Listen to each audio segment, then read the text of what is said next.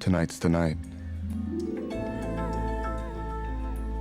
And it's going to happen again and again.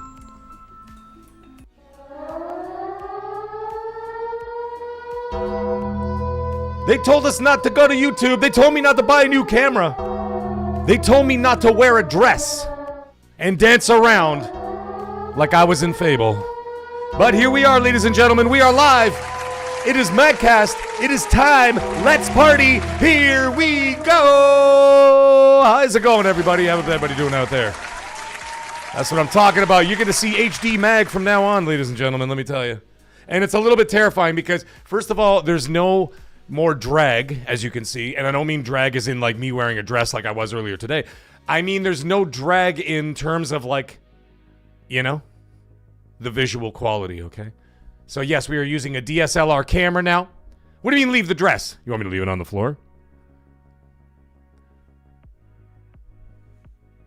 So I got a DSLR camera. My brother gave me this one for now. It's a loaner. And then I'm buying the exact same model. So yeah, it is what it's going to be, baby. So anyways, we are here. We are live. And I hope that everything looks amazing. I was talking about it just a couple of weeks ago or whatever. I was talking about my last step in making the move to do this thing professionally would be to get a camera. Let me move my chair up here. Yeah, Mag in HD. Yeah, that's exactly what you're getting from now on. So yeah, there it is. So yes, that was my last step, was getting the camera. I had a camera. Now, what I used to use was a Logitech Brio 4K, which I had assumed would have been an amazing camera, right? And it actually is for all intents and purposes. But at the end of the day, it still had that webcam feel to it. You know what I'm saying? Like it had like that sort of like soft kind of look to it. And then on top of that, it had a little bit of that frame drag, right? So like, you know me, you guys know how I am. Like I'm always moving, I'm always doing this, I'm always doing that. And I'm always like, and doing all this shit, you know, doing what I do. And as a result of me doing all that stuff, you could see the drag. You know what I'm saying? Like if you put it on the big screen, I know some people, I don't know why the hell you watch me in a 65-inch TV. I don't know why. But people do. But people watch me on big screens for some reason. But hey, all the power to you. But I'm like, I put myself on a big screen. So what I do is once in a while, I'll sit back and I'll watch my own videos. Not for vanity reasons. It's all for research reasons. So I watch my own videos for research reasons so I can look at it, analyze it, and say, how can I make the quality of my product better? Because that's what it's all about, right? At the end of the day, that's what it's all about. It's about making the quality better, making everything better. And so therefore, I look at them. You know what I mean? I study them and all that shit. And I'm looking at it, and I have a 70-inch TV upstairs. And I'm looking at myself on that TV, on that huge TV, and I look like shit. It's just a fact. It looks like shit. And I'm looking at myself, and I'm like, this doesn't look good. And I look at the big YouTubers, right? Gaming or otherwise. You know, I watch like Matty Plays. You know, he's like 600 and something thousand. I watch Geeks and Gamers. You know, I watch Nerdrotic. Like, these guys are like 1 million+ subscribers and all that stuff. I watch, Angry Joe. And even if I don't like the guys, I mean, like, I'm not a huge fan of Angry Joe, but I do watch him anyway because I like to take notes. And I like to study my coworkers, so to speak, or competition. You know what I mean? And as a result of that, I look at all those videos and I watch them, I analyze them, I break them down. As Sun Tzu once said, know thy enemy, right? And I mean, I'm not saying they're my enemies, but you get what I'm trying to say here, right? And so I watch and I learn and I try to make myself better and better. And I'm like, what do I need to change here to make this look more professional? And my brother looked at it and he goes, dude, just get a camera. He goes, you need a better camera. You need a DSLR camera, a proper camera, and that is going to be your final step. Now, the last thing I got to work on is some lighting. My lighting is great, but I just feel like with this new camera, I need to organize. Like, it's a little different now, right? Because the webcam obviously picked up different lights, right? And I had it set up that way. So now I have to rearrange them all these studio lights I have, and I have to rearrange them and figure out how I'm going to make it look a little bit better. So working on all that, folks. Shaboogs is saying Matt is one of his favorites. And we got Seth Monsters right out of the gate, ladies and gentlemen. Here we go. He drops a $5 super chat. Thank you so much, my brother. And he says, last step completed, level up. That's right, man. Let's go. Level up. Achievement unlocked. So there it is. That's the last step. The last step was the camera. And, of course, the next step is getting this channel bigger and better and continue to get bigger and better. And then the only work I have to do is this work, which is what I want to do more than anything else. And I put so much into this that, you know, I mean, it already, like, I don't treat it like I treat it like a job in the way that, like, I come down, I do my videos, I do stuff, I research things, I think about what I want to do next, I think of funny stuff, whatever, things we're going to talk about on MAGGCAST, what we want to play with, I'm on Friday Night Live, and then, of course, what we talk about during the shows. I interact with the community constantly, like, all day, all night, 24 hours a day. People are messaging me nonstop, and we're always talking and chit-chatting or whatever. So it is that, but it's very much like video games. It's a passion and a hobby. You know what I'm saying? But this is no longer a hobby to me. This is not a hobby to me. This is what I want to do. And I'm pouring every bit of my heart and soul into all of this. But I'll get there. It just takes time or whatever. But yeah. I realize that working for someone else, I've been doing it my whole life, man. What's up, Emperor Hound? How you doing? Ish.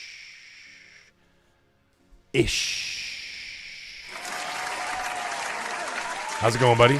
He says, someone passed the eye bleach. I just saw Mag rolling around in the snow. What? Yeah. What? There you go. I forgot to put my on-air sign up. It's up. No Pride Cup tonight, folks. I got a flower cup just for Magnum. Filled with delicious water. Thank you, Paris. I appreciate that. Paris is in the chat, ladies and gentlemen. Go say hi to him. He says, you should, Mag. You are good at this. Thank you. I appreciate that. I knew I was always meant to do this kind of thing. I'll tell you guys a little something before we get into video game talk.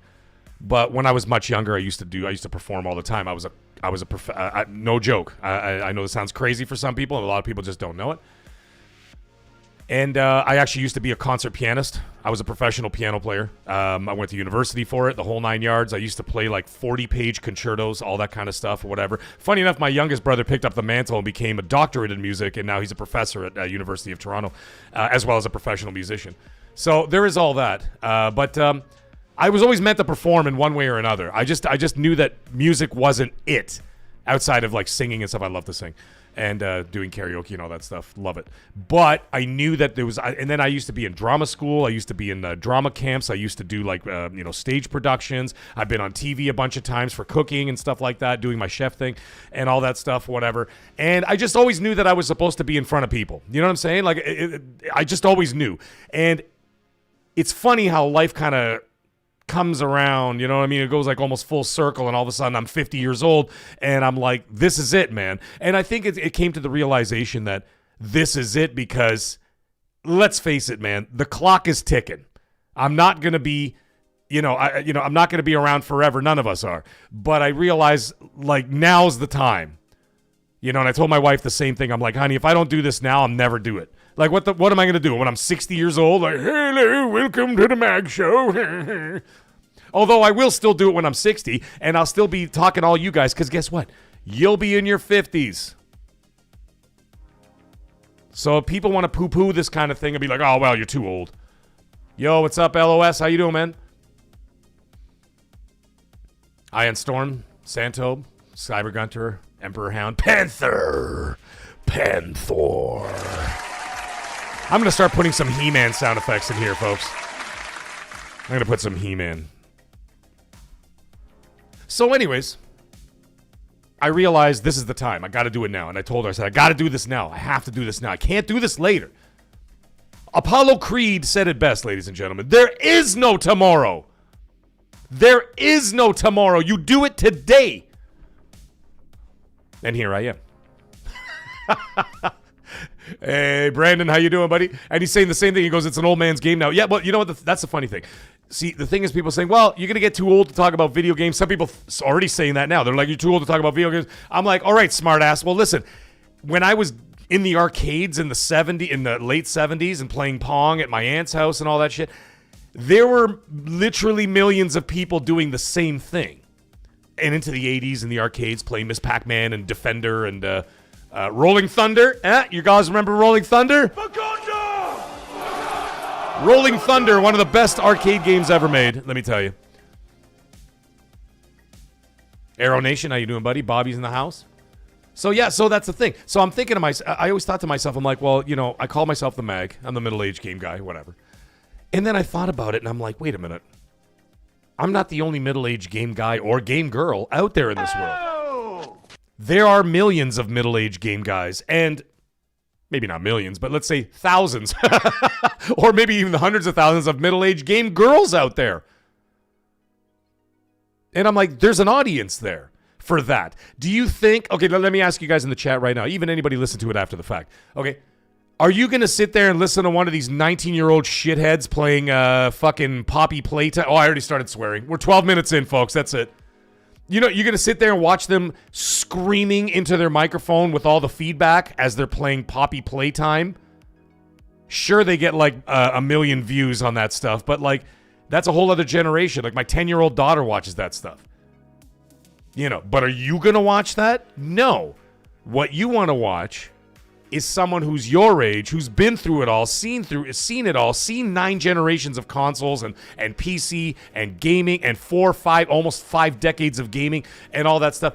We've done it all and seen it all, and I think that we have that like-minded, you know what I mean? Like thought process about our love and passion of video games. Clearly, it's still here because we have people in their 30s, 40s, 50s, and even in the 60s who listen to the show, and they still have a huge passion for video games. So why would that ever stop just because you're getting older?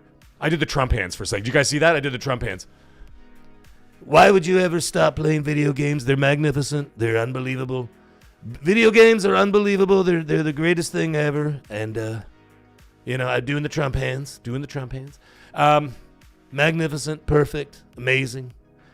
So, you know what I mean? Like, we all play... Sorry, my Trump is not good tonight. Sorry. Normally, my Trump impersonation is better than that, but we're just getting started, folks. I'm warming up, all right? And that's how this whole journey began. Again, I know I'm telling you my origin story again, but either way, we're just getting warmed up. When Jerry Seinfeld does stand-up, do you think he just walks on the stage right away? No, they had like 2... I just sounded like Jerry Seinfeld there. Newman, no! He has 2 or 3 warm-ups. You know, warm up the crowd a little bit. You know what I'm saying? And speaking of warming up the crowd, here comes 78 Inc. warming up the crowd. Look at this guy.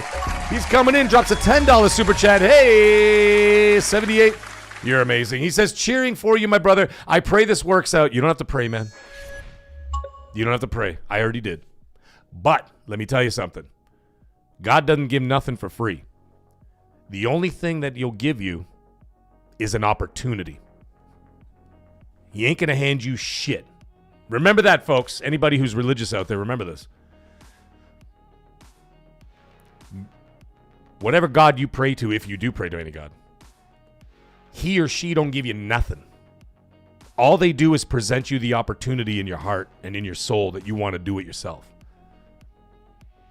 And everybody has that opportunity to succeed in this world. Doesn't matter what you're doing, whether you're playing basketball, whether you're an accountant, whether you're a doctor, whether you're a YouTuber, whether you work in a warehouse, whether you're in a restaurant, whatever you're doing in your life.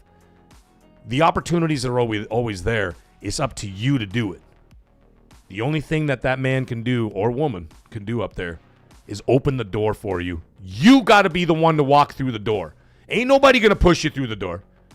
You got to walk through the door yourself. But I get what you're saying, 78. Having the ability to do what you enjoy is a blessing. Absolutely, my friend. Let's get away from the 9 to 5s and make it happen. To all my brothers and sisters in the chat, there we go, baby. Let's go. A rare achievement for 78 Inc. Thank you for the encouraging words and for the words of wisdom, my brother. You know, I realized that at 50 years old, I can't, even though I may have to, even for a short period of time right now, I have to work. I just can't work for people anymore. And it's not because I dislike people or whatever else. I obviously don't. But I just can't do it anymore, man. The general population, and like when you deal with like the real world out there, there are generally assholes. Okay, let's face it. Yeah! And y'all know it. You guys have to deal with the same thing that everybody else does when you go to work and deal with all these, you know, dealing with all this nonsense, whatever else. and the drama and the backstabbing and the this and the that and the riding you like a donkey, sending you emails on Friday night that they're trying to figure out how why you didn't answer them, and giving you shit constantly and having bad days at work. Everybody's going to have bad days. Everybody's going to have bad days at work. It's always going to happen. But, I think at this point in my life and the amount of punishment I've been through in the restaurant business and everything else, being a chef for 30 years is not easy. And I can tell you this. Most chefs don't even make it past 2 to 5 years. The average lifespan, so to speak, of a chef is 2 to 5 years in the restaurant business. I lasted 30 years. The funny thing is, with all the guys and gals that I started with way back when, who were all professional chefs, do you know that there's only 2 of us left? There's me and one other guy. The rest are either dead or just left the business. And I have and I'll tell you guys right now, open right here in front of everybody, I think I'm done. Welcome to hell. Welcome to hell is right. I'm done. And if I have to do it for a little while longer, that's fine. I'll do what I got to do just to, pay the bills and whatever. But I'm done. Up here and in here. I think in my heart and in my head, I'm done. Now, that doesn't mean I'm not going to be doing cooking videos for the channel. You're damn right I'm going to be doing that. I have literally decades and decades of cooking knowledge, from like from bar and grills all the way up to Michelin star restaurants where they serve with white gloves. I've done it all. And I've been through it all. Won awards. I've been on TV. I've done all this shit. So I'm going to continue to do that. And I'm going to do that on the channel. But I want to do it for people that I want to do it for, which is you guys. You know what I mean? Channel members, people watching, fans, friends, subscribers, whatever. Channel members, everything. That's what I would rather do it for. I'd rather show that through there. But I think doing stuff for other people, I'm just like in that respect anymore. I think I'm burnt out, man. There you go. There's the answer. And right off of that, we got Lotus Esprit coming in. Lotus Esprit back in the house, and he gifts 5 gifted members. Thank you so much, my friend. I appreciate you very much, and for all the support. And, of course, as is tradition, with all the new maggots who just joined the channel. Welcome to hell, motherfucker! Well, welcome to hell. Yeah, right? There you go. Thank you so much, Lotus Esprit. I appreciate you, brother. And I appreciate all of that. You want me to cook? Hey, Rock, what's up? You want me to cook you a 24-ounce ribeye? Medium rare? I'm on it, dude. Matt Rush, I see you in the chat, buddy. Eddie Garcia, Snow Dragon. Look at all these beautiful people we got out there. Marco jokes around 6600. How do I cook my steaks? For me personally, I cook them between medium rare and medium. I find that a lot of chefs, and of course I've cooked literally hundreds of thousands of steaks. Literally. I know it sounds crazy to say that, but like if you think about it, when I used to work in like some of the biggest restaurants, busiest restaurants, if you think about this, I used to do about 125 to 130 steaks a night. Now multiply that by how many days you work a week. That doesn't include private parties and functions and all that kind of stuff. And then you multiply that by years. It doesn't sound that, it's not that much of an exaggeration. You know what I mean? And all of a sudden you're like, oh shit, this guy's done a lot. Maybe not hundreds of thousands, but certainly over 100,000. Certainly over 100,000. But what I find with chefs is that they cook steaks under, and that's usually what people do. So like, for example, if you order a medium rare steak, okay? Not all the time, but a lot of times you may get like a rare to medium rare. And the reason why is because it's much easier when the customer doesn't like it. Let's say they're like, it's easier to cook up because you can't go back. You know what I'm saying? So like if you cook like a medium rare steak and you cook it medium, you can't fix that. So like if the customer wants to be a pain in the ass and be like, well, it's a little bit it's not red enough for me or whatever. And that's fair too, because they could be paying $50 for that steak, $60 for that steak, right? So fair enough. They want it the way they want it. Whatever. Anyway, the point is that if it's rare to medium rare and they say, oh, it's a little bit too much for me, you could bring it back in the kitchen and just give it a quick 2 seconds and then bring it up in temp a little bit and then bring it back out, replate it, make it nice, and then the customer will be like, oh, that's better. But if you cook a steak medium and they order medium rare, you're done. No pun intended. You're done. Because what are you going to do with that steak? They return that, you got to throw it out. So you lose a whole steak. And so you'll find that a lot of chefs undercook. And that's why I go medium rare to medium. Because I kind of float between there. I don't like it too underdone, and I don't like it like too medium, because then it loses its tenderness and whatever else. Anyways, there you go, ladies and gentlemen. I'm answering your questions. Eddie Garcia, I will do it in the blue dress. That's right. You can't uncool a steak. That's right. Can't uncook a steak, Seth. That's right. Exactly, buddy. So anyways, we got to talk about some video games tonight. You guys want to talk about video games? You know how MAGGCAST goes. It's so funny. I had somebody, not somebody, a couple people actually reach out and they go, Mag, you need timestamps. And I'm like, what the hell for? I know I said this last week, but I'm saying it again. I'm like, I don't even know what I said. How am I going to put timestamps in this, you know what I mean? In this madhouse that I run. You don't even know what the hell I'm going to talk about. I was talking about drama school and doing stage productions to cooking steaks. How the frig am I going to timestamp that? You know what I mean? Oh, we're going to get to Highguard.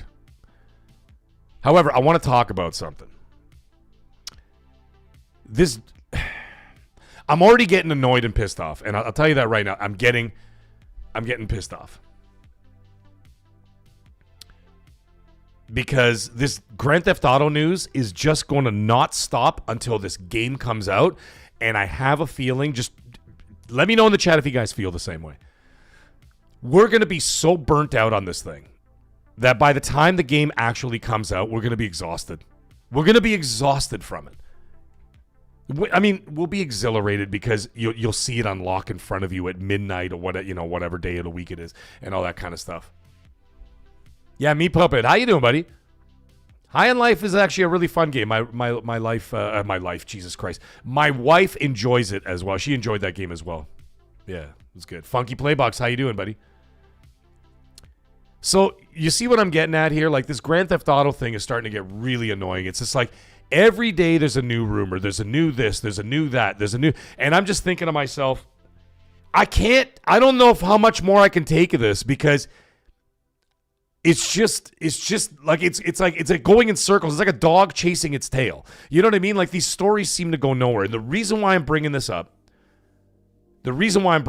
is because yet another story came out today or yesterday and then into today, whatever.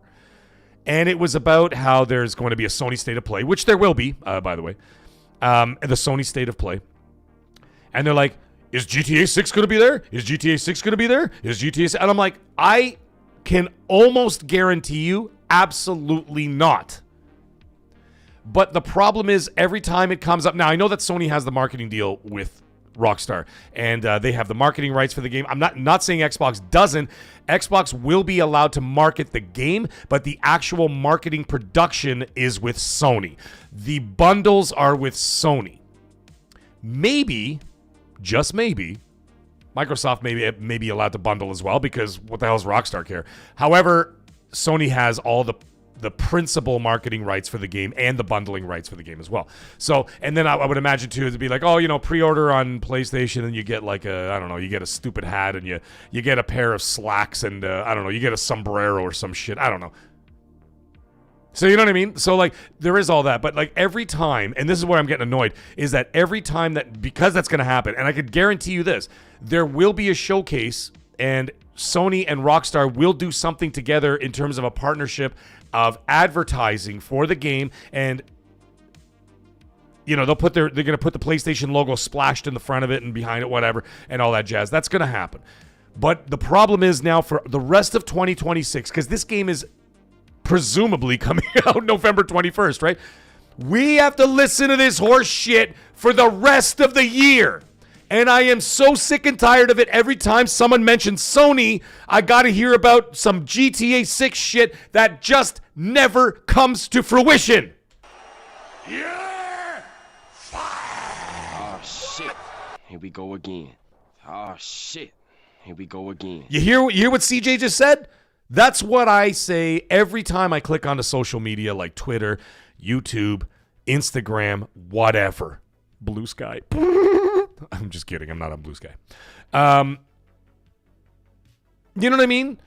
And so now the new rumor is this, that they're saying, is GTA going to be at the State of Play coming up next month? And I'm like, why would they do that? That is way too far away. They don't even have the third trailer ready. They may, and this is just a guess, we're going to talk about Marvel a little bit later, folks. Thank you, 78. It's getting old. Rip, how you doing, buddy? Matt Rush, it may. It just might. We're going to get into that conversation in just a moment. They may show one of the old trailers at the Super Bowl, but I don't think you're getting a new one at the Super Bowl. I think the next actual third trailer, big trailer, will be somewhere in the vicinity of, they're not going to give it to Jeff Keighley, but it will be in the vicinity of the Summer Games Fest, would be my guess, because that will be 6 months before the game. Now, if you remember if you're old enough to remember, I know that some people were in diapers when GTA 5 came out, and now they're in their 40s, ladies and gentlemen. That's how it goes, you know? But, you know what I mean? It's just like, it gets to the point where it's just like, I think that if you go back and watch the previous game releases and all that stuff, that when they show the third trailer is usually about the 6 month mark. And then what they do is that Rockstar puts on those little, you guys remember this with GTA 5, when they did it with the GTA Online thing, they did it with Red Dead Redemption 2. And then they would do like these little vignettes on YouTube. It'd be like 20 minutes or even half an hour, and it would break down like GTA Online. It'd be like, you can go golfing, or you could do this, or, you know, you can go ride zebras or whatever the hell, right? So that you could do all those different things, and they would do those little vignettes on YouTube and just release them like, you know, one every month or so up until the release of the game, or once every 2 months up to the release of the game. And they did that so it would get everybody informed, a little bit hyped, all that kind of stuff. But the third trailer generally came around about the 6 months before. 6 months before the game actually launched. So to do a State of Play in February, like 9 months, give or take, before the game comes out, doesn't make any sense to me. So I don't see that happening. So I would give I'd say the odds of this happening are less than 1%. That's just me. That's right. Magnum has got it right, ladies and gentlemen. He's got it right. He says, by the time GTA 6 comes out, I'll be in diapers. Stupid fucking game. Stupid fucking game. Stupid fucking game. Don't get me wrong, I'm excited for this game. Oh, thank you, Pundo.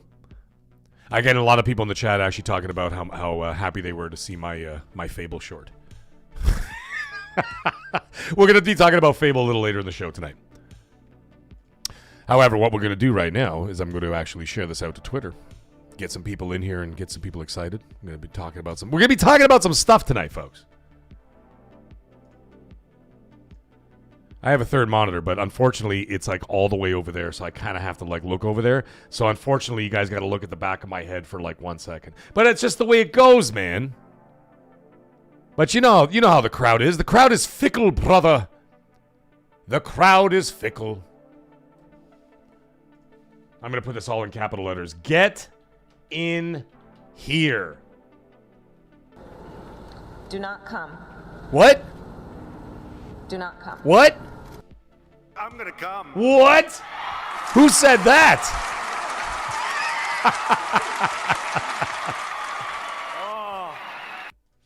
There it is. It's been shared out to the Twitterverse. Well, we got 61 beautiful people watching right now. I'm super happy about that. So super happy about that. Eddie Garcia, we're not going to talk about Forza Horizon 6 because you want to. That's what's going to happen. Yeah!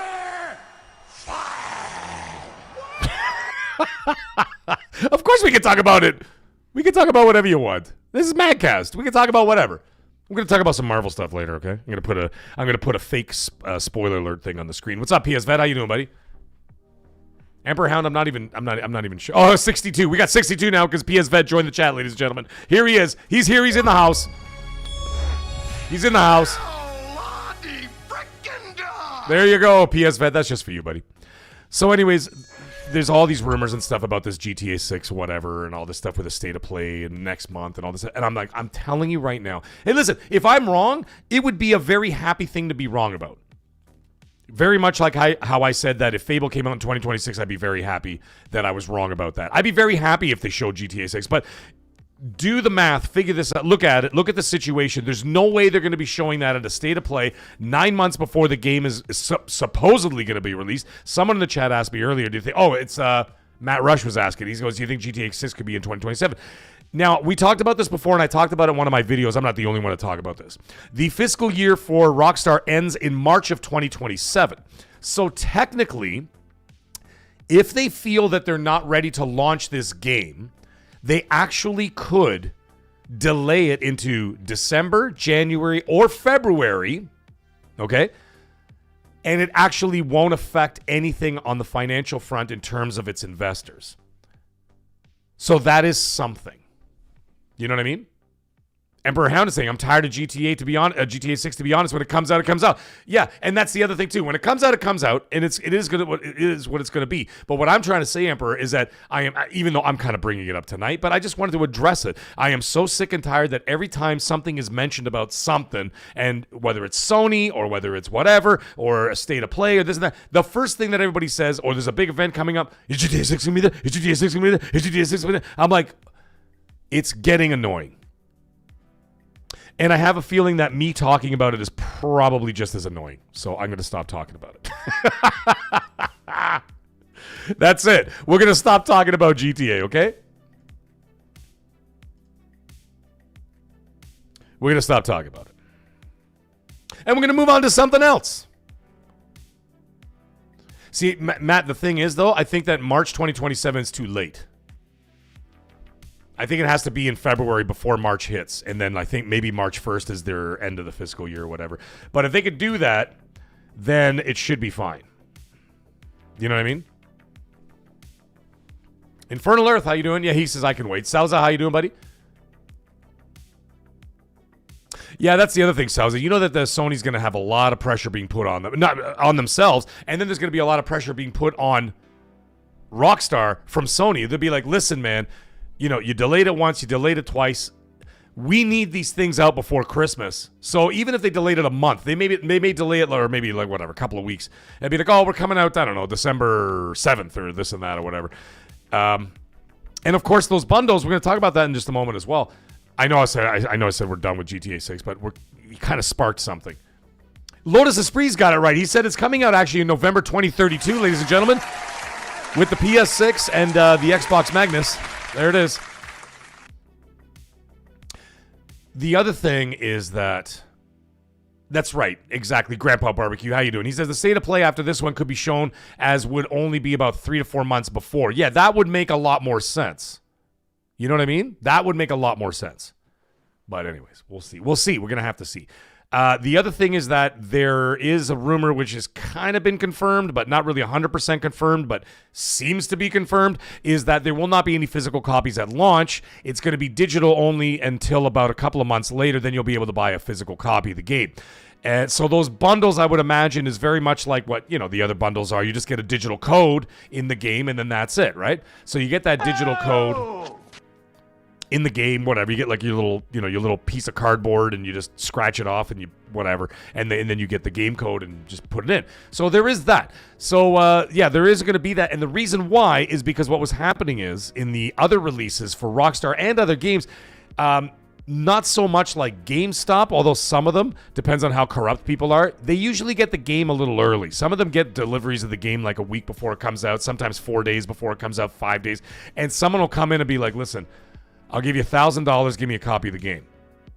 You know, cash only, under the table, no one's going to know about it, whatever. And then when they go online, they'll take the heat for it, they'll be demonetized for it, whatever. But they don't give a shit. You know why? Because if they pay $1,000 for that copy of that game, and they go home and they play it 4 days early, the amount of views you get out of that, the amount of attention your channel gets out of that, the notoriety you get from that, monstrous. It's worth $1,000. So apparently that has happened several times before. And as a result of that, that is one of the reasons why, for spoiler reasons and for breaking the street date, as we know it's called, for breaking the street date, it's happened several times before, they're trying to combat it by going digital only. They say that the physical copies will be available a few months after it release. So there is that. Magnum says it sounds like horseshit. Maybe it is horseshit. Hey, Daddy Passion, how you doing, buddy? Maybe it is horseshit. It could be. Because maybe they're just like, yeah, we don't want to spend the money on the the distribution of the physical games or whatever. We'll just do it digitally because it could save them so much money. Can you imagine? You know how much money it would save these guys for the production, the packaging, the shipping, the distribution, the shipping, all that stuff. You know how much that costs? Tens of millions of dollars to do that for the game. They could save tens of millions of dollars by just doing it digital because all you're doing is unlocking a friggin' code. What's the fucking code? It's a little cliffhanger gem for you guys there. So you know what I mean? Hey, Literal Table, how you doing, buddy? I don't even know if I said hi to you. Iron Storm, how are you? Highlander Grim is in the house. So it could be, you're right, Magnum. It could be absolute bullshit because they could be like, you know what? They could just be like, listen, man, everybody wants this game so badly. That's actually not a bad theory. Think about this. Everybody's going to want that game so badly. Who the hell's going to wait for a physical copy 3 months down the road or 2 months down the road? They're all going to get it the day it comes out digital. And then you know what's going to happen? In 3 months, there will be almost no demand, if not a very small niche minority of people will want the physical copy of the game at that point because everybody else is going to have it day one in digital because everybody wants to play it. Everybody wants to stream it. Everybody wants to, experience the story. A lot of people don't want to be spoiled. And you don't think that Rockstar knows that shit? They damn well do. So you know what? They could say it's for the reasons of they don't want people breaking the street date and people being spoiled. That sounds very, pie in the sky. But if you actually sit down and think about it, I think Magnum is right. I think it's for the other reason to be like, yeah, they're like, yeah, fuck that. We'll save $100 million in production, packaging, shipping, distribution, all that jazz, and all the people you got to pay to do all that, the labor involved, and, packing these games onto skids and putting them on boats and sending them across the whatever. You know what I mean? And it's like, why do all that when you could just literally click the mouse like this? You could just go click, and that's it. Costs you nothing. Good day, sir. I'm going to get some Willy Wonka sound effects in here too, folks. I got to do it. It's Willy Wonka. But either way, at the end of the day, ladies and gentlemen, it's just a game. Stupid fucking game. Stupid fucking game. You know what I mean? But either way. All right, before we move on. Hey, listen, we're moving on from GTA, okay? I'm moving on. I'm not talking about it anymore. But either way, before we get into anything else, we got Grumpy Old Fart coming in. Rare achievement he just unlocks. 10 achievement points. He drops a $10 super chat. Thank you so much, my friend. And he says, are you going to go to the Harry Potter 25th anniversary marathon? I absolutely should. Come on. Do it. Do it. Come on. Do it now. Maybe I should do it. There you go, Grumpy Old Fart. I got a little Voldemort for you. He who must not be named. Killing people again. Speaking of Harry Potter, you guys hear that Cillian Murphy or Killian Murphy, however you want to say his name. Hey, Killian! Here's your Sub-Zero! Now! Plane Zero! He might be playing Voldemort in the HBO show. I mean, that's a stellar casting choice. The dude looks like Voldemort without... Easy, Voldemort, easy. We shouldn't be saying his name, folks. Ladies and gentlemen, we should be calling him He Who Must Not Be Named. Okay? Let's just do all that. Either way, Cillian or Killian Murphy, however you want to pronounce his name, the guy already looks like Voldemort without makeup. All he needs to do is put on a friggin' hood. Done. There it is. How hard could it be? How hard could it be to play Voldemort? I could do it. I could easily do it. In fact, I'm going to post a picture tomorrow of me as Voldemort. I have a picture of me as Voldemort, and I look exactly like him. Maybe not now, but certainly when I show you this picture, you'll see. KLZ, how you doing, buddy?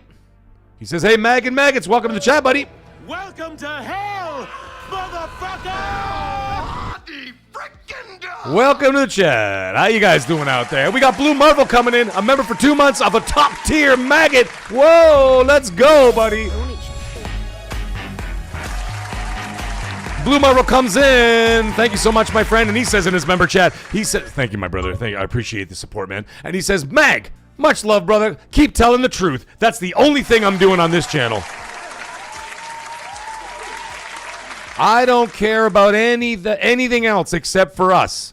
I care about us, the gamers. I care about each other.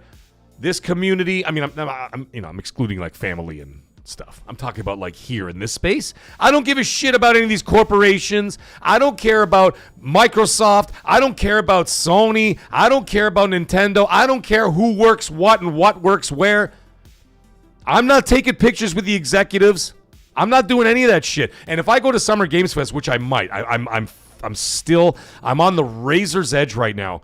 I just gotta figure something out. But if I can figure something out, then I'm going to Summer Game Fest this year. You think I'm going to stand there with Phil Spencer and go like this? Get the fuck out of here. Yeah. And it's not because he's not a nice guy. I have talked to him a few times. He is a very nice guy. But don't forget something, folks. And this is something that people have to be like a Vulcan. You have to separate your emotion from reality. The reality is this is their job. Phil loves gaming. He loves gaming. He really does. There's no question about it. But it's still his job. He's an executive and he's working. He's making millions of dollars. I think he's got a $7 million salary if I recall correctly. If I recall correctly, he's making like a $7 million salary, whatever the hell it is. Okay, so it's his job. He's doing his job as well. So at the end of the day, his feelings are at the door. Then your feelings should be at the door. And you don't have to hold them accountable when something goes wrong or whatever else. Just blame the company. Because they're all complicit in one way or another, right? That's the way it goes. And that's what I do here on this channel. I don't kiss anybody's ass. Not a chance. Not a chance. Will I ever be to any of these companies? Absolutely not. And you know why? Is because for well over a decade and a half, I have worked for corporations in their head office. And I mean the head office, like sitting with the executive directors and stuff like that. And I saw. I'm no longer doing that, by the way. I don't know if you guys knew that.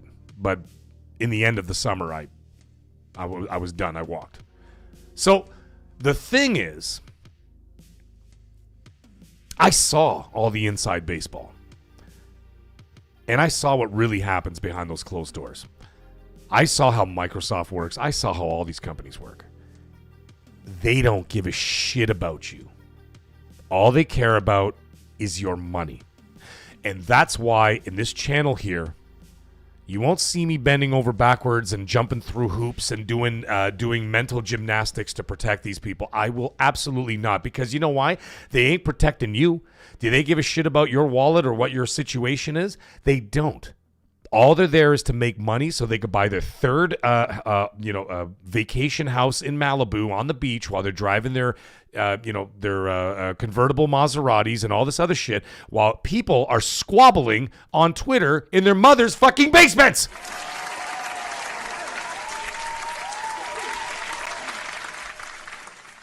So thank you, Blue Marvel. You just sparked something in me, buddy. You got me all riled up. You got me all riled up. 78 in the chat, he says, we as the consumers have the right to voice our opinion, especially if we are paying for their products. Absolutely. Thank you, Cyber Gunter. He says, Mag, you're a good soul, and I don't say that to a lot of people. He's clearly lying, of course, because I'm not a nice person. You know how it is. Okay. Calm down. Everybody calm down. Turn the sirens off. All right. Back to the bit. Eddie Garcia's in my mother's basement is very nice, by the way. Yeah, you know what? My mother's basement, my parents' basement, I'm lucky to still have them both. My parents' basement is beautiful. They have a lovely basement. I don't live in it, but it is very lovely. By the way, Italian basements are amazing. I love my basement too, Cyber Gunter. Where do you think I am right now? You know what this was, by the way? When I bought this house 8 years ago. I bought this house 8 years ago. And this was a spare bedroom in the basement. And I have another bedroom in the basement. And then that has an ensuite with a bathroom and a shower and all that stuff. And that's in the basement. And the other room was right here. And so what this was is when we first moved in here 8 years ago, my children were like little children. They were like diaper children. Right? And, my son wasn't, but my daughter was. And this was their playroom. It was just littered with toys and stuff. And we're like, you know what? I don't want to see shit all over the house, okay? I'm Italian, okay? We don't like clutter in our house. We like clean, smooth surfaces, sterilized. I want clean. I don't want clutter. I want everything put away properly, okay? That's the way it is. So I said, this room, they want their toys. They're not bringing it in the house. Fuck that. All their toys are staying in this room. And then something happened. And this is something, by the way, if you have young children, I want you guys to all heed this, okay? Because I know it's been probably said time and time, generation after generation, your kids are not kids forever. It happens so fast. And like in the blink of an eye, when you think they're right there, they're always smiling and innocent and beautiful and wonderful. And I'm not saying they're not now, but I'm saying all of a sudden you turn around and then my son's like, Dad, I'm going to GameStop with my bros. I'm like, where did that voice come from? You were in a diaper like yesterday. You know what I mean? Marco, I'm from, my dad is from Abruzzo and my mom's from Friuli. So the middle of Italy, right next to Rome, and then Friuli is in the far north. So where they are in the far north, hence why I look the way I do, and all my family does, is that they're bordering on Germany, Switzerland, and Austria. And all my family all have, except for my dad's side, all have blonde hair and blue eyes. Because we all look German and Swiss. And I mean, that's why I have blue eyes. My brothers have blue eyes. My parents have blue eyes. Light hair. No body hair, by the way. Have you seen all this? Look, I have no body hair. I don't even have leg hair. I mean, if you guys saw my video today of me in the dress, you'll see that I actually have no body hair. I have no leg hair, no chest hair, no hair on my ass, no hair on my back, nothing. I'm literally just bald, and it's fantastic. Hey, you're from Body. Nice. Oh, it's amazing, Marco. Marco's father is a chef in Body. That's amazing. Beautiful. Beautiful. Magnum, your wife is from Calabria. Oh, Jesus Christ, dude. He didn't even have to finish the rest of the sentence. He goes, she's a crazy woman. Yeah, we know, dude. We know. My wife's, my sister-in-law, my brother's wife is Calabrese, and she's fucking crazy. She's not crazy. She's amazing. Her family's insane, but she's awesome. So she's actually much more softly spoken. But yeah, it's hilarious. Yes, Cyber Gunter, bald. Did you watch the video today? Hey, Snow Dragon, how you doing, buddy? K-Rock, what's up? Where's the video of me in a dress? It's here on YouTube, and I put it on TikTok as well. It's in the YouTube Shorts, and then the other one I put on TikTok. It's the same video.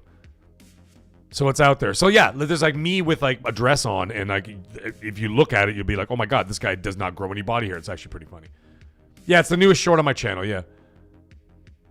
No, Marco, I would never call pasta. Sauce gravy. That's insane.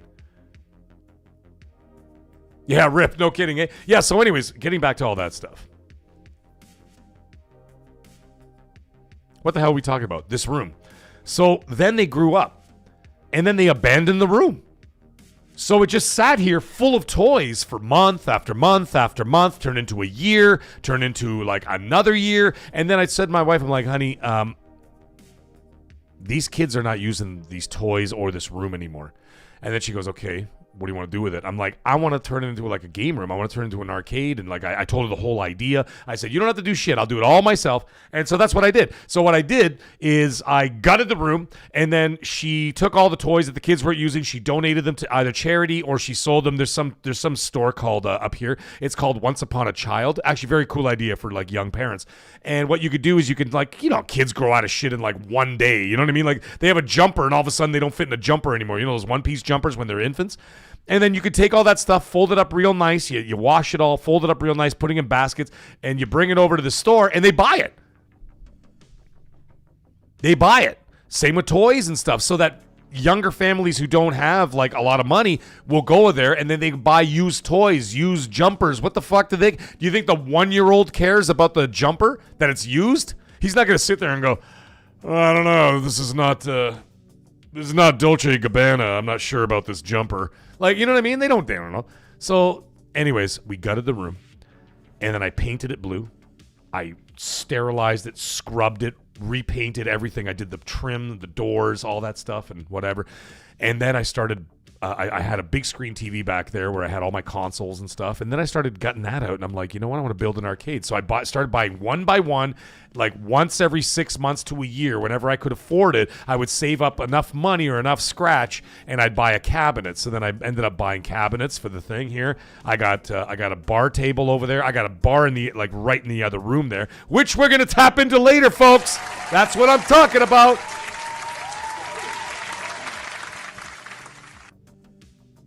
That's what I'm talking about. We're going to hit that bar later, folks, for After Hours. Mag After Hours. That's right. We're going to do all of that. Mag After Hours. Woo! Okay, so anyhow. And then this all happened, which of course you can't see it. It's on the other side of the camera, but I got all these, my gigantic desk here, all on the different levels. I got all these monitors and the PC and the audio interface and the studio lights, and then I've got all around, which you can't see them, but I have neon signs that say like arcade. I even have one that my wife bought me. It's a steel one that lights up. It lights up like it glows blue. It's like a platinum like plaque, but it's big, and it says the Mag's Game Room, and she bought me that for Christmas. And I got posters on the wall, which you can't see. There's a picture of me and William Shatner right there to my right.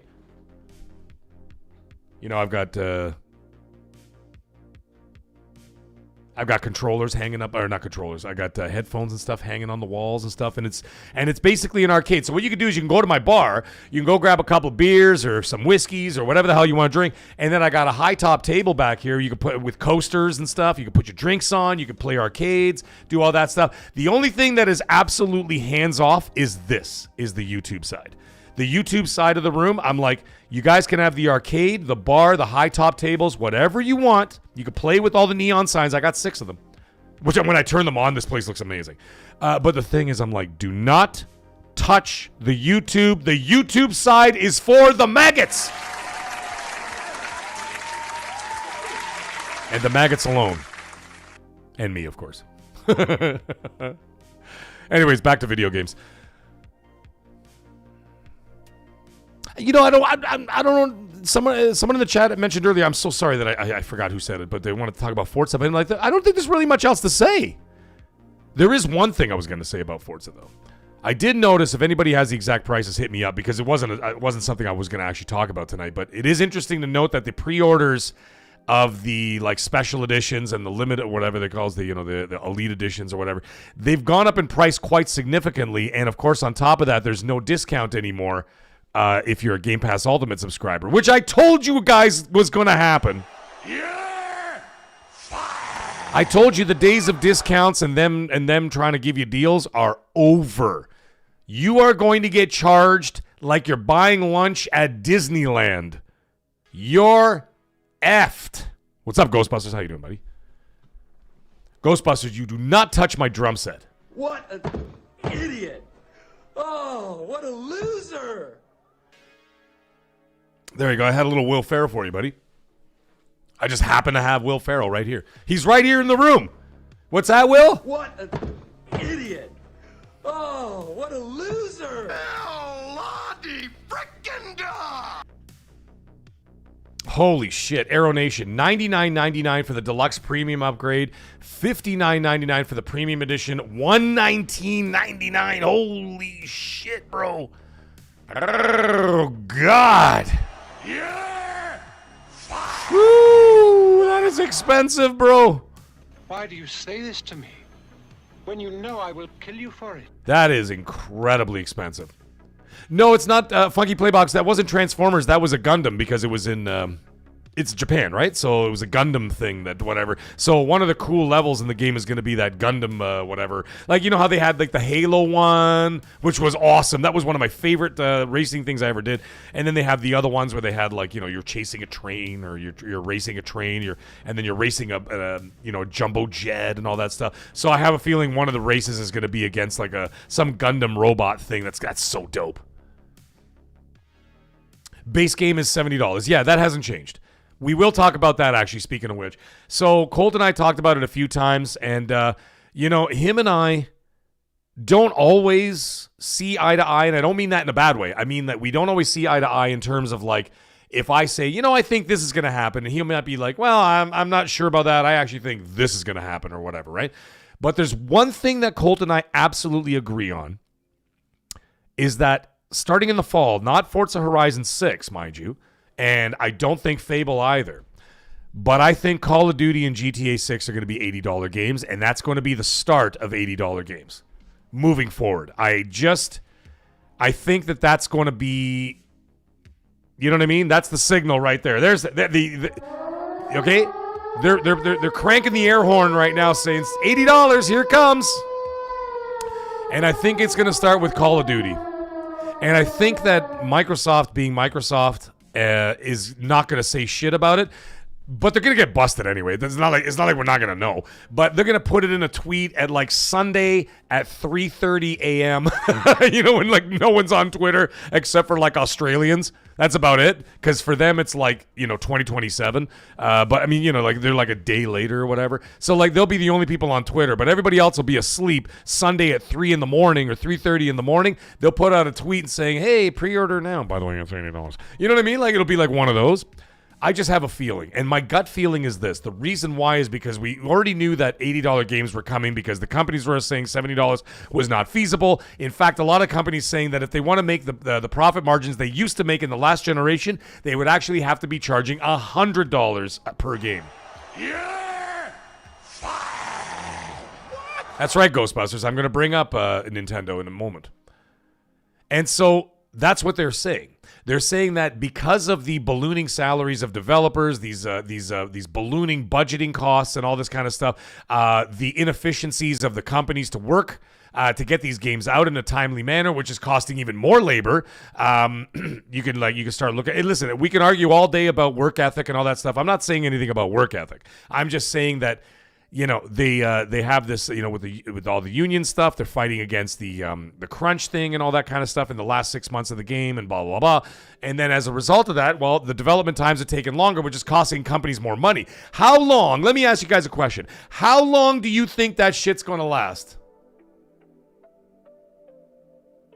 Before the companies being like, okay, we've had enough. Because it's just costing us more and more and more and more for less product. Remember how nefarious corporations are, how heartless corporations are, how soulless corporations are. Remember that. Remember how they don't give a shit about you. You're not even a person to them. You're a number. I'm 75301. I'm not a person. They don't even know who the fuck I am. Well, they do, but, you know. For a while, they didn't know who I was. Till I moved up the ranks. But either way, you know what I mean? That's all it is at the end of the day, right? So therefore, how long do you think that these companies are going to tolerate these ballooning costs at $70? Someone has to pay the piper. And unfortunately for right now, step one is going to be the consumer. Step two are going to be the development teams taken over by AI. Not all of them, but the majority of them are going to be gone. Phased out slowly over time. And that 100% is what's going to happen in the next 5 years. Absolutely, without question. It's going to happen actually sooner than that, but I'm saying like before people really start to notice is going to be within a 5-year period. Step one is the consumer. Step two, the workers. And and I'm telling you that is absolutely going to happen without question. The other thing is, if you think about it, when it comes to these games, if they're already saying that $70 is not a feasible price, not feasible enough financially for them because of these ballooning costs and whatever else, look at the productions that are going into these games. You know, you could have games that cost $200 million, was almost unheard of at one point, and now that's not even the norm. That's on the low end of norm. That's the low end of norm now for AAA games. How long do you think the companies are going to put up with it? And I'm not agreeing with them. I'm not agreeing with them at all. I'm just telling you, these are the kind of people that you're dealing with. Get in their head. Get out of your own head. Get in their head and start thinking the way they do, and you'll be better off that way because that's how you always have an edge on these sons of bitches.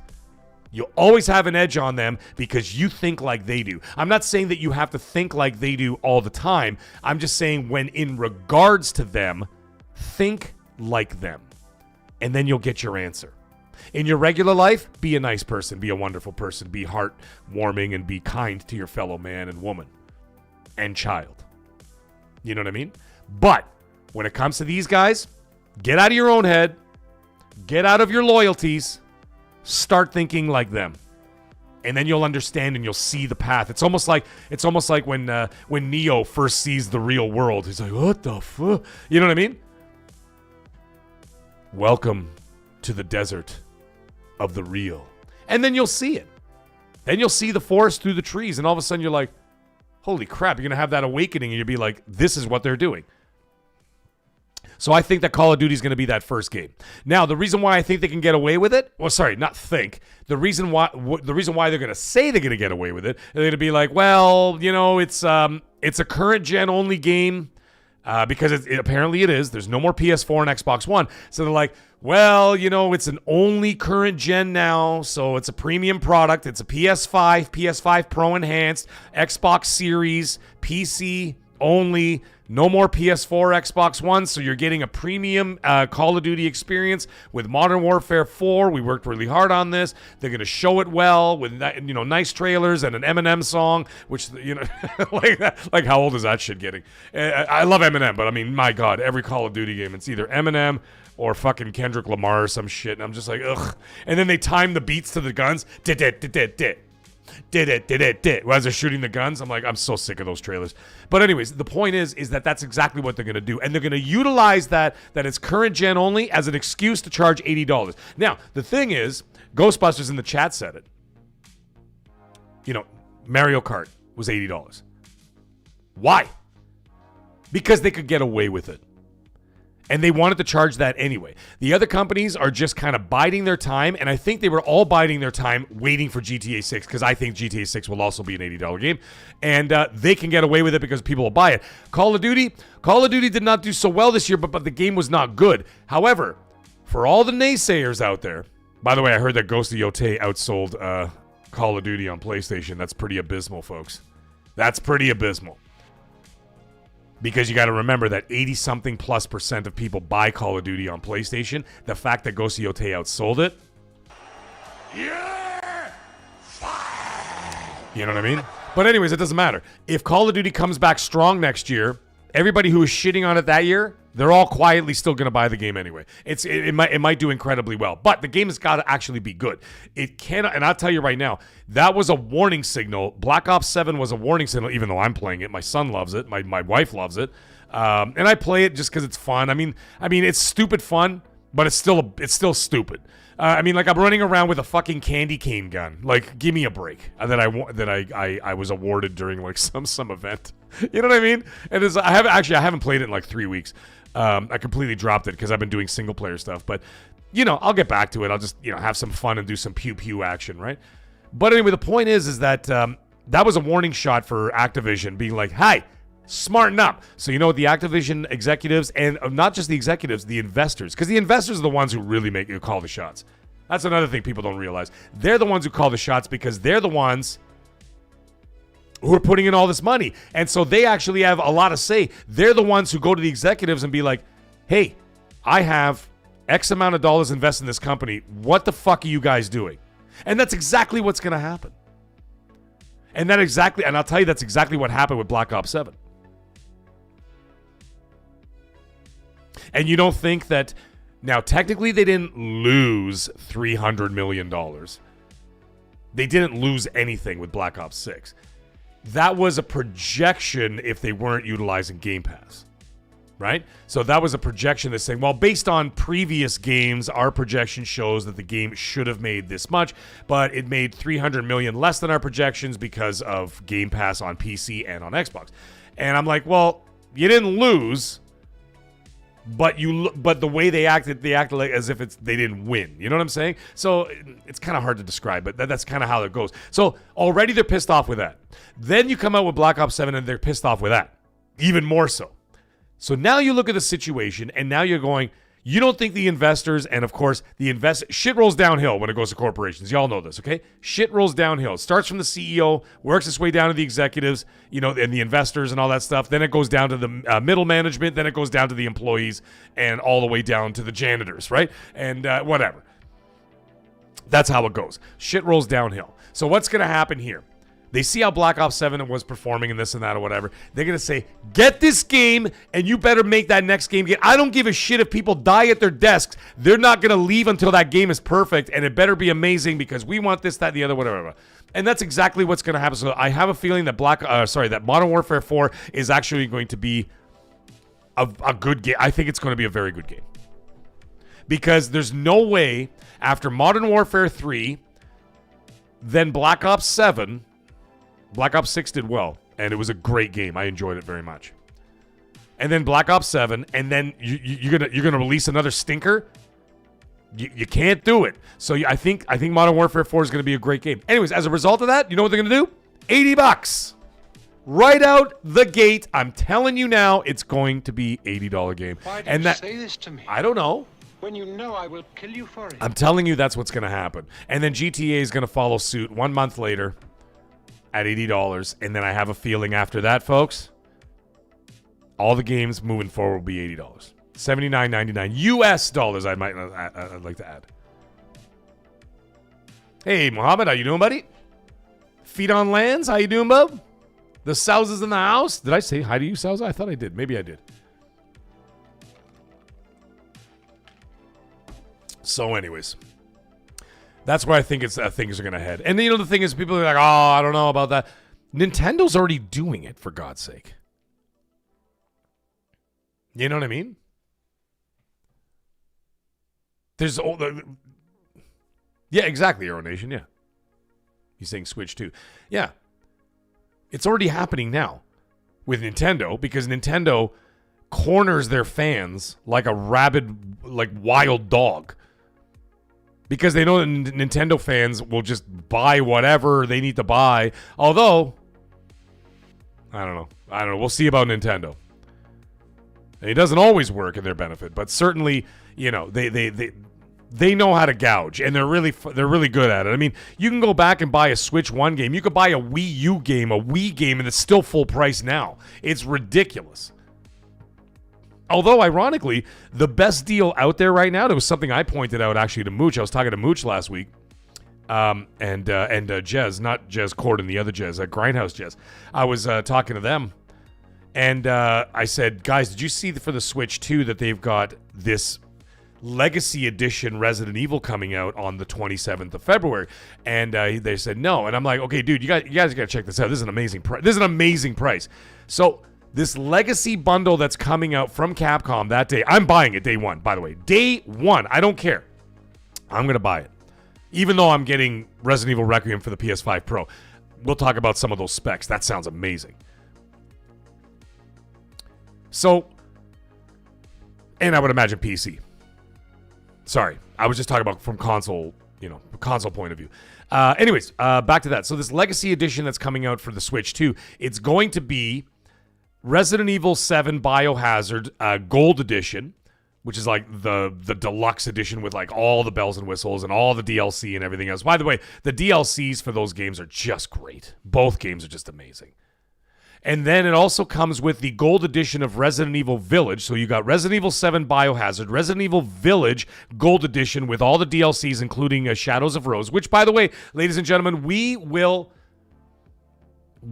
be streaming in February. We will be streaming here on Friday Night Live for 2 straight weeks before the release of Resident Evil Requiem. We will be playing Resident Evil Shadows of Rose, which is the direct follow-up in that goes right into Resident Evil Requiem. So I will be playing Shadows of Rose on this channel for the 2 weeks previous, prior to the release of Resident Evil Requiem. So I'm super excited to be doing that for everybody. So anyways, yeah, so you get all that. So you get the gold edition of Biohazard, the gold edition of Village, and you get Resident Evil Requiem for 120 Canadian dollars. That is unbelievable. Because I can tell you right now, Resident Evil Requiem by itself cost me $109 Canadian for the base game on the PS5. Because they charge even more for it. It was $94 plus tax. So it ended up being, well, was it 94? Maybe it was 106 or 100. I think it was 107. 106 or $107, not 109. But either way, I was a couple dollars off. So it's either 106 or $107 for the base game on the PS5. So for 120 on the Switch, I can get all three. That's amazing, including Requiem. So I get Biohazard, Village, and Requiem with all their DLCs and everything else, all for 120 Canadian dollars. Now, I don't know how much it costs in the US, but my ballpark guess is that it works out to about $99.99. The sounds it goes all running at a solid 25 FPS. I don't know what it's going to run. Now, you know, I see what you're saying there. I see what you're saying there, Salza. The other thing is I was going to say is that apparently when Starfield comes to the Switch 2, there will be a performance mode on it. So if they're able to get a performance mode for Starfield on Switch 2, I think we're going to be able to get a performance mode for 7, 8, and Requiem. But I can't confirm that. We're going to have to wait and see. And actually, you know what? Now that you mentioned that, Salza, maybe that's when I'll actually just pump the brakes a little bit. Maybe I'll pump the brakes a little bit.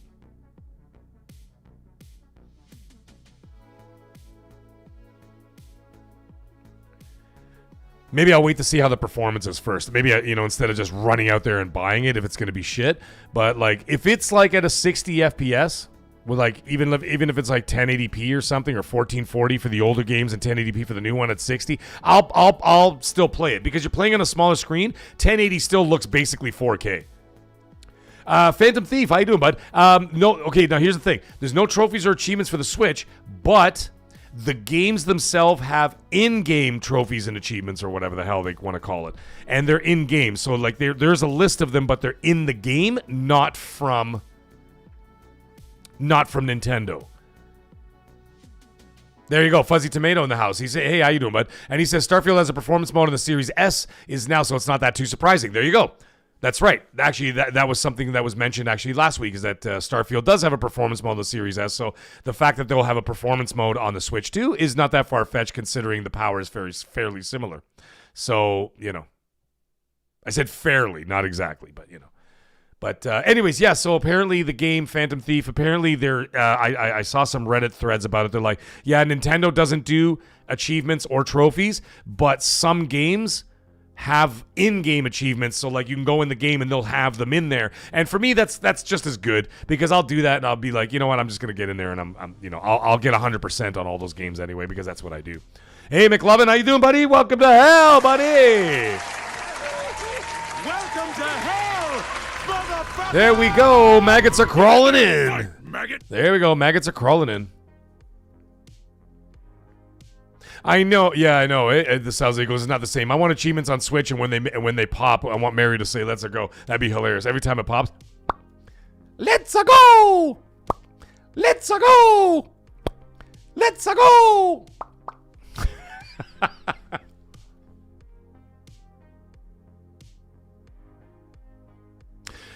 Oh yeah, Funky Playbox. They did do that. The third-person perspective for RE Village, but it came with the DLC package. Well, I mean, I already had the DLC, so, like, for me, I didn't even notice it. And then someone pointed it out after the fact, and I'm like, are you kidding me? And I'm like, I just realized. No, we haven't talked about Fable yet. We're going to. It's wild, because when you think about that, it's just like, I didn't notice. And then someone else pointed out, they're like, actually, no, the third person is only available if you bought the DLC. And I'm like, well, I already had the DLC, so I never noticed. Right? But that actually would have pissed me off. I've been like, are these guys for real? You want me to pay extra for the third person mode? That's kind of weird. I figured even by now they would just like implement it and that's it.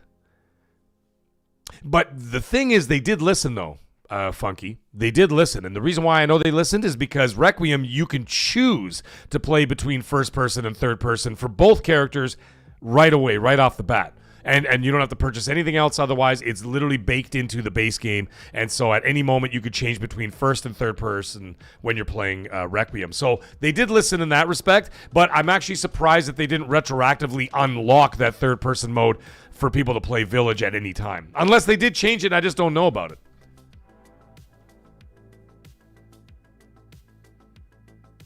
So, yeah. Anyways, Let's talk about Fable before we get into Highguard. Yeah, well, you know what? I see people talking about Fable in the chat here.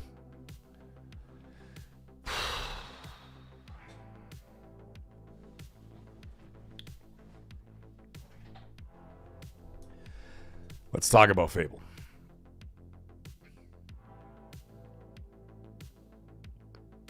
I don't know where to start with Fable. And the reason why I don't know where to start with it is because I have mixed feelings. And I know that a lot of people have the same thing because I watched endless videos over the last, I don't know, since the weekend. I've been watching videos since they showed it about like what other people thought. Because I did the live show and I'm like, all right, did the live show. You guys got my reactions or whatever, my initial reactions or whatever else, right? But then after I sort of sat and marinated with it, the more I saw the reality of the situation where I was just like, you know what? This game's not ready. It didn't look ready from the showing. So I'm like, let me watch it again. And I watched it again with my wife on the big screen after the football game. And on Sunday night, we were watching, and it was like, I don't know, like 10 o'clock or whatever the hell it was. And I'm like, let's watch the Fable thing. So we watched the Fable thing on the big screen. We're sitting there watching it.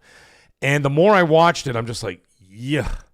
Now the idea's there. There's gorgeous vistas, gorgeous like settings and all that kind of stuff. Looks amazing, and I'm excited to play it. Obviously, it's going to be one of my, it's in that top 6, 7 of the year that I'm super excited for. Maybe even top 5.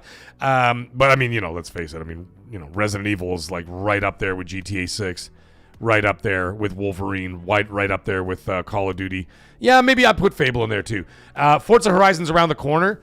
So I don't even have to say it's anticipated anymore. It's coming. But, I mean, Resident Evil is actually even only a month away. So I guess I'm a bit of a fraud there. Fraudulent statement, folks. Fraudulent statement. Get rid of me. Yeah!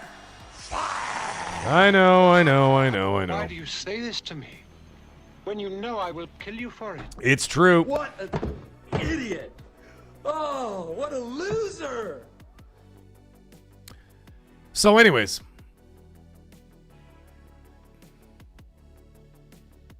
I'm watching this trailer. Now, the thing is, like I said, I watched a bunch of other videos, and everybody was saying the exact same thing. Looks great. And then there was always a ... But there was never like a, this is amazing, full stop, that was it. There was a but. There was a ... and a but on every single video I watched, even from like pretty like hardcore Xbox guys. They were all saying the same thing. They're all like, yeah, it's awesome. I can't wait to play it. I mean, some of this. So the problem that I found with the reveal is that it was very inconsistent. And Colt and I talked about it last night on XNC, where I was like, sometimes you're looking at like this vista and you see the camera pan or whatever. You're like, holy shit, this looks gorgeous. I can't wait to play this. Very fairy tale, very Disney.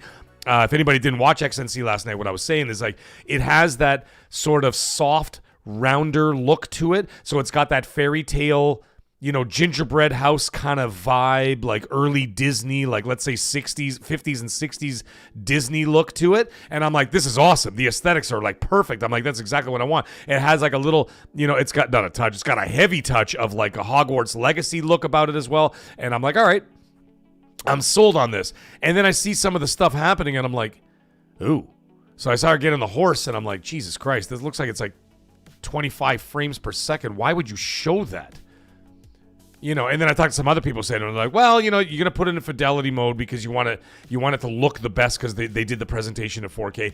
And I'm like, yeah, but do you guys know what gamers are like these days? Like gamers are pretty crazy out there. They see anything drop below, whatever, they're going to be all over that shit. And lo and behold, when I did the live show, I was looking in the chat and I'm watching the reaction. I'm looking at the chat and I'm seeing lines like, yo, what the fuck? Is this 24 FPS? What is this? And this and that, whatever. And then some of the battle animations looked really rough. And Colt was talking about that last night too. He's like, some of it looked great, some of it looked rough. And some of the NPCs, like there was one, some of the NPCs looked great and they were talking to him, whatever. And then there was one, I wish I had the clip, but I don't have the clip on me. But there was one where the NPC like this, and they showed this in the showcase, where the NPC had like the empty eyes and a not moving mouth, and they were like this. They did one of these. They did. Hello. And I was like, oh! I'm like, the mannequin is speaking. So what I did is I put this in front of my wife. She's a hardcore gamer. She games 7 days a week. But she's not like us. Like, she's not in tuned in all this drama and all this shit and whatever else. So all I did was put it up in front of her, and I said, let me see what she's got to say. Someone who's, you know, untouched, unsullied by the gaming community. Let's see what she's got to say. So I sat there quietly and I waited. So the first thing she said, by the way, this is great for jokes. The first thing she said is, she goes, why does the dude walk like a chick? She did say that right away. And I couldn't stop. I almost spit my beer out. I couldn't stop laughing. And I was like, oh my God, okay. You know. So that was the first thing. The second thing, she's watching it and she's like, okay, this looks pretty good. And then she said, she goes, this has like a Hogwarts kind of vibe. Now she's already gotten, she got 1,000 out of 1,000 on Xbox when she had an Xbox on Hogwarts Legacy. And then when she got the PS5, she got the Platinum. So she got the 1,000 out of 1,000 achievements on Xbox and got the Platinum on PS5 in the same game. So she knows the game inside out and backwards. So when she's looking at it, she goes, yeah, it's kind of got this sort of like Hogwarts vibe to it and stuff. She goes, I could dig this or whatever. And then she saw some of the stuff and she goes, is this game coming out this year? And I'm like, yeah, it's supposed to. It's sometime in the fall or whatever, later this year. And she goes, it looks rough. And I was just like, holy fuck. And she's not even someone who like dissects all this shit like we do, whatever. And Matty Play said the same thing. He's like, this doesn't look like a game that's coming out this year. He goes, but maybe that was old footage. But we don't know, or this and that. We don't know how long, you know, whatever. Anyway, the point is, we're not condemning the game, okay? I want to make that entirely clear before I continue saying what I'm saying. We're not condemning the game, but what they showed had brilliant moments of like there were areas which looked, by the way, 60 FPS and just stunning. They were gorgeous looking and whatever, and I'm like, wow, this looks fantastic. And then there were some others where it just was like, this doesn't look like the same showing, and it just didn't look like it was ready. Now the thing is, there's lots of time, and like I said, they could have been using old footage for all we know. There's still lots of time before the game comes out. They haven't even nailed down an actual release date. They just said autumn, so it'll be coming out in autumn at some point or whatever else. But they're gonna have to nail this out the gate, and that's gonna tie into our next topic, which we'll talk about later. But it will tie into it about nailing things out the gate. And you know, there's only one time you can make a first impression, right? You can only make a first impression once, and you can't fix it after that. And you know how it is when Microsoft does what Microsoft does. Everybody's got a microscope on these guys. Microsoft. Yeah. But you know what I mean? And so as a result of that, everything they do is scrutinized and just kind of like under a microscope and whatever else. And so I'm not saying that they have to be better than everybody else because everybody kind of, you know, dogpiles on them. They haven't helped themselves for 2 generations. You know, they've had some great moments and they've had some really, really, really bad ones. So, you know, any of the smoke that comes their way, most of it is earned. However, we're not talking about that with Fable. I'm going to be playing it. I can't wait to play it. I'm excited to play it. My wife's going to play it as well. She's been a Fable fan since the 360 days. She had a 360 Elite, and she loved playing all of it. She played all the Fable games, loved them. And so she's excited to play it as well. But the initial reactions have been mixed. And like I said, you don't have to take my word for it. Go out there. Go look at the videos. Go watch the videos. You want a very balanced look? Go to Matty Plays. Matty Plays did a 20-minute breakdown, 19-minute, whatever the hell, breakdown of Fable, and look at his. He does 10 minutes of good, and then he goes into 10 minutes of not so good. And when you look at that, and you say, that is a very balanced approach to this game. It wasn't all negative. It wasn't like, you know what I mean? Like all positive, like, oh, okay, Microsoft, all over my face, Like, you know what I mean? It wasn't that either. So it gave a very balanced look at the situation. And as a result of that, that would be the perfect person I would want you to go see. I mean, I'm sure most of you have seen it anyway because the guy's got like 640,000 subscribers. Odds are pretty good you guys have watched the video. But if you haven't, go check it out, and he will give you a very detailed breakdown with video and everything else. Like he's showing you all the little scenes and the combat animations, and he tells you what's good and what's not so good.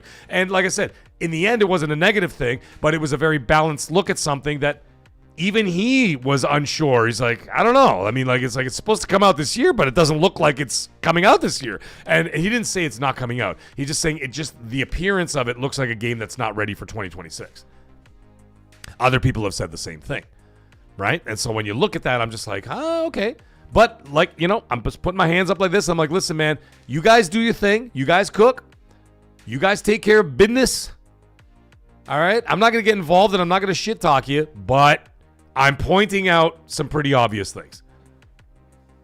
If you're going to put it out for the world to see, expect critique. That's just the reality of the world. If you put a movie out there, of course you can have people sit there and analyze and scrutinize the film, right? Isn't that kind of what like critics do and fans and whatever else? Every single superhero movie comes out. What does every nerd do? They go to every single comic shop or get together with their friends, and what do? They tear the movie to pieces, and then they scrutinize and analyze every single ounce of it, right? Same thing with video games and same things with the showcase. So anyway, those are my thoughts and feelings on it.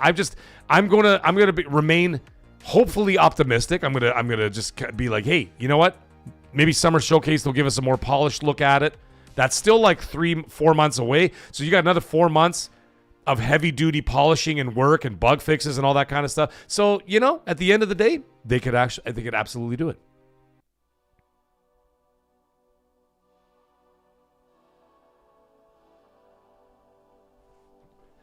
Magnum, you sound triggered. What's wrong with you in there?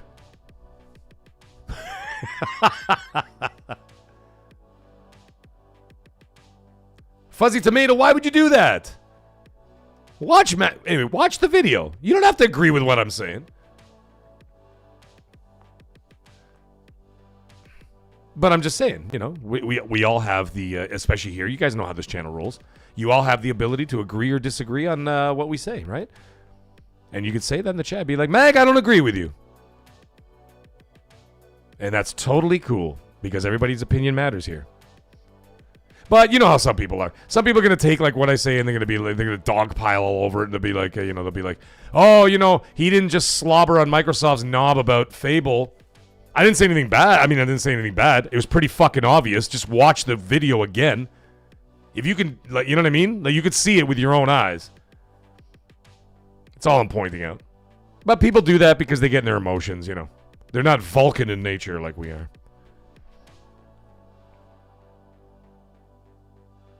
All right, Iron Storm, thank you for stopping by, brother. I appreciate you, man. Go get some sleep, man. Go get some sleep. Funny, I see Bobby mention Halo in the chat. It's funny. When do you guys think Halo's coming? I'm still saying, I'm thinking like, Colt and I are thinking that it's coming out in June. And I think that's actually a good time to come out. I know the 25th anniversary is technically in November. We get all that. But, November is now owned by Rockstar, essentially. I know that you could do, like, there's a 3-week period before the game comes out, but the hype is there, and everybody's going to be putting their money on that. I don't know, man. It's going to be that's a tough situation to be put in because you got Call of Duty, which a lot of people are going to buy in November, and then you've got, like, a little space in between there, and then GTA 6. So it's like, if I were Microsoft, I would just go with the Call of Duty and stay away from GTA. Celebrate your 25th anniversary, whatever, in the summer at the Games Fest. You're doing your own. They do their own game, the showcase, whatever, and they do all that stuff. I think that'd be a great idea. Bobby, I was thinking the same thing before. I was thinking maybe it'll come out when during their 25th anniversary week or whatever. Because, let's face it, the Halo game doesn't have multiplayer. It's a single-player campaign, and that's all there is to it, right? So, as a single-player campaign game, you could blow through the game in, like, 2 days. You play with your friends. You can play solo. You can go back and play it on hard difficulty and whatever. You could get all the trophies and achievements, depending on what console you're playing on, and all that jazz. You could probably bang it out in about 4 days. So, actually, it would make sense in November. However, There seems to be more than one whisper pointing towards June. So, I don't know. We shall see. Magnum is saying Halo will just come and go like Gears Reloaded. Yeah, there was no fanfare there, man. Hey, kid, how you doing, buddy? I didn't even say hi to you yet. Yeah, there was not much fanfare there, bro. That was pretty shitty. Because, it wasn't that the game was shitty. I love the game. I played it. I streamed it.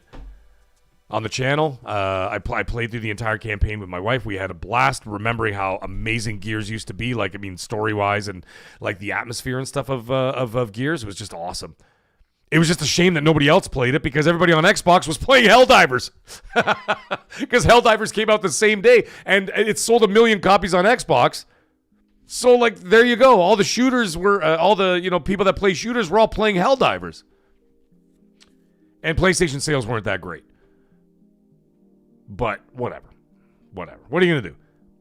But the Halo thing, they really pushed hard for it because I know that because I went to the PlayStation Store when they announced it officially, and it was on the front page of the PlayStation Store. When you clicked on the PlayStation Store, it just, Master Chief was right there, and it said pre-order now, this and that, whatever, and then it had a link to, like, the video and all that shit, and I was like, holy shit, they're really pushing it on there. I was like, wow, that's wild.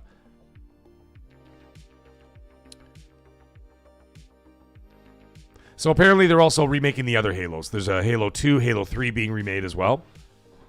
However, I don't believe that they're just going to remake the trilogy right out the gate. I think they're going to treat it very much like how they were doing with Gears.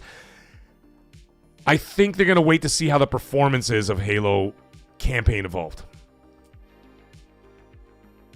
Because I think if it doesn't sell hot, then they're going to be like, well, why would we even bother? We're going to have a new Halo coming out in like 2 years or whatever, 3 or whatever, however long it's going to be for the new Halo. They might just wait for that.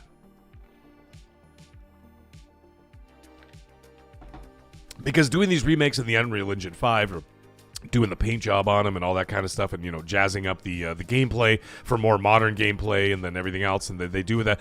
I mean, that's not automatic. You don't, like, it's not free. You know what I'm saying? Like, it's not like it's just like, oh, well, just click the button and then all of a sudden we've got a, all of a sudden you got a remaster or, you know what I mean? Like, or whatever, a remake or an Unreal Engine makeover or whatever, that kind of thing. Like, it doesn't just happen. Those are the kind of things that, take time, money, staff, labor, all that kind of stuff. It takes all that stuff. So if they don't do well, like, see, they were supposed to release a Marcus Phoenix collection, was supposed to be all 3 games in one. And then they came up with the brilliant idea to say, well, let's sell them one by one and maximize our profit. So instead of 70, we're going to make 120 because people will buy it for 40, 40, and 40. Well, the first one didn't do well. Does that give them much motivation as Microsoft is now basically running the show for the Xbox, especially for the finances? They're going to look at that and they say, well, that didn't do well. What would give them the motivation to say, all right, go ahead, we're going to greenlight 2 and 3? I probably wouldn't. I'd be like, no, leave it alone. If they wanted, they could play them backwards compat on the Series X and PC. Because they're going to look at it and they're going to be like, no, we're not going to waste all these resources if people aren't interested in the remakes. And I have a feeling it'll be the same thing with Halo. It's going to be a wait and see. So I think right now they're in a holding pattern where they're going to be like, all right, let's wait and see. If this sells X amount of copies, then it's worth moving forward with Halo 2 and Halo 3. You know what I mean? Those projects, and then have those and then release those out. But if it doesn't hit the mark, they'll be like, just pump the brakes. We'll give them a new Halo in a couple of years from Halo Studios, which Halo Studios has already come out and said all their games are going to be day and date, whatever, with everything, with all consoles, right? All consoles and PC. So they may just do that, but we don't know. We don't know. I heard the Mercy movie is great, Alex. Yes. Yeah, Fallout 3 sounds like it really got pushed out. So, like, I mean, there were rumors that game was coming out in, like, January. I mean, like, as in, like, this January. Then there were rumors it was coming out at the end of the season 2 of the show, which is, like, whatever, coming up.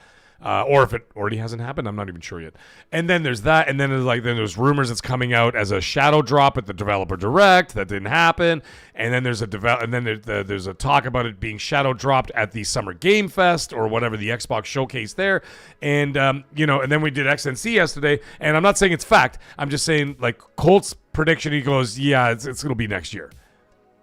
So now it's gonna get pushed all the way out into 2027. I'm like, oh fuck. Now, the one franchise that actually did really well with the remake for Xbox was Oblivion. Oblivion did incredibly well. That was very exciting. That did incredibly well. I was super excited to see that. But, the thing is, if at the end of the day, if you look at it, Elder Scrolls has a hell of a following. I mean, look at the sales numbers of that game. You know what I mean? Not the game, excuse me, of the series overall. So, you know, the fact that an Oblivion remaster came out and did incredibly well, not entirely shocking, but it certainly performed much better than I thought it would for a remaster. It wasn't a remake, and that was the other thing. Like, everybody kept saying, "Oh, it's a remake from the ground up." I'm like, no, it's not. It's a UE5 remaster. So it's not a remake. It's not like Resident Evil 2 or Resident Evil 3 remakes, you know, or Resident Evil 4 remake. Like, those are actual ground up remakes, like completely from scratch. I mean, obviously they had like the bones, like they had the maps and stuff like that, and they, you know, they had everything mapped out because of the previous games. But I mean, those were actually made. Those were not, you know, slapped on with the new engine and just kind of fixed up a little bit and this and that. That was a remaster. But either way, it doesn't matter. It doesn't matter whether it's a remaster or remake. Oblivion did incredibly well. So that was a big thing. 78 is saying Oblivion was very good. Yes, it was. I played it as well. When it came out. Hey, STO, how you doing, buddy? Quiet night tonight, folks. Not a lot of news going on out there. Actually, I did notice that a lot of podcasts, and of course, I'll never say any names. That's not nice. But I'm just saying I noticed a lot of podcasts that I watch and listen to. I'm looking at them like, oh my God, the numbers are really down. Like, just not a lot of people tuning in because it's a weird time of year, man. It's like we get news and whatever, and then it just goes just silent. You know, there's no... it's no real, like the developer direct was the biggest news we got, like, so far in 2026, and it's been, well, we're in the last week of January, and that's the only bit of gaming news we really got, other than like little tidbits of information here and there, which was basically not, inconsequential at the end of the day, but, you know, things will pick up as the year goes on. We all know how it goes. It's like when spring, well, not spring, but like March to like November, December, actually even to December, if you go from March to December with the Game Awards and stuff, that's when things get hot. But like after the first week of December, after the Game Awards, it's basically just shit right until March. So it's really quiet. You know. But either way. Explorer saying, the Oblivion remaster... It sounds contradictory, my friend. He says the Oblivion remaster was a remake. Core gameplay was changed way too much from the original. I was disappointed. Doesn't get me excited for Elder Scrolls 6. So what I think, Explorer, I'm going to meet you halfway. And this is what I'm going to say. I'm going to meet you halfway on this. What I'm thinking happened is they remastered the game, not remade the actual game, but very much like Halo, they updated combat features, maybe even movement, stuff like that, like the controls, using the thumbsticks and all that stuff. I don't know. There's some of that in there. So I'm going to meet you halfway on there. So they updated all that stuff, very much like Halo. So Halo is not they did the remaster or whatever else, and then you got all that, and then what they did is that they updated movement, aim down sights, other things like that, like other quality of life features, which I know piss off like the Halo loyalists, whatever. But at the end of the day, what are you going to do, man? You got to modernize your games somewhat. You can't walk around forever and be like, I don't want sprint. I don't want aim down sights. It's like, dude, every fucking game from 2014 and on has aim down sights and sprint. Like, come on.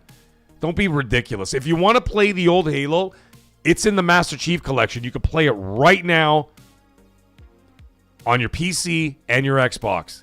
You can play it right now if you want to play Halo that way. I think at this point, drop it. It's 2026, time to move on. You know what I'm saying?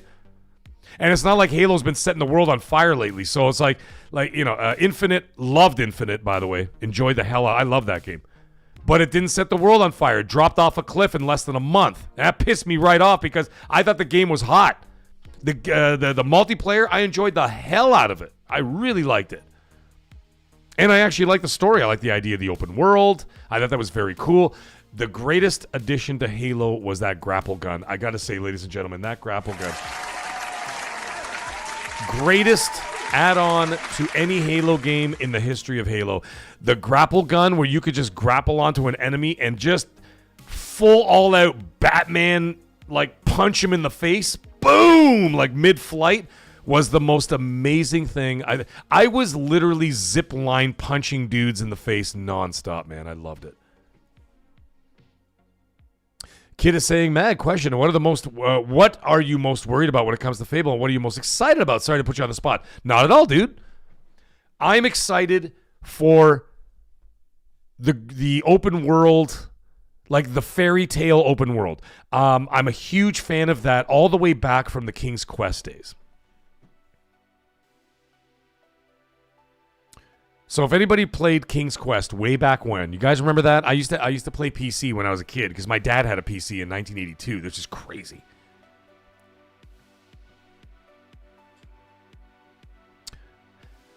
So I used to play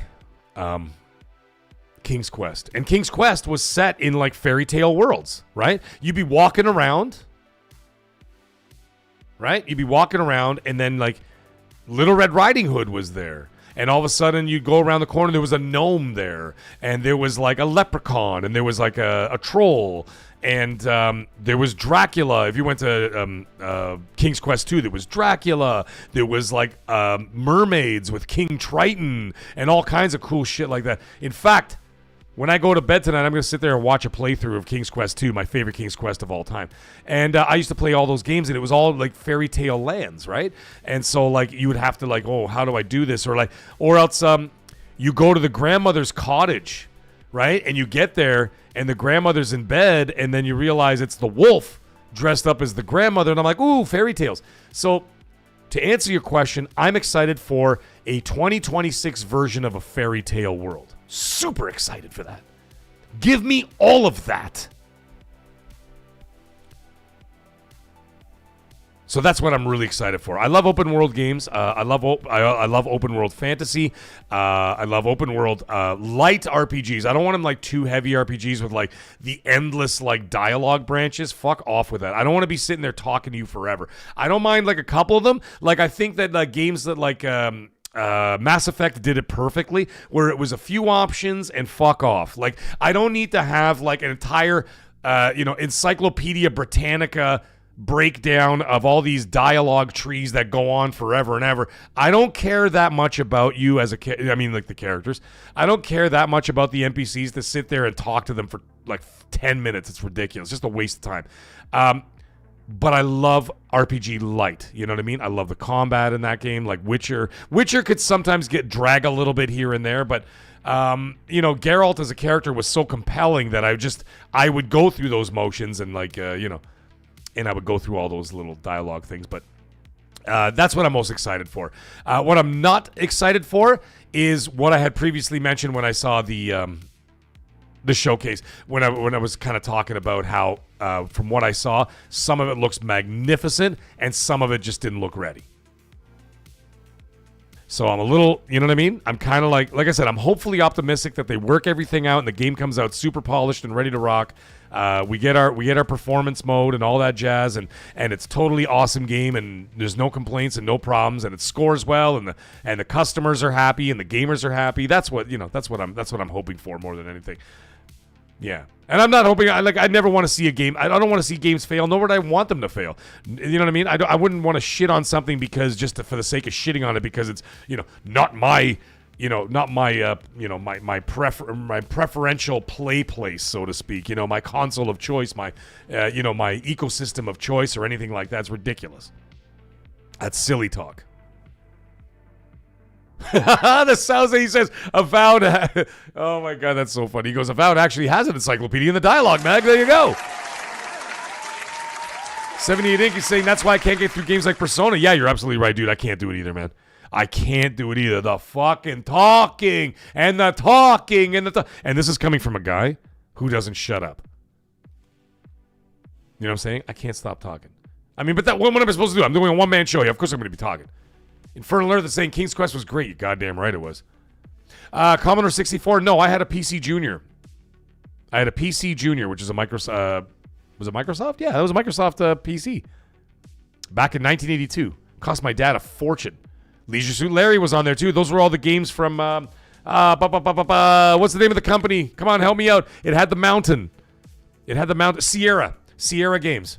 So Sierra Games, they did King's Quest series, they did Space Quest, they even did Police Quest, they did Leisure Suit Larry, all those games, man. They were the Black Cauldron, holy shit.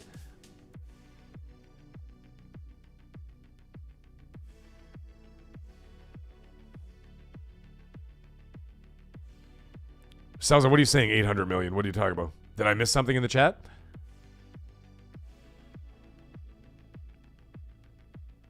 Oh, like is in their budget? Oh, no way. The only way that it would cost anywhere north of 500 million is if they had to create an entirely new engine, and then what they would do is actually just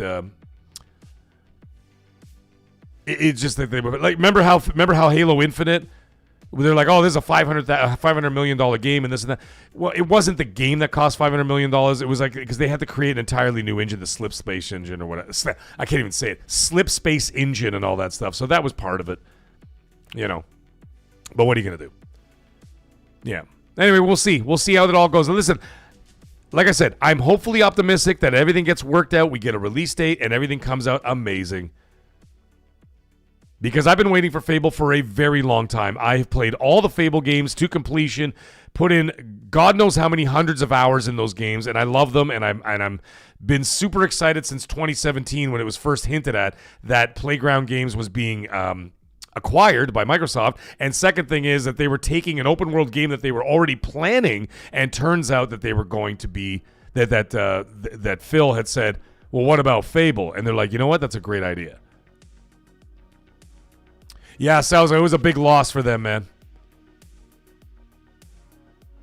McLovin, I have not heard of that game, Ananta.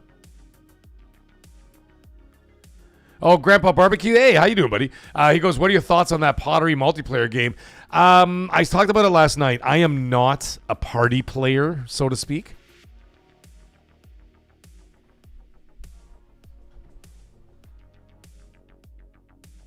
Like, I'm not into, like I don't play Mario Party.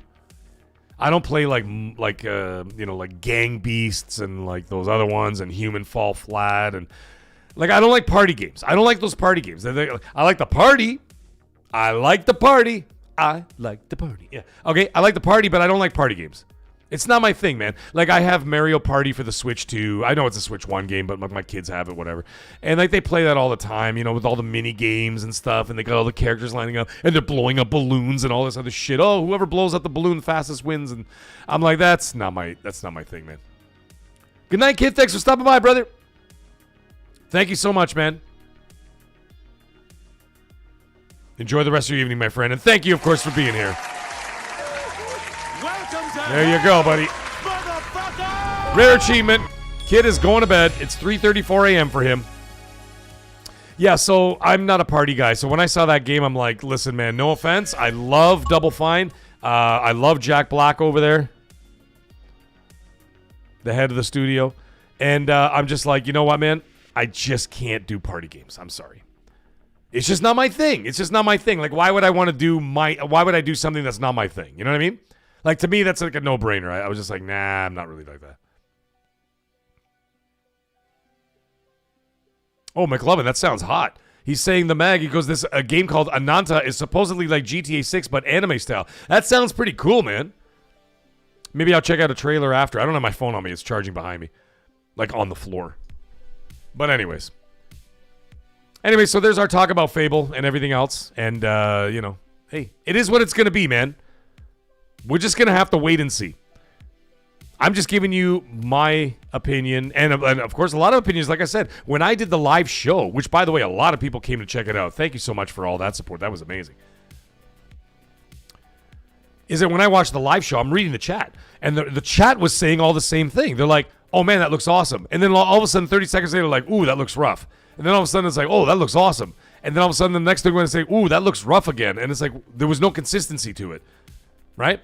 It's not a slight against the game. No one's shitting on the game. No one's shitting on Playbox. No one's shitting on Playground. No one's shitting Playbox. I can't believe I said that. I got it confused with Funky Playbox in the chat. With Playground, no one's shitting on Xbox. Well, maybe some people are, but you know, those crazy people. You know, no one's shitting on Xbox or this and that. Oh, Xbox. You know, no. I'm just, you know, we're just reacting to what we saw on the screen. I'm like, I don't know, man. It doesn't look ready. Let them cook. Let them cook. You know what I'm saying? Let them cook. Let them do their thing. So, you know. Anyways, of course, including in Fable, before I wrap up that topic, of course I had to make jokes about the Fable situation with the guy walking like a girl. And I thought, you know what? Why not just have some fun with it? So I dressed up as a girl. Well, if you haven't seen it, go check it out. It's my newest short. It's on YouTube. It's actually pretty funny. It's only 22 seconds long. I also launched it on TikTok as well. TikTok, I don't have many followers on there, so it didn't get the kind of traction that it got on YouTube. It actually did pretty well. So I was pretty happy about that. It was really funny. 78 Inc. is saying Ananta looks good. So McLovin saying apparently this Ananta game is coming out this year, but no actual date of release. All right, interesting. Yeah, exactly, Bobby. That's exactly how I feel. And he said that he says this, ladies and gentlemen. He says, I hate it when people act like you have to play a game just to support a studio, not because you like it. Man, I only play games if I'm interested, not for external reasons. Yes, absolutely, 100%. 100%. And the reason why, think about this. I would imagine that everybody in this chat is much older, right? You know, not teenagers or in their 20s or whatever. Maybe some people are in their 20s or in their 30s and all that kind of thing. But the thing is, it's not even so much about, like, it's about the time. We just don't have the time. You know what I mean? Like, we have such limited time to do what we want to do. You want to sit down and be like, all right, I got like 2 hours here. I'm going to sit down and play this game. And you know what ends up happening sometimes? And tell me this doesn't happen to you, okay? Tell me this doesn't happen to you because I know it does. How many times do you sit down and be like, all right, I got 2 hours. I can't wait. I've been waiting all day to play this game. 15 minutes in the game, you fall asleep in the fucking chair.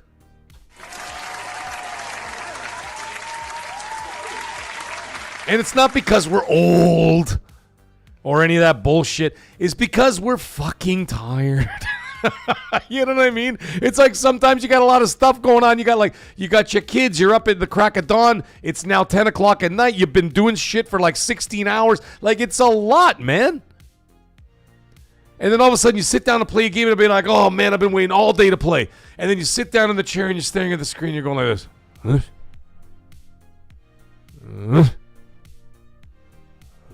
And you're trying to keep your head up.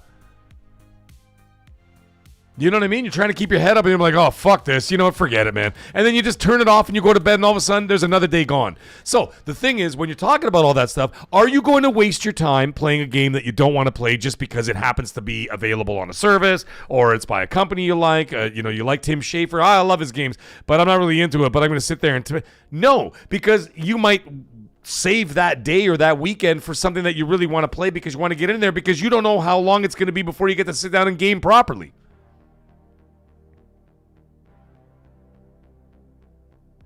So, Salza, speak for yourself, man. Maybe you're old, okay? But you know what I mean?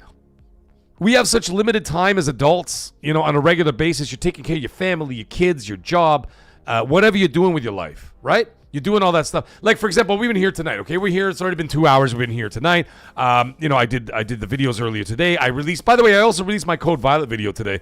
Didn't really hit. But it's okay. I got it. I did my marinated review of Code Violet and all that stuff. But if anybody hasn't checked it out, go check it out. But anyway, it is what it is. It's a slow time of year.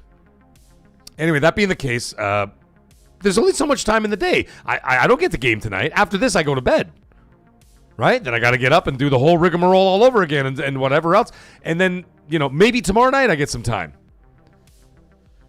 Maybe Thursday for a bit. Then Friday, yes, okay. Friday, technically, I am gaming because Friday Night Live is a streaming show. By the way, we will continue Silent Hill F because that was so awesome. We had such a good time. Funky Playbox. He goes, shit on Playground, not me. That's so... Dude, I'm so...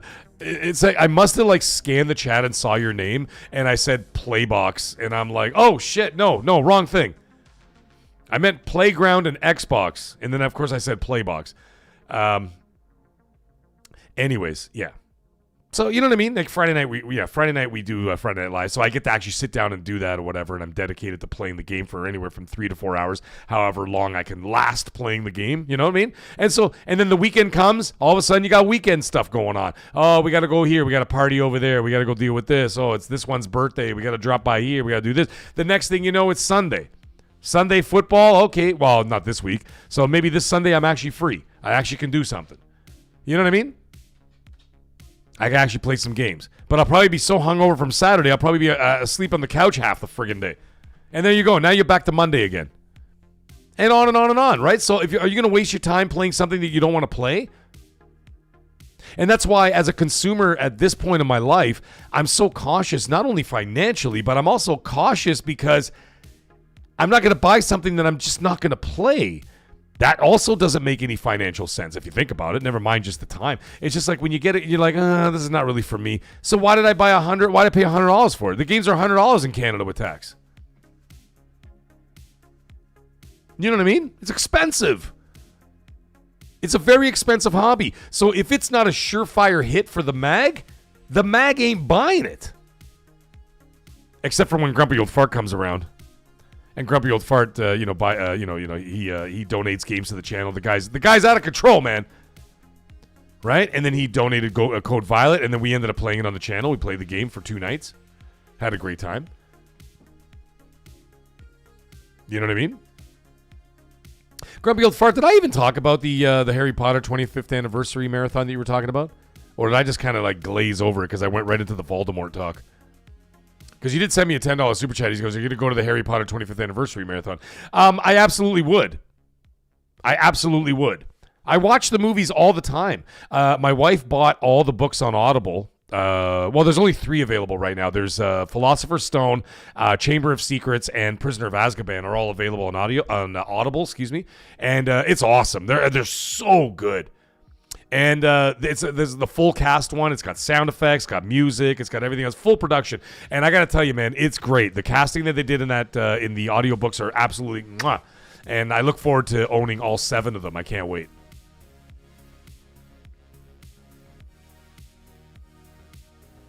So, you know what I mean? So, long story longer, when it comes to Kiln, I'm just not interested and I'm not going to waste my time. I'm just going to move on and just be like, no, I'm not doing this. I got way more games to be playing right now that I'm not going to waste my time with something that I know 100%. McLovin, have a good night, buddy. That I know 100% I'm never going to play. You know what I mean? So, it is what it is. All right, folks, listen, I'm going to take a 5-minute break. We're at the 2-hour mark. We haven't even talked about Highguard yet, but we will be talking about Highguard when I get back. Hey, Z Birdman. Always on cue. Z Birdman always shows up. Right at like the 2 or 3 hour mark, this man shows up. I mean, he's probably creeping the whole time like he usually says. But, you know. All right, guys, I'm going to take a $5. I'll be right back. Don't leave. All right, I don't want people to leave. We already had lower numbers tonight. It's sad. I thought it was my fault. Probably is. I don't know. Anyways, I'm going to take a few minute break and then we're going to go into overtime. We're going to talk about some Highguard and then it's a free for all. I mean, Mag Show is always a free for all, but we will go into more discussion about anything you guys want to talk about afterwards. I don't care what it is. You want to talk about Marvel? We'll talk about Marvel. I found out some new information, but some new spoilers, but I won't say anything unless the maggots demand it. But either way, I'll be right back. Gonna go refill my drink, maybe grab a whiskey. Go to the bathroom, do all that jazz. I'll be back in a moment, okay? So don't leave. Love you guys. Be right back.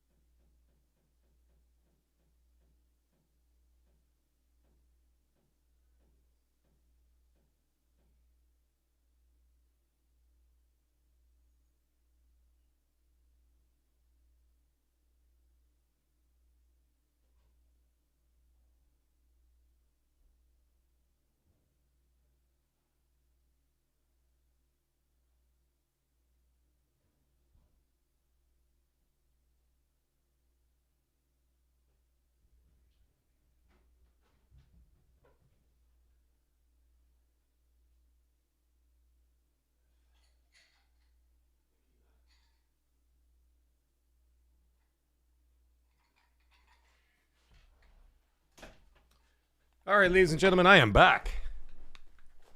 And it still says we have 79 viewers.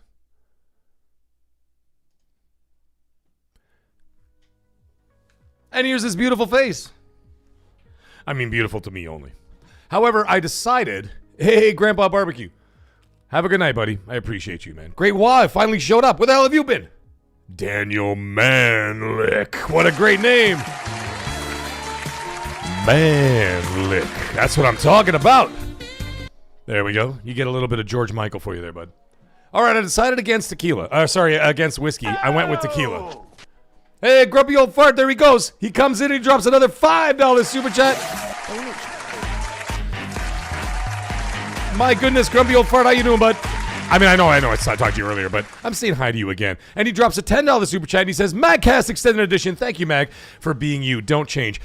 Listen, man, I'm 50 years old. I have absolutely no intention of changing who I am whatsoever, whenever, whatever. I am what I am.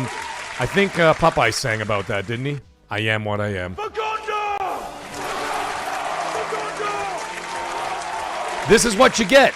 You take it or leave it at this point in my life. You take it or leave it. This is who I am. And he says, you seem a little down today. Chin up. We love you. No, I'm not down at all. I'm not down at all. No, I've been pretty hyped tonight. But what he says, also thanks for almost burning the house down last week. What? I know. No. I may come across that way. No, I really hope I didn't. Alex, you want me to get Dreamcast Guy on the show? I'll do it.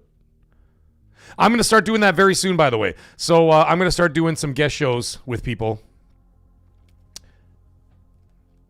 And it might only be for like an hour or something like that. And I'll be doing it, maybe I'll do it before I do Friday Night Live, where I do the streaming. So maybe just for like an hour, have a guest on. Because like the other day, by the way, Colt and I did the Highguard thing, which is what we're going to talk about next. And the Highguard stream ended up doing incredibly well. I had like 1.3 thousand people come watch that stream of Colt and I, by the way, not being able to play the game. I mean, I ended up getting into the game at last, like, you know, by the time we got to the bottom of it and whatever else. But no, man, it was pretty funny. It's just like we just basically sat there and we just did like a mini like pre-XNC podcast. It was actually pretty funny, man. Magnum is saying, I don't know, Mag, after that Fable short, you might want to change into Antoinette. I know. Thank you so much, Grumpy Old Fart. You're amazing, brother. Love you, man. And no, fear not. The Mag is not down at all. The Mag is hype as always. Maybe you're just seeing the lines in my face because of the HD camera. By the way, is everybody happy with the new visuals? Like, you're all happy with all that? It looks good? Just let me know. Fuck you, Playbox. You know what? I want you to grab a microphone, a pair of headphones, and it's gonna be me, you, and Dreamcast Guy. We're gonna do a 3-man podcast, okay? And you guys can fight it out, and I'll just sit in the middle with a bowl of popcorn. He actually doesn't do many podcasts. And funny enough, the rare podcast that he does do is, Great Wall. I'm working on that. As I was saying at the beginning of the show, is that because the camera's different, the lighting has to be different, right? Because I was using an actual webcam before. That was the Logitech Brio 4K, and the lighting was completely different on that camera. And now that I've got a DSLR camera that I'm working with now, the lighting is totally different, which is funny because my brother said the exact same thing. He says, oh, just a heads up, your lighting's going to be completely different with this camera. You're going to notice that right away. And I'm like, all right, I got it. So I'm like, he's 100% right. So now I got this thing, and now I'm still toying with it because I literally hooked it up last night. I hooked it up like 30 minutes before XNC went live. So I haven't really had the time to sit down and really try to figure it out, because the other thing is too is that daytime is different than nighttime. There's a window over there. I mean, the blinds are down on it, but it still brings light into the room, and as a result, it changes my daytime looking lights. Right? Lighting. So when I record a video in the daytime, it's much more vibrant and brighter, and then all of a sudden I come in at night when that window is now, regardless of blinds or no blinds, you guys can't see it. It's above the field of view. But either way, the point is that at nighttime there's no light coming through. It's pitch black, right? So it changes the ambiance of the room yet again. So I'm going to have to like adjust for daytime and nighttime lighting with the new camera. And that's part of the deal. You know what I mean? It's just part of the deal of trying to figure all that stuff out so that at night I'd be like, okay, I got to make sure when I do my night streams, which of course is MAGGCAST, and when I do that, I'm going to have to make sure that I've got an extra light maybe behind it or something that it puts a little bit more on my face or whatever. So it's all just, you know what I mean? It's all just, trying to organize all of it and just a little bit of trial and error and all that kind of jazz. Now, speaking of trial and error, let's talk about Highguard. We're going to talk about Highguard. We got to talk about it. I know everybody's been talking about it. I know everybody's probably sick to death of it. But before we do that, I'm going to pour myself a drink. Tonight's drink of choice, ladies and gentlemen, is not a whiskey. No, we're not going with whiskey tonight. We are going south of the border, down Mexico way. It's a little Frank Sinatra for everybody. And we've got this lovely gem right here. Comes in a clay bottle. Okay, that's how you're supposed to get tequila, in a clay bottle. And it's called La Cofradia. Check it out. Take a look at that. Isn't that a beautiful bottle? Look at that. Gorgeous bottle. It's a clay bottle straight from Mexico. All right, there it is. That's what we'll be drinking tonight, La Cofradia Tequila. 100% de agave. Tequila reposado. Oh, it's a beautiful bottle, my friend. Yeah, it's a beautiful bottle. And actually, because it's a clay pot, I believe this is actually painted on there. Like, I don't know. I would find it difficult for them. Well, no, they could print on there, but it's absolutely stunning. But anyways, that's what we'll be drinking tonight. Tequila's awful. Dizzy Delta, what are you talking about? There we go. Let's pour some of this bad boy right here. There we go. Nice big glass of La Cofradia Tequila. There it is once again, ladies and gentlemen. There you go. There it is. There it is. La Cofradia. That's what we're drinking tonight. No whiskey tonight. We've moved on to high-end tequila.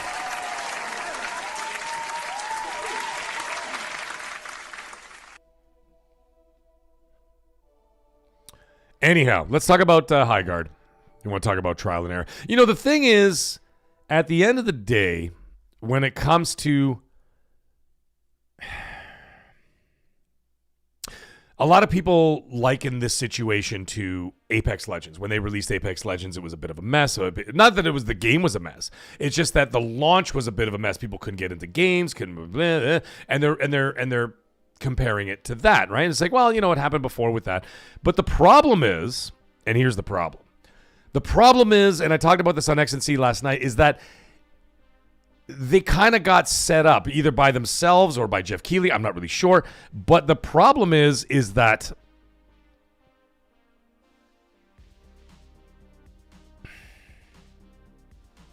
they showed it as the one last thing at the Game Awards, right? And as a result of that, it got a lot of attention, which is exactly what they wanted, right? They wanted a lot of attention. Fair enough. You got it. A lot of people were expecting something else. A lot of people were expecting like, oh, this is going to be some AAA thing. Oh, maybe we're going to see Naughty Dog. Maybe we're going to see Fable. Maybe we're going to see whatever, right? Forza Horizon. I don't know. Like they were looking for a AAA banger to end off the show, and then they got that instead. And so a lot of people left disappointed. That already starts you off with, starts off people with a bad taste in their mouth. Thank you, kid. I see your DM. Thank you. I appreciate that. So, anyhow, that being the case, that already set it up. All right? The spotlight's on you now. And then, of course, they disappeared, which is also fine. They were off to do their thing, and they're like, okay, let's put our heads down. We got to make this launch. We got to do this game. We got to do this and that. And so they did all that kind of stuff. Hey, Archwar, how you doing, buddy? Angel, how are you? And so, like, they got all that going on, and they're like, okay, fine. But then their absence had more people talking. Because then people are saying, is this game canceled? It's getting pushed out and this and that? Because everybody started speculating because they didn't talk about anything. Now, I'm a fan of them of developers and production studios of just not talking too much, right? You don't want, they just too much talking and not enough, working on the game or whatever. I mean, they are working on the game, but you know what I'm saying. It's just too much talking. Just put your heads down. Like, for example, I always harken back to Uncharted 4. Uncharted 4 is a situation for me where they delayed the game once, they delayed it again, and then Naughty Dog just fell off the face of the planet. They disappeared for months and months on end. They didn't say a word. No more updates, no more nothing. They just zipped it. And then when the game was ready to launch, they're like, here it is. Here's Uncharted 4. And they nailed it. I'm a fan of that. However, in this case, it didn't work for their benefit because then people started speculating. They're like, oh, maybe this is not ready. Maybe it's not coming out anymore. Maybe they canceled it. Maybe did this. Maybe did that. Hey, Jay Slayer, how you doing, bud? He goes, yeah, last spot at the Game Awards has a different standard, has to be top notch. Yeah. And so because of that one last thing or whatever, it had a lot of lights on it. The big spotlight was on it, and there was a lot of scrutiny and everything else, right? So that doesn't help the situation. You know, people dogpiling on it, people, you know, cracking jokes, this and that. Then they disappeared. Then podcasts across YouTube were all talking about it, saying, oh, it's not coming anymore, or it's going to get canceled, or you know, they're going to delay it into, like, next year because, you know, whatever. And then they announced it, like, whatever, a couple days before. They'd say, oh, yeah, by the way, we're doing a little showcase, and then the game's going to be available right after the showcase, or during the showcase, or whatever, right? So, like, okay, fair enough. So then there's that. Then Mr. Keeley decides to get onto social media and starts yip-yapping about this game, right? And now when he starts yip-yapping about this game and everything else, well, now you're just putting more pressure. I mean, maybe he was trying to help them, but I think that was putting even more pressure and more, not so much anticipation. What's the word I'm looking for? Expectation, not anticipation. The expectations kept getting higher when he starts saying things like, well, in 48 hours, you will be accepting my apology or this, or, you know, whatever. Or I'll be accepting your apology, about this game and all that. Well, now you just really did it to these guys, right? Now the expectations are through the roof. Then the showcase happened. A lot of people tuned in because of curiosity. Obviously, the gamers want to know. They want to see what's going on. So they tuned in, and all of a sudden now they're just like, oh, man, let's see what's going on here and what's about this game. I had a ton of people come to my when I ended up going live right after. I didn't go live for that because I wasn't free during that time, but right after the event or whatever, downloaded the game, got in touch with Colt. We got on there. We had tons of people come and check out the channel and come check out the stream. However, what's even worse is what happened during that stream. Now, the stream was legendary. It was hilarious, but it was a perfect showcase, and actually that stream might go down in history. For me, anyway, for my channel. It did incredibly well. Had a ton of people come, like well over 1,000+ people come and checked it out. But the thing is, we couldn't play the game. And then, and then about 20 minutes in, we're just like in the menus and all this other stuff. I did some other things. Like we actually got into like the firing range area, so we were like riding around on our horses and just shooting random stuff. And Infernal Earth, I ended up watching the showcase after the fact, and it wasn't bad at all. And the funny thing is, when you actually do play the game itself, the game itself is actually not a bad game. It plays well. The shooting works, the movement works, although I don't like the sluggish movement, but it's still, there's nothing wrong with it.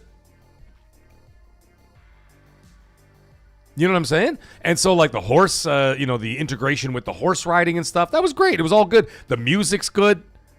Graphics are a little cartoony, but that's fine. I mean, I know they were going for an art style. That's fine. Like kind of like a Fortnite kind of art style or whatever.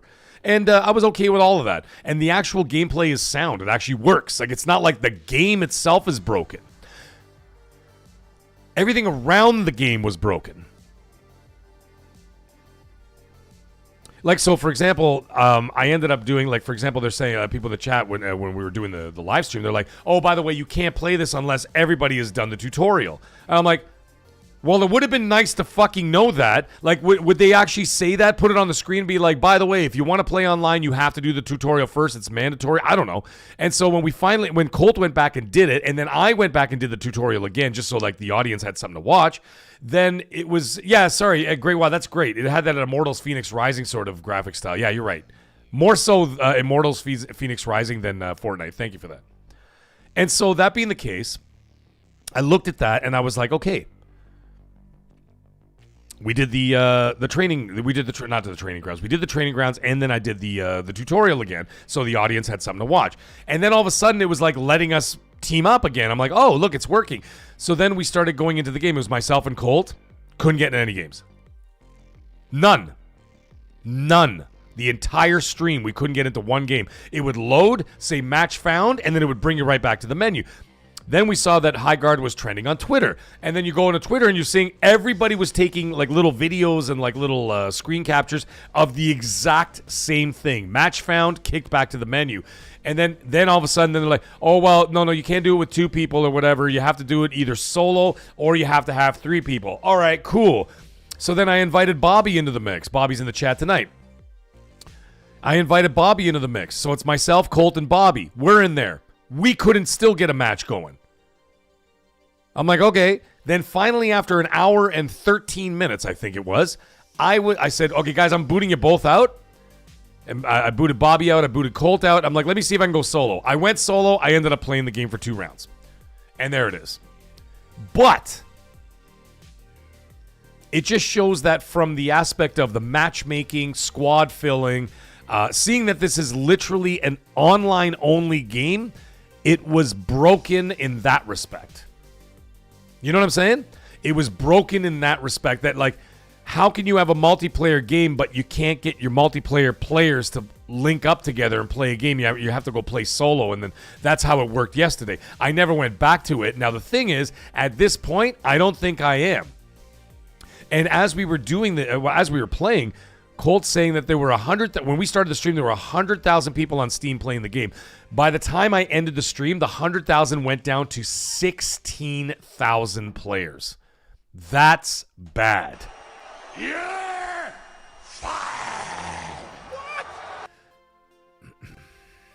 Of course, I would like horse riding, Magnum. What? You don't like ponies riding ponies? So, you see what I'm getting at here? It's like you have a multiplayer only game. It's not like there was a single player game. You're like, all right, the multiplayer is not working right now. They'll patch it in the next day or so, and then we'll get back to it. But in the meantime, we'll play the single player game and all this kind of stuff, and then we'll get back to the multiplayer. No, this is only multiplayer. 3 versus 3 raid. Okay, that's the only game mode they got. And the matchmaking was broken. The party system was broken. Inviting people worked just fine. But getting to people to play the game, actually be able to play with your squad fill was broken. Not broken, it wasn't there. It was non-existent. Like, at least with Call of Duty, if you want, like, for example, if you want to play Call of Duty and you want to play zombies and you want to play with 4 players but you have nobody, you can go to the bottom of the left of the screen and you can hit squad fill. And when you hit squad fill, there it is. Boom. 3 seconds later, you got 3 guys and you're off like doing the thing.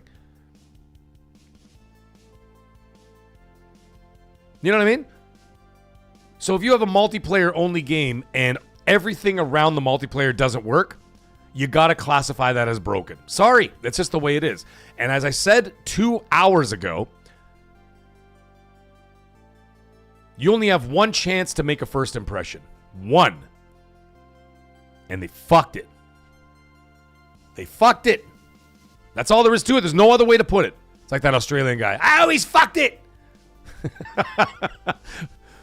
Aussie Man reviews or whatever. Oh, he's fucked it. They're done now. Because now you go to the big YouTubers, and that was the other thing, by the way. When it launched, there was a bunch of Twitch streamers that were going to be playing the game or whatever, and they couldn't get into the matches either, and they abandoned it. They sat there for half an hour, and they're like, okay, I just can't get into a game. They're like, you know what? Fucking forget it. I'm out. And then they went back to their game of choice, whatever they were playing before for their fans. And they left. So you lost a bunch of big players. You got a bunch of big Twitch streamers and stuff like that. They walked. They all walked. And then, not all of them, but most of them walked. And then what ended up happening is I look today, and you look at all the big YouTubers out there. I'm talking like the 600,000 subs, million subs, 1.5, 2 million subs. Those guys all saying the same thing. Highguard is broken. Highguard is trash. Highguard is this. Highguard is that. And it was all negative. And I'm like, they're fucking done. And it sucks. It sucks. You don't want to see it happen. I don't want to see it happen. I don't relish in that kind of behavior. I don't relish in someone else's failure. But you did it. You know what I mean? Colt said it right. You did it to yourself. Colt said it right. He said what they should have done is had a week-long beta and let the game be broken for a week. You know what I mean? While it's in beta form. Let people get in there. Stress test the servers. Get it, you know what I mean? Do all this stuff. Iron out all these details. And then a week later, you launch the game. You work out all the bugs and the kinks or whatever else. You launch the game, and off it goes. And now you're officially out there. And who's going to say anything about that? Magnum. It's a fucking llama. There's a difference between a llama, an alpaca, and a dumb cunt like you. That video is one of my favorite videos of all time. Australians are the funniest people ever. 78 Inc. is saying right now, Highguard currently has 16,000 plus people in game right now. That is, I'm assuming on Steam? That's pretty bad, dude. That's bad. And that's it. The game is sunk. Unless they have some miraculous turnaround, the game is sunk. And it sucks, but like I said, you should have done a beta. Work it all out. Get it all settled. Get it all done. That would have been perfect, but you didn't. You know what I'm saying? Anyways, let's have a drink. Oh, that's so good. On Steam, thank you very much, 78. Thank you. There you go, 16,000 people. That's bad, bro. Infernal Earth? I don't think so, man. I don't think so. Rockstar knows better. He's saying in the chat, he's saying, hope GTA 6 does not fall victim to this. I don't think so. I don't think that'll happen. Rockstar knows better. And then, like I said, I feel for these guys. I really feel for them because, I can imagine how hard they worked on the project and everything else. And they must have been sweating bullets after they had finished that little showcase. And then they launched the game and there's all these issues and problems and people walking away and stuff. They must have been freaking out. Can you imagine the mental breakdowns that must have been happening that day? I really feel bad for them. I really do.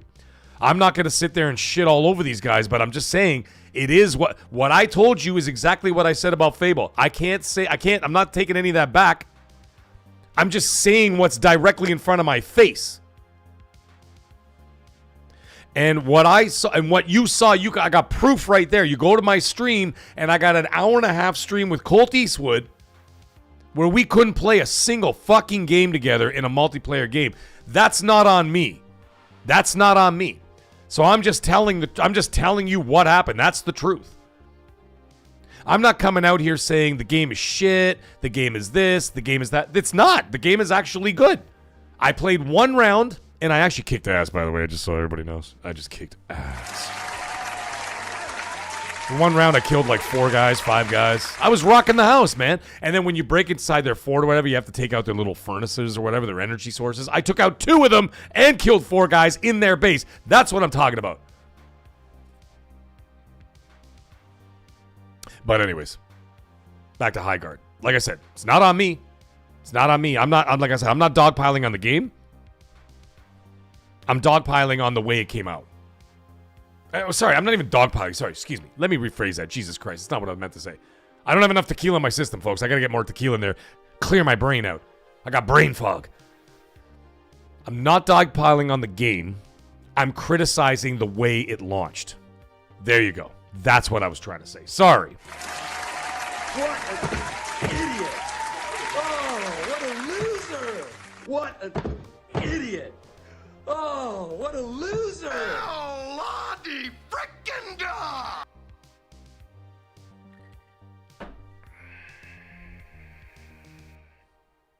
$78 Ink in the chat is saying, I hate to see any game do bad. I've been working on building a game with UE5 and it's not easy. The work these devs are putting in for it to fail is sad. Yeah, no, dude, it is. And it's just that the infrastructure of the game didn't work. That's what it was. Because then if you launched properly and everything was working perfectly, the menus, the matchmaking, the getting into games, all this other shit, like I said, they stress test the servers and all this stuff. If you had done that all ahead of time and launched the game fine, then the only thing people can say about your game is whether it's for them or not. And that is not a negative thing because you could sit there and say, well, the game is for me or it's not for me. And that's fine. There's nothing wrong with that. That's not a negative thing. Like, you could look at any game and say that. You could say, oh, well, Resident Evil is not really my thing. Doesn't mean you're saying it's bad. You're just saying it's not my thing. Kiln is not the Mag's thing. Or you could say, GTA 6 is actually not my kind of game. I'm going to skip that. No one's going to shit on you for saying that because you didn't say anything bad about it, and then the game gets like a 94 Metacritic or something. No one said you shit on the game. You just said it's a game not for you.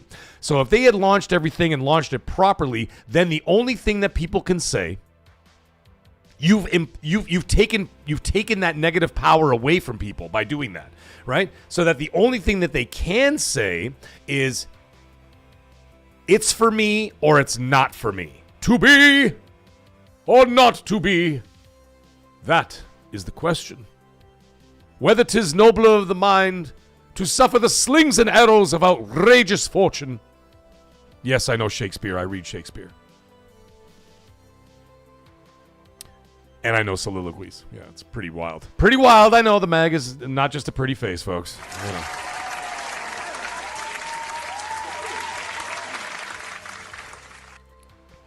But anyways, that's all that people would be able to complain about. But that's not what happened, unfortunately. And it sucks, but that's not what happened. What happened is, well, we all know what happened. I already explained it. I don't have to explain it again. So now we got a situation where, like, now everybody's saying the game is dead, it's done, or whatever else. And now you're getting buried under negativity, and that really is hard to come back from. There is only there are only a few times I can think of in chat. I want you to put in the chat, hey, Voodoo Vibes, how you doing, buddy? Voodoo Vibes is in the house. Let's go. Welcome to hell, motherfucker! Welcome to hell, Voodoo Vibes. Welcome to the chat, buddy. I want you guys to put in the chat, and I'm going to take one game away. Okay, I'm going to take one game away so you can't say this game. What game outside of... Come on, you know the game. You know the game. Which game am I going to say? Come on, see if anybody reads my mind. Okay, you're not allowed to use the game. I'm just going to say it. You're not allowed to use the game No Man's Sky. Hey, G.I. Joe!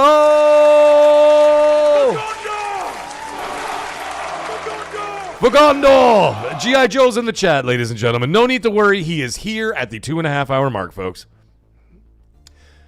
My question for you, outside of No Man's Sky,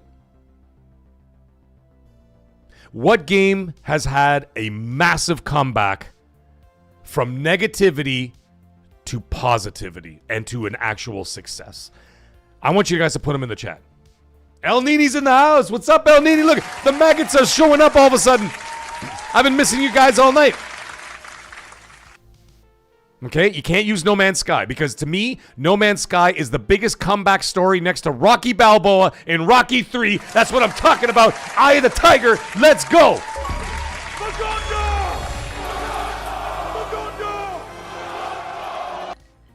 No Man's Sky to me is the biggest comeback story of all time for video games. However, I see in the chat we've got Brandon in the house, and he's saying Final Fantasy 14. That's a good one. That's a good one. That became a monster hit later on after. Great Wad nails it. I think Cyberpunk 2077, huge comeback story on that one with a really shit launch. There you go. Elder Scrolls Online, Magnum says that one. Seth Monsters also says Cyberpunk. Cyberpunk seems to be a very popular one out there.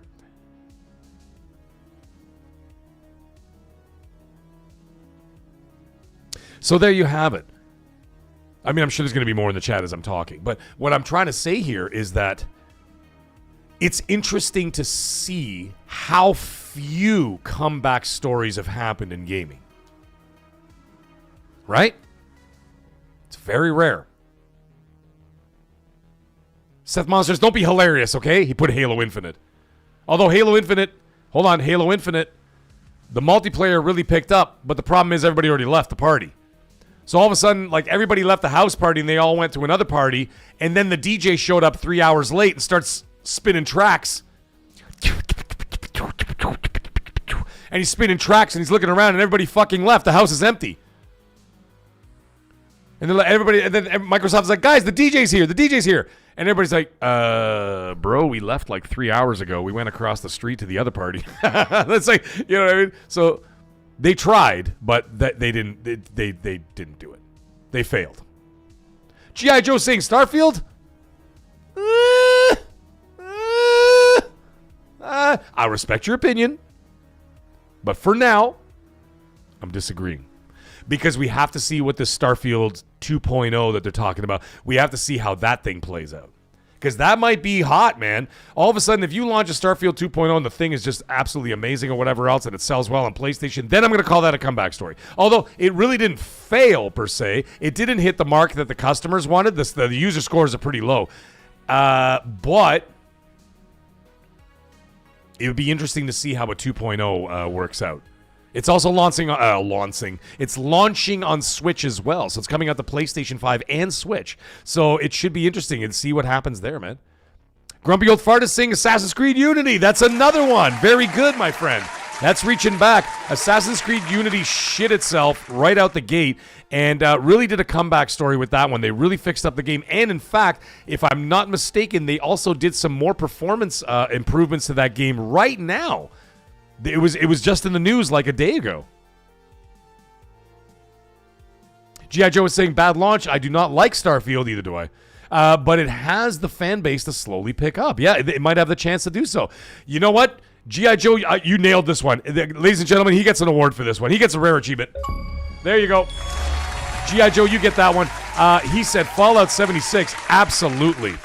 Because Fallout 76 was absolutely just dogged on when it came out. And it actually got quite a following, and it has quite a following now. So you know what? G.I. Joe, you get that one. Fallout 76, 100% correct. But anyways, my point is proven here. My point is proven. My point is that there's still... I can only count on one hand how many success stories have come out from a failure. On one fucking hand. Okay? So that being the case, it really sucks that these guys got going everything against them. It's going to be really, really hard for them to come back from it. And it sucks, but like, it's like I said, it's not my fault. I didn't do this. Oh, Fuzzy Tomato, I have no idea, dude. Everybody keeps talking about it, and you know what? I'm not going to lie to you guys. Listen, I'm going to tell you guys something. By the way, that basically ended the show. I just wanted to point that out. So the show is over, folks. We talked about Highguard. I got it all out there. So now, hey, Golden Sook, what's up, buddy? There you go. It's actually, Golden Sook, you came late to the party, though. Someone else had already mentioned it. Final Fantasy XIV is a game that came back from the ashes. There you go. But again, proves my point. All those games that did the comeback still fit on one hand. Jesus Christ, Funky Playbox. Go get some sleep, buddy. 78 is saying Diablo 3 was bad and came back. All right. Go get some sleep. Anyway, the show is over, folks. But don't leave. We're going to talk about whatever we want now. Now it's just a free-for-all. So if anybody wants to tune out, because we still will talk about games and stuff, I'm just saying. But if anybody's looking for any kind of structure, which, by the way, none exists in the show anyway, but if you're looking for any kind of structural topics or whatever, you ain't getting it. We're just shooting the breeze now. So everybody have some fun. We're having fun now, okay? We're letting loose. I got some tequila in my system. Oh, some damn fine tequila. Ladies and gentlemen, anybody who doesn't know, the tequila of choice for tonight is La Cofradia, straight from Mexico. Absolutely amazing. 100% the agave e Catrina. Amazing stuff. Shabooks. Final Fantasy XIV.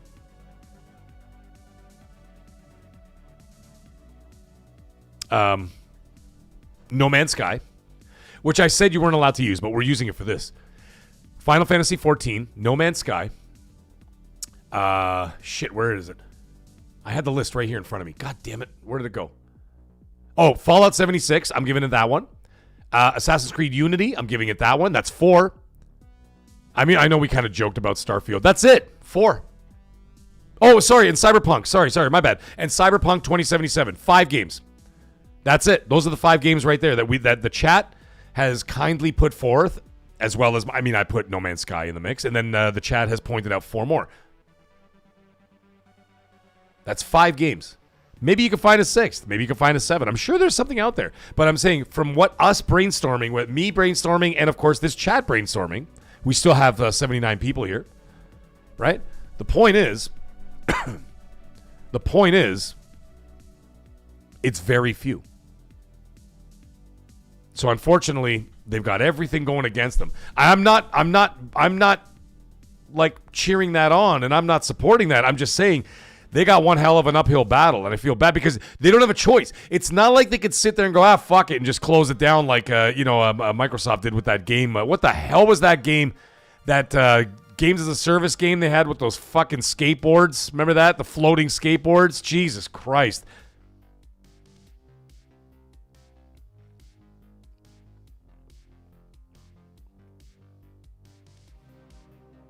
Magnum, I don't know about Fortnite. The reason why I don't know about Fortnite is because it wasn't a failure to start. It was just a game that released. It was just kind of out there. And then they just did it. And it's not that it was doing good or bad, but no one was talking about it. It just kind of released. And then they did a beta for the Battle Royale, and then it took off. There's a difference between an unknown game taking off and a game completely failing and then coming back from that failure. So Fortnite was not really a failure. Apex is saying maybe Stalker 2. I will say maybe as well, because I haven't seen how Stalker 2's been performing lately. It came out of the gate pretty fucking rough, man. I played that game when it first launched on Game Pass. Oof. It was not a pleasant experience. I played an hour and a half and I turned that shit off. Lotus Esprit comes in and drops a Redfall for life. Let's go, Redfall. Welcome to hell, motherfucker!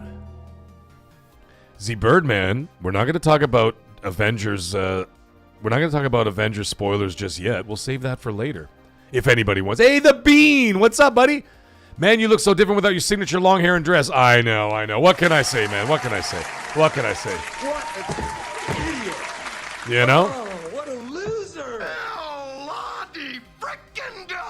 What can I say? I'm a handsome chick. Oh, God damn it, that tequila's so good. Here's the thing about tequila. Tequila, you have to buy top shelf. If you buy anything less than top shelf tequila, it will taste like you're drinking Drano.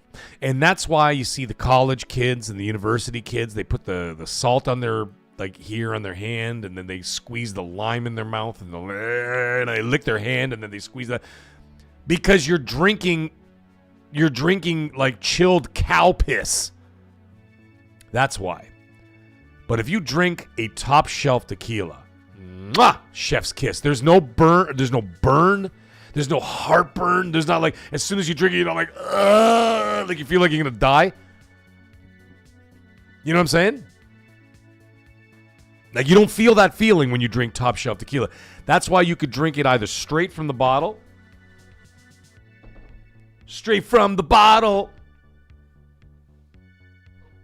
Or you can drink it on ice. I prefer to drink it on ice because I like it cold.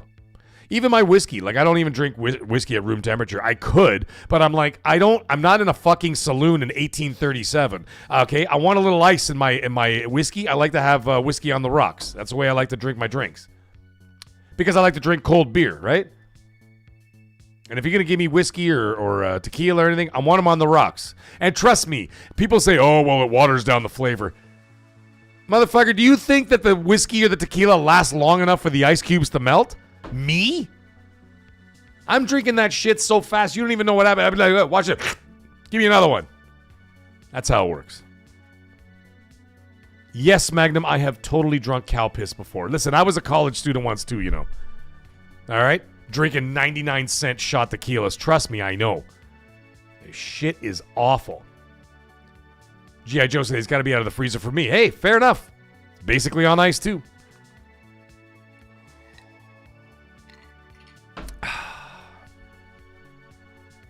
But you know what I mean?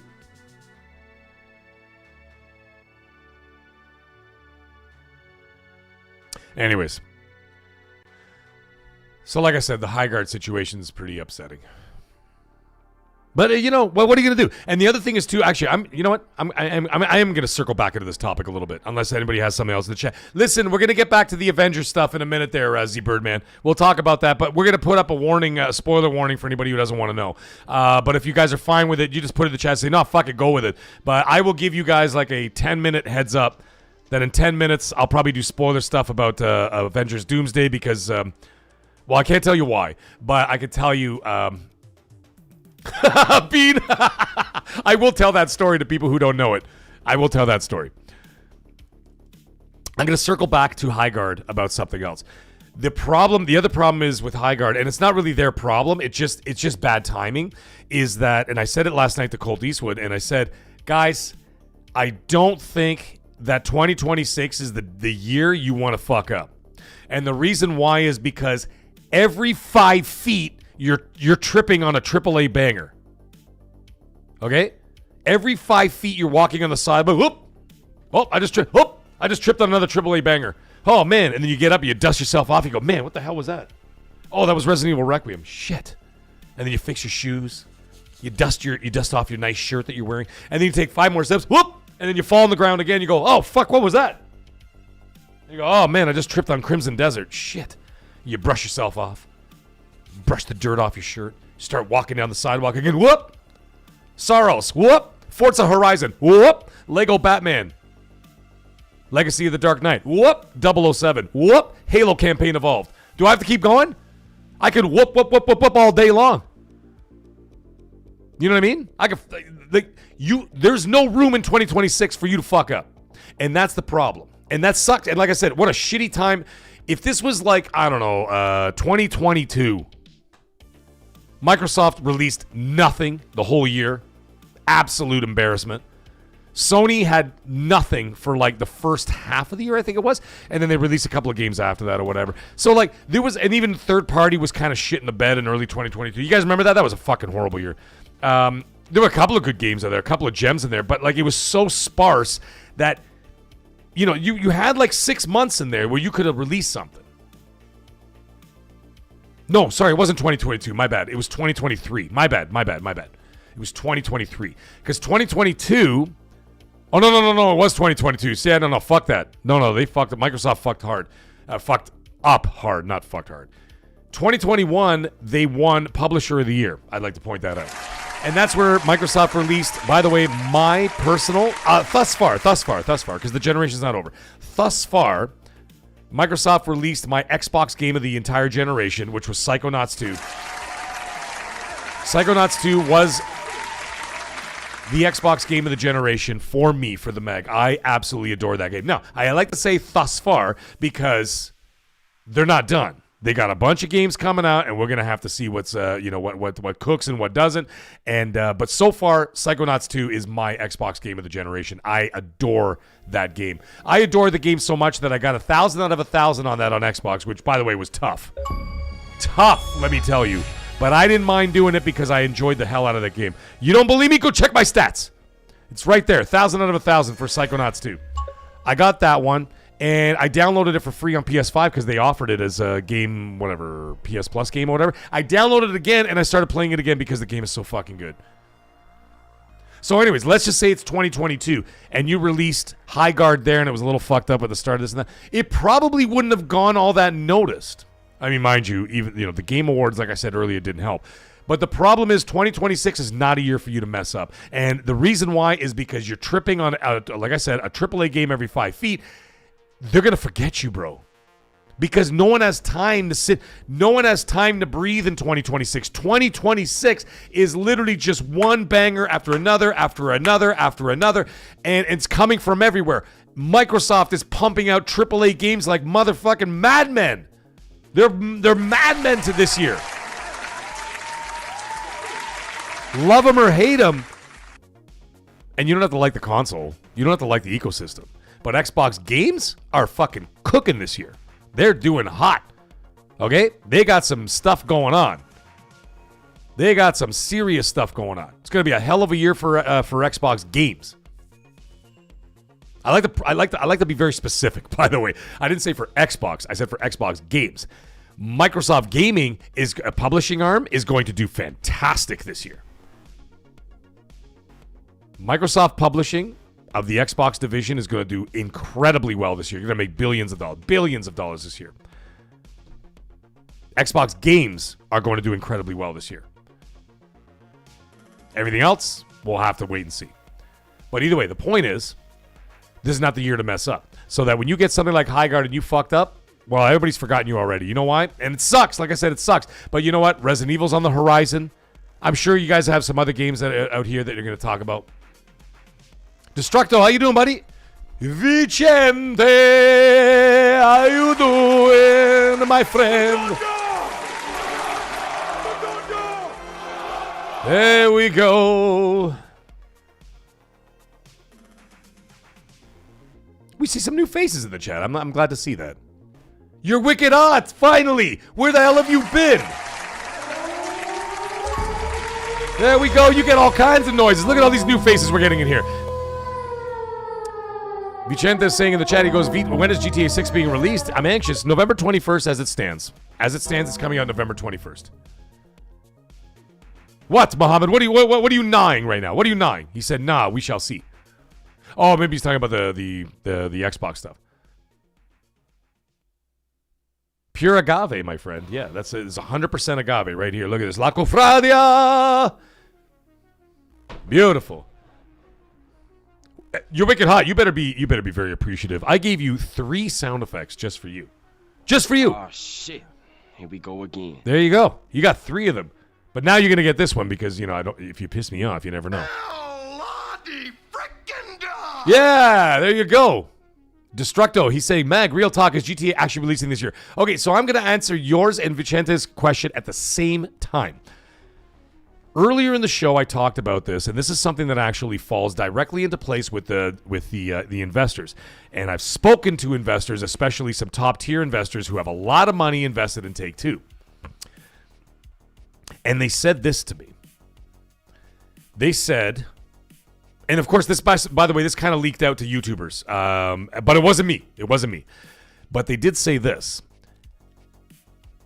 Financial fiscal year for Take-Two ends in March of 2027. Okay? So that would be presumably March 1st. I don't know the exact date, but let's just say for argument's sake March 1st. But it's March 2027. So, that being the case, they have the game scheduled to release on November 21st of 2026. However, if they decide to delay to December, January, or February, those 3 months, it still falls under the same fiscal quarter and then in turn falls under the same fiscal year. So therefore, by that logic, there will be no financial disruption to the investors. So they have a 3-month window to delay if they like. If they decided to delay beyond that, they're going to be in big shit. And it'll never happen. It'll never happen. So I can tell you this. If it doesn't launch in November, for whatever reason, they will launch it within within 90 days of that date. Absolutely. Without question. You're wicked on saying, I say GTA and Fable get delayed. Hot take. The only one I see getting delayed might be Fable, but I don't see GTA getting delayed again.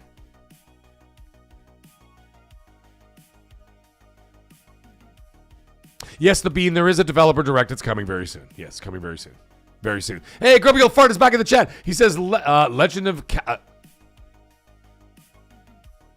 Dude, I don't even know what the hell that game is. He said, Legend of Kyrendia, better or worse than King's Quest. Listen, I'm just going to say out of the gate, even though I don't even know what that game is, I'm going to say it's worse than King's Quest. You know why? Because King's Quest is the greatest.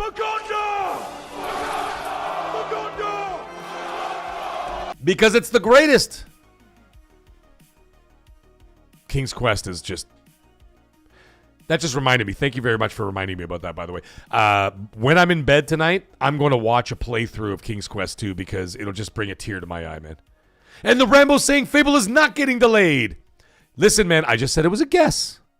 I said if I were to guess between the two, I didn't say it was happening, and I didn't say it was delayed, and I don't think it's going to be delayed. But, if you gave me that ultimatum, like your Wicked Hot said in the chat, Well, he didn't really give me an ultimatum. But if you were to put a gun to my head and say, which one do you think will get delayed first, GTA or Fable, I will say Fable. If you put a gun to my head, okay, that doesn't mean I'm saying it's going to get delayed. It's not saying I want it to get delayed. I don't. I want to play the game this year. And I want to play it in autumn, whenever the hell that is. I mean, I know when autumn is. Autumn is between September 1st and November 30th by British standards. For anybody who doesn't know, my British friends, I'm sure, know that very well. So somewhere between September 1st and November 30th. I would imagine that because Call of Duty Modern Warfare 4 is going to launch in October. And, we're 50-50 on the Halo. The Halo, Jesus Christ. That's a Freudian slip. The Halo campaign Evolved might launch in either June or November. And then, of course, GTA in November as well. I would say that Fable's best bet is September. I think September would be a good time to launch Fable. Destructo, he goes, Mag, real talk. The Sinners deserve all those nominations? Absolutely not. I watched the movie twice. Ryan Coogler is an excellent dude. And he does, the guy really loves his craft. But 17 nominations is fucking insane. I saw the movie twice. Long movie, by the way. It's 2 hours and 36 minutes, by the way. But Ryan Coogler is an amazing fucking director. And the guy knows what he's doing. He deserves, for this year, he deserves Best Director. I'll tell you this right now. This is what I'm thinking. The music, I don't know if, for anybody who didn't see Sinners in the chat, let me tell you something. The music in Sinners is a fucking 10 out of 10. An absolute 10 out of 10. As a man who's been listening to bluegrass blues for my entire life, and of course, not only that, just the entire Southern music scene, I'm a big fan of. And my brother is as well. He's even played at the New Orleans Jazz Festival with Lenny Kravitz, by the way. My brother was on stage with Lenny Kravitz performing at the New Orleans Jazz Festival. And got some great pictures of that. Lenny Kravitz flipping around his dreadlocks and shit is pretty fucking dope, man. And my brother was right there standing with him. I'm just like, oh my God, that's so awesome. Anyways, he is an incredible director. Coogler has vision. I think cinematography is a good one as well. Even though it's a very small framed film, like it takes place in a barn for a lot of the movie, but a lot of it you see like those vistas, those wide shots, the cotton fields, the Western style towns, like the old Western style towns and everything else. Costume design, absolutely top notch in that movie. So I would say if they're going to win anything, I think that Sinners could win costume design, music, director, and cinematography. Absolutely. Those four right there. Michael B. Jordan was great.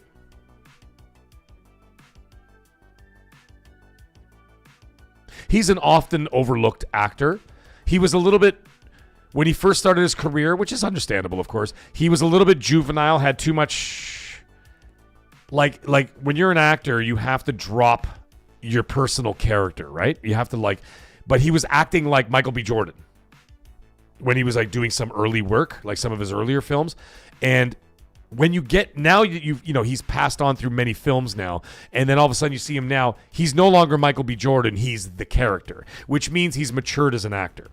You know what I'm saying? And so when for example, it doesn't matter who it is. You could be talking about Tom Hanks. You could be talking about Arnold Schwarzenegger. You could be talking about Morgan Freeman. You could be talking about Harrison Ford.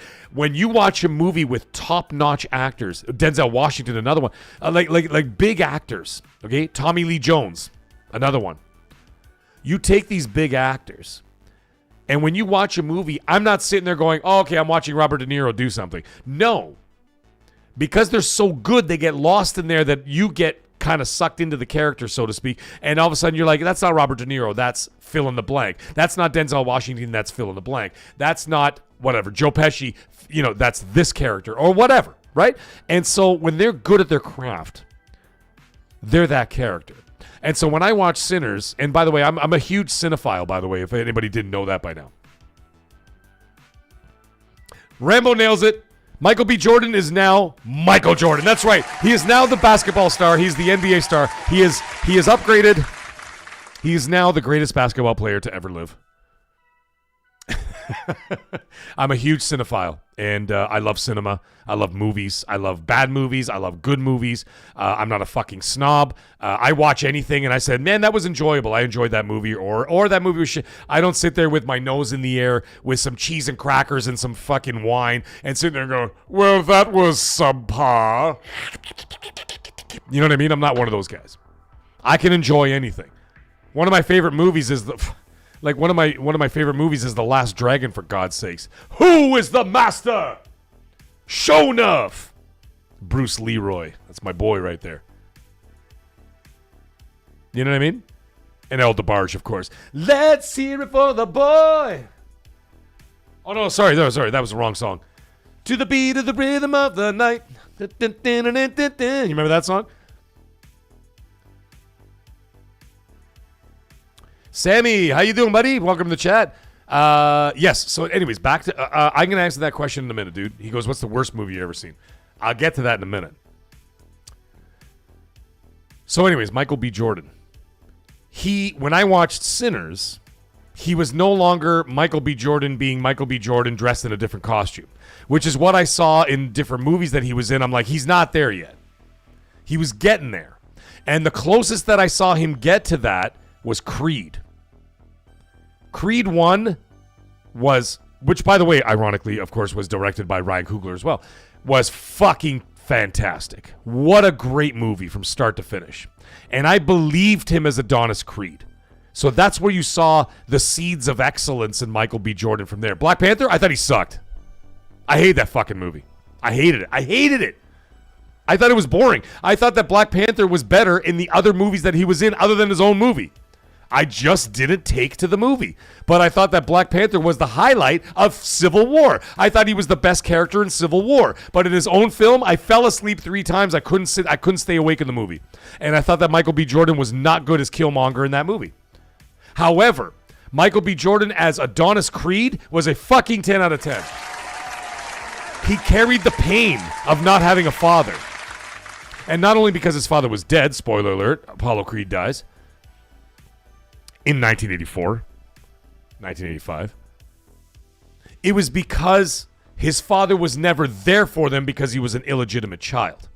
And you felt that weight with Michael B. Jordan in the character as Adonis Creed. You felt that weight that he carried with him, that he wanted to know his father.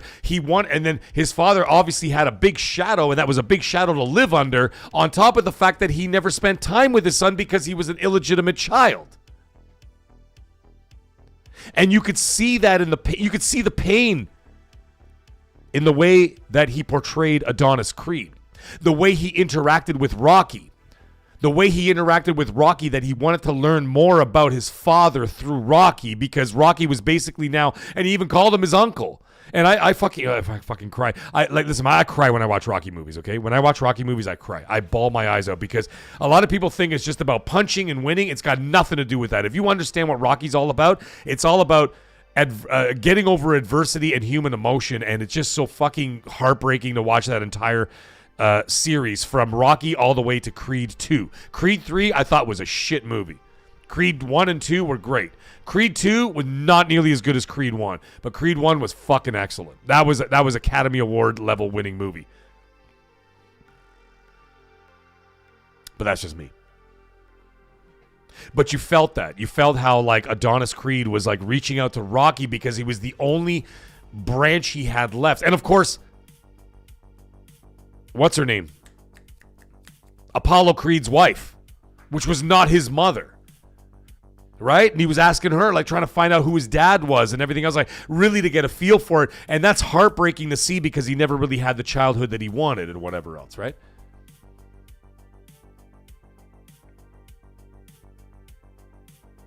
Hey, Talos, how you doing, buddy? By the way, we're done the show like an hour ago. Now we're just shooting the breeze. We're talking about stuff. Sammy Basil saying that movie was perfect. Yeah. And so therefore, when I watched Sinners, I no longer saw Michael B. Jordan. I just saw one of the brothers, the twin brothers. And that's what I saw. Very cool musical interlude, by the way, as it did like this thing. There's a sequence in there. I won't spoil it for any. I won't spoil the movie, obviously, but I'm going to say that there's a sequence in the movie in Sinners where they do this thing about music during different generations of time. Man, that was really, really cool. It was really wacky and weird, but very cool. And by the way, do you know why? Here's a little fun fact. Do you want to know why Ryan Coogler did Creed? It wasn't Sylvester Stallone. I actually didn't know this. I thought it was Stallone that came up with the idea. It was not. So here's a fun little story. When Ryan Coogler was younger, his mother was very ill.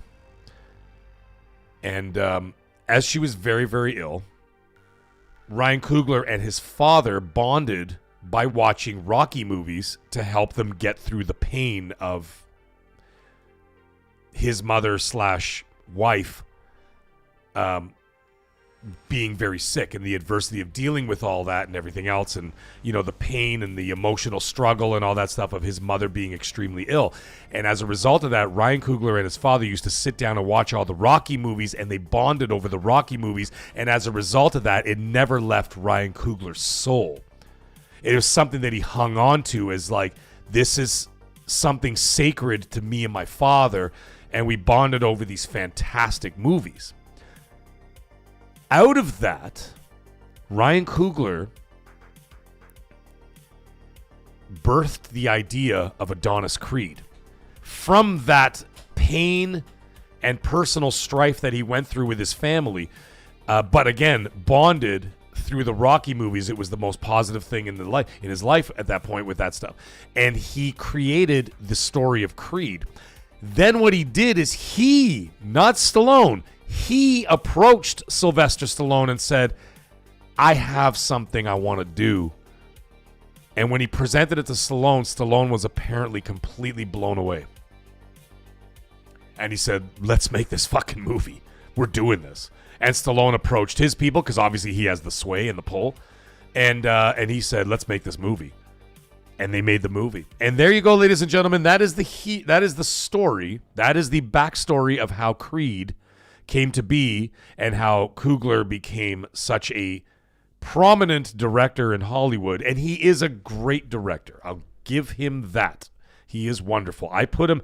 He's not quite Spielberg level or anything like that, but he's very, very good at what he does, and he loves his craft.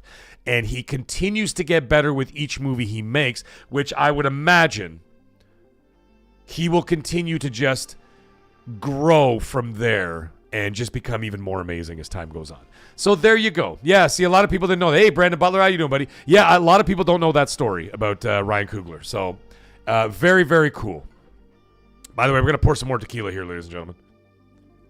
I thought that was a very cool story that I had learned about the backstory of him. So, anyways, I got a little soft spot for Ryan Coogler because of that backstory, of course, and everything else. And then this movie was good. I enjoyed the movie for what it was. 17 Academy Award nominations, absolutely not. But 4, I think they should win 4 awards without question.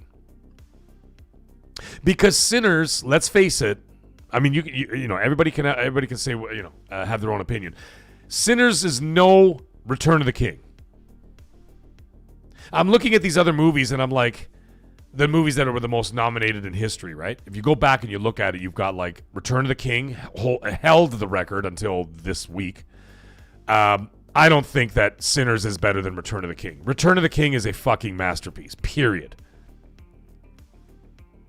If anything, I would say that Creed is a better film than Sinners. And I think that if you were going to give 17 Academy Award nominations, I would have given it to Creed, not Sinners. And I'm not saying Sinners is bad. I said I think Sinners should win 4 awards. Cinematography, Best Director, Costume Design, and Music. Those 4, without question, they should win. Anything else? I mean, 50-50, whatever. There's other movies out there. But I think that they should win those 4 Academy Awards. But you go in the pantheon of film. Saving Private Ryan, The Departed, Driving Miss Daisy, Schindler's List, The Godfather, Amadeus. What the fuck are we talking about here? There's no way. There's no way that movie sits in the same... You know what I mean? It doesn't sit in the same... No, G.I. Joe, I've not seen Predator Badlands yet. I'm going to get to it. My wife just watched Prey for the first time, so that was really cool. Your Wicked Audie saying Cheez-Its or Goldfish. I'm going with Cheez-Its because listen, let me tell you something. I fucking hate Goldfish. I hate them. They're dry as ass. Blasphemy! G.I. Joe says Sinners is better than Creed. No! To me. But Sinners is no masterpiece and overhyped in today's movie market. Predator Badlands was dope, but not a masterpiece. Yeah, I look forward to seeing Predator Badlands.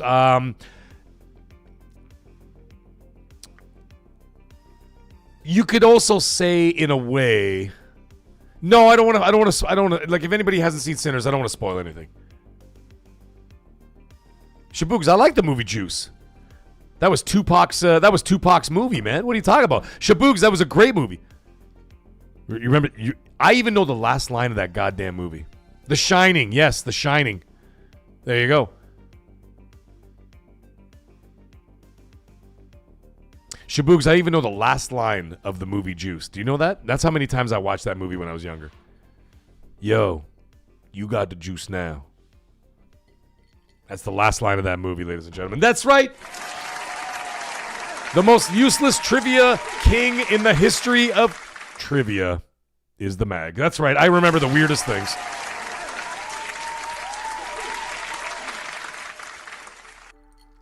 So now, we got in a whole conversation about the Academy Awards and Sinners and my personal feeling that Ryan Coogler's better film was Creed, but that's just me. Crash, that's another great movie, yeah. Yeah, you got the juice now, that's right. That's the last line of the movie. For anybody just joining us, the tequila of choice tonight is 100% agave, La Cofradia. I know it sounds like it's like a sponsor of mine, like it's like I sponsored it, but I thought I'd show you guys what I'm drinking because it's a beautiful, beautiful, beautiful bottle. Clay, of course, because when you buy quality Mexican product, they put it in clay bottles and they paint the bottles, as you can see. Absolutely stunning artwork on these bottles. Look at that. Beautiful. That's quality tequila right there, folks. Jaws, another big movie. Yeah, there you go. I mean, we can go down the list. And I mean, I know there's like nostalgia to it, whatever. But like I said, like as a comparable movie, Sinners was a great movie. I enjoyed it very much. I even like the last minute scene was actually very enjoyable to watch. To me, that was actually probably the highlight of the movie was the last minute, was the after credits scene. I loved that scene. Loved it. I thought that was great. And that really, I was just like, you know what? That was pretty fucking awesome. I really enjoyed the after credit scene in Sinners. I thought it was great. But anyways, I'm not going to talk about that anyway. I'm not going to talk about it anymore because I don't want to spoil it because I'm sure there's people out there who've never seen it. So, you know. But anyways. Listen, they're not going to touch Spielberg movies, Brandon. They're not going to do it because Spielberg is alive, still making movies. Let's also not forget that one of my most anticipated movies of 2026, which is crazy to say because 2026 is going to be fucking loaded with amazing movies this year. By the way, keep your eyes on Super Bowl. Super Bowl is going to have some incredible trailers this year. I think that what the hell is it called? God damn it, the Spielberg movie, the new one. Oh, something day. Spielberg new movie. Disclosure Day. Yeah, Disclosure Day looks fucking fire, man. It looks fire. Disclosure Day. So they're not going to touch with Spielberg movies because Spielberg is still alive and making movies. And the man is the GOAT, period. The GOAT of GOATs. What percentage of alcohol? It is, well, it's so fancy it doesn't say in the front. 40% alcohol, straight from Mexico. It is top shelf, baby. It is the good stuff. Yes, Great Wall, it is an alien movie. Yes, absolutely.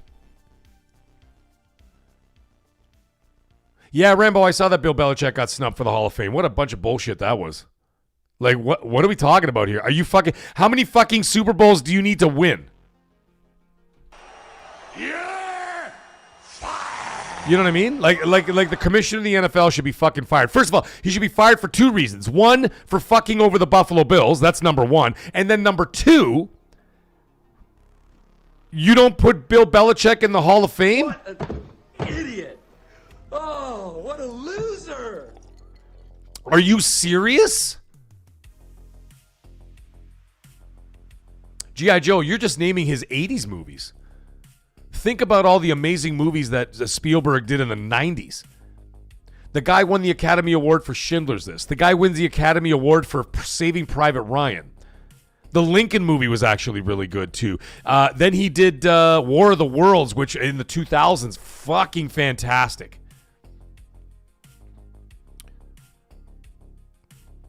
War of the Worlds with Tom Cruise was amazing. I loved that. I loved that movie. But I think that, and then of course he had AI that came out in the 2000s, and then he had probably one of my favorite Spielberg, like later Spielberg action movies.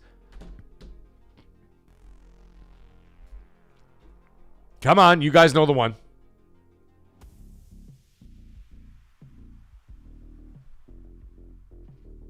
Come on, you know the one. No? Minority Report. Minority Report is such an incredible movie. You know what I mean? I mean, like Spielberg at his absolute height. Super 8 was Jar Jar Abrams. He basically made it look like a Spielberg movie because he was a huge fan of that. He also did, yes, of course, yes, he did Indy as well. He did Indy 4. He did Kingdom of the Crystal Skull, which made a lot of money, by the way. A lot of people thought that movie was a failure, and I'm like, no, it wasn't, man. Kingdom of the Crystal Skull made like $800 million in the box office with like a budget of like a quarter of that. They did fucking well. Anyway, Minority Report and War of the Worlds, two Tom Cruise movies back to back. He also did another movie called Vanilla Sky that came out as well. That was another big one. So yeah. Anyways. So speaking of movies, before we wrap up tonight, I got some interesting stuff out there about Marvel's Doomsday. Keep your eyes peeled. Before I get into spoiler talk, I'll give everybody the opportunity to leave. Because we're done the show anyway. It's either I'm going to sign off and just click the end stream button, or I'm going to give you another 2 minutes to stick around or leave, give you the opportunity to walk away if you don't want to hear anything about Doomsday, because I will talk about it. But if the chat says no, then I will stop. I will not say a goddamn word. I'll leave it up to you. I'll give you 2 minutes.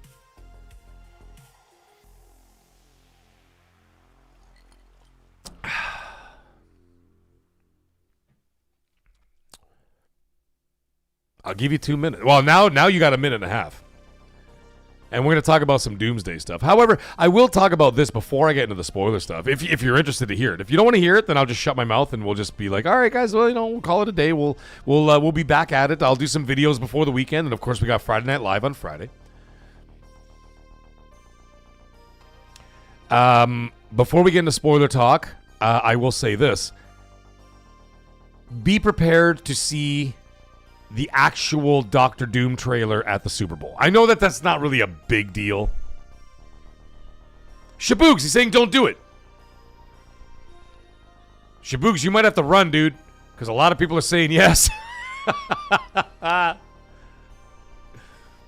I'll give it another minute or so, and then we'll decide. And you might have to just plug your ears for a minute or two. But there's some they're like, these aren't just rumors anymore. These are like people who these are about people who actually have seen the rough cut. Oh, by the way, I have something interesting which I'm sure nobody gives a fuck about. So I'm going to tell you guys about it anyway. Does anybody care about Supergirl? Because I know somebody who's seen the movie twice already. And I know the movie doesn't come out till the summer, but I know someone who's already seen it twice. Would you like to know about that? Just put a W or put a Y in the chat if you guys want to hear about that. Because some of the Supergirl stuff actually has me pretty fucking hyped. As you guys know, I have a lot of people in California. Not California per se, but Hollywood that, you know,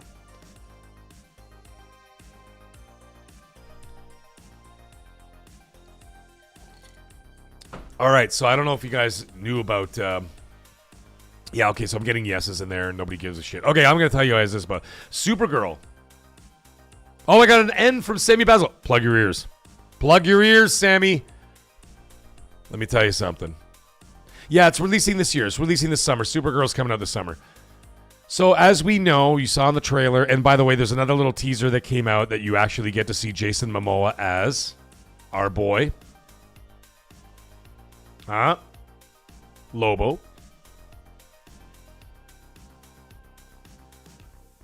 Oh, Odyssey. Odyssey is in my top 5, dude. I can't wait to see Odyssey. So they gave a better look at Lobo now. They showed him on a motorcycle with the cigar and like he's got like the face paint on him and the fucking hair. And I'm like, God damn it. Like Momoa was born to play that fucking role. Like he was born to play Lobo. I mean, he is Lobo. Like he's not even a real human being. Like literally Jason Momoa is Lobo. But here's the interesting thing. Lobo is not in the movie a whole lot. He's in the movie a bit. He's in 2 scenes. But here's the crazy part. The crazy thing is, like I said, I know somebody who's seen the goddamn movie twice. And here's what he had to say. Superman, who I fucking hated, by the way. I hated that movie. I fucking hate that movie. And you know the thing is, I watched it once and I'm like, it wasn't very good. And then I watched it again and my score went down. You want to talk about marinated scores? I gave it a failing score. I'm like, I can't watch this movie. It's so bad. He's not bad as Superman, but the movie itself is fucking ass. In my opinion. It's just my opinion. Anyways, Superman appears in Supergirl. So he's in the movie. So Superman is in the movie. But you guys ready for this? You know what the big fight scene is? I'm actually fucking pumped to see. I want to see this. Superman is going to be fighting Lobo in the movie. Fuck yeah, bring it! Welcome to hell, motherfucker! Are you kidding me?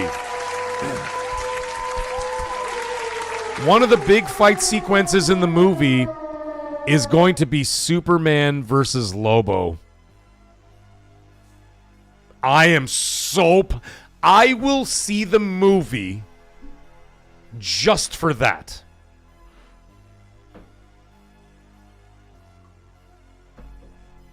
How hot is that shit? And apparently it's fucking brutal because Lobo is no pushover. He's no bitch. This guy will he's an intergalactic bounty hunter who literally like he can fuck up anybody. I don't know about that, Destructo. He didn't tell me. He didn't want to tell me. He left it up in the air, but he said that Lobo fights Superman in the Supergirl movie. And I'm like, dude, are you fucking kidding? And he's like, no, I'm not kidding. He goes, I saw the movie twice.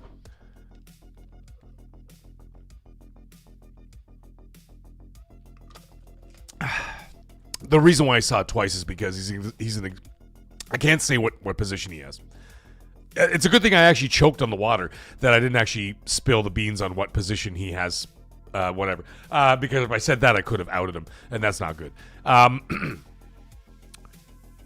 But there are reasons why he watches the movie multiple times. So it actually is very good. No, Cavill's not in it. No, Cavill's done. Cavill's done. He's working on Warhammer 40K. So, Brandon saying he's like the new Superman. Yeah, I did not. I just thought it was like the movie itself. It wasn't even Superman. I liked Superman as like I liked the actor. I liked Superman. I just thought that the movie was like I don't know. I thought it was stupid. I just didn't enjoy it. I didn't like it. And I understand what you're saying. I think it was a little bit more lighthearted as opposed to all the dark and gritty stuff. But like Superman is a bit of both. Superman is a big Boy Scout, but he deals with some pretty heavy shit. So it always goes from like lighthearted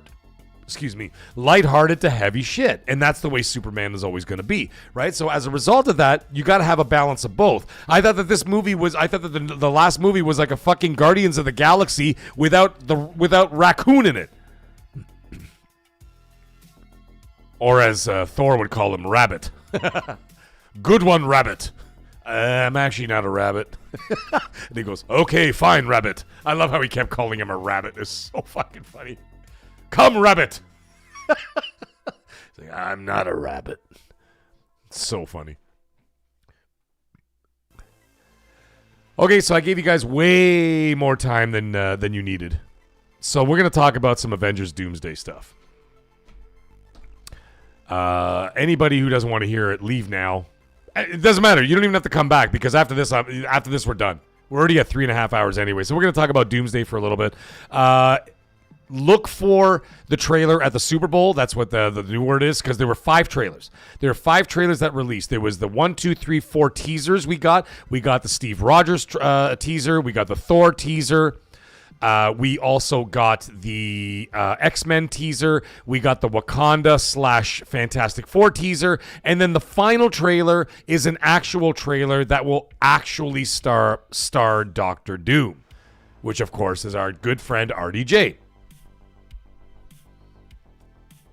By the way, another most anticipated movie of 2026, Terrifier 4, comes out the week of Halloween. Like, fucking sign me up, bitch.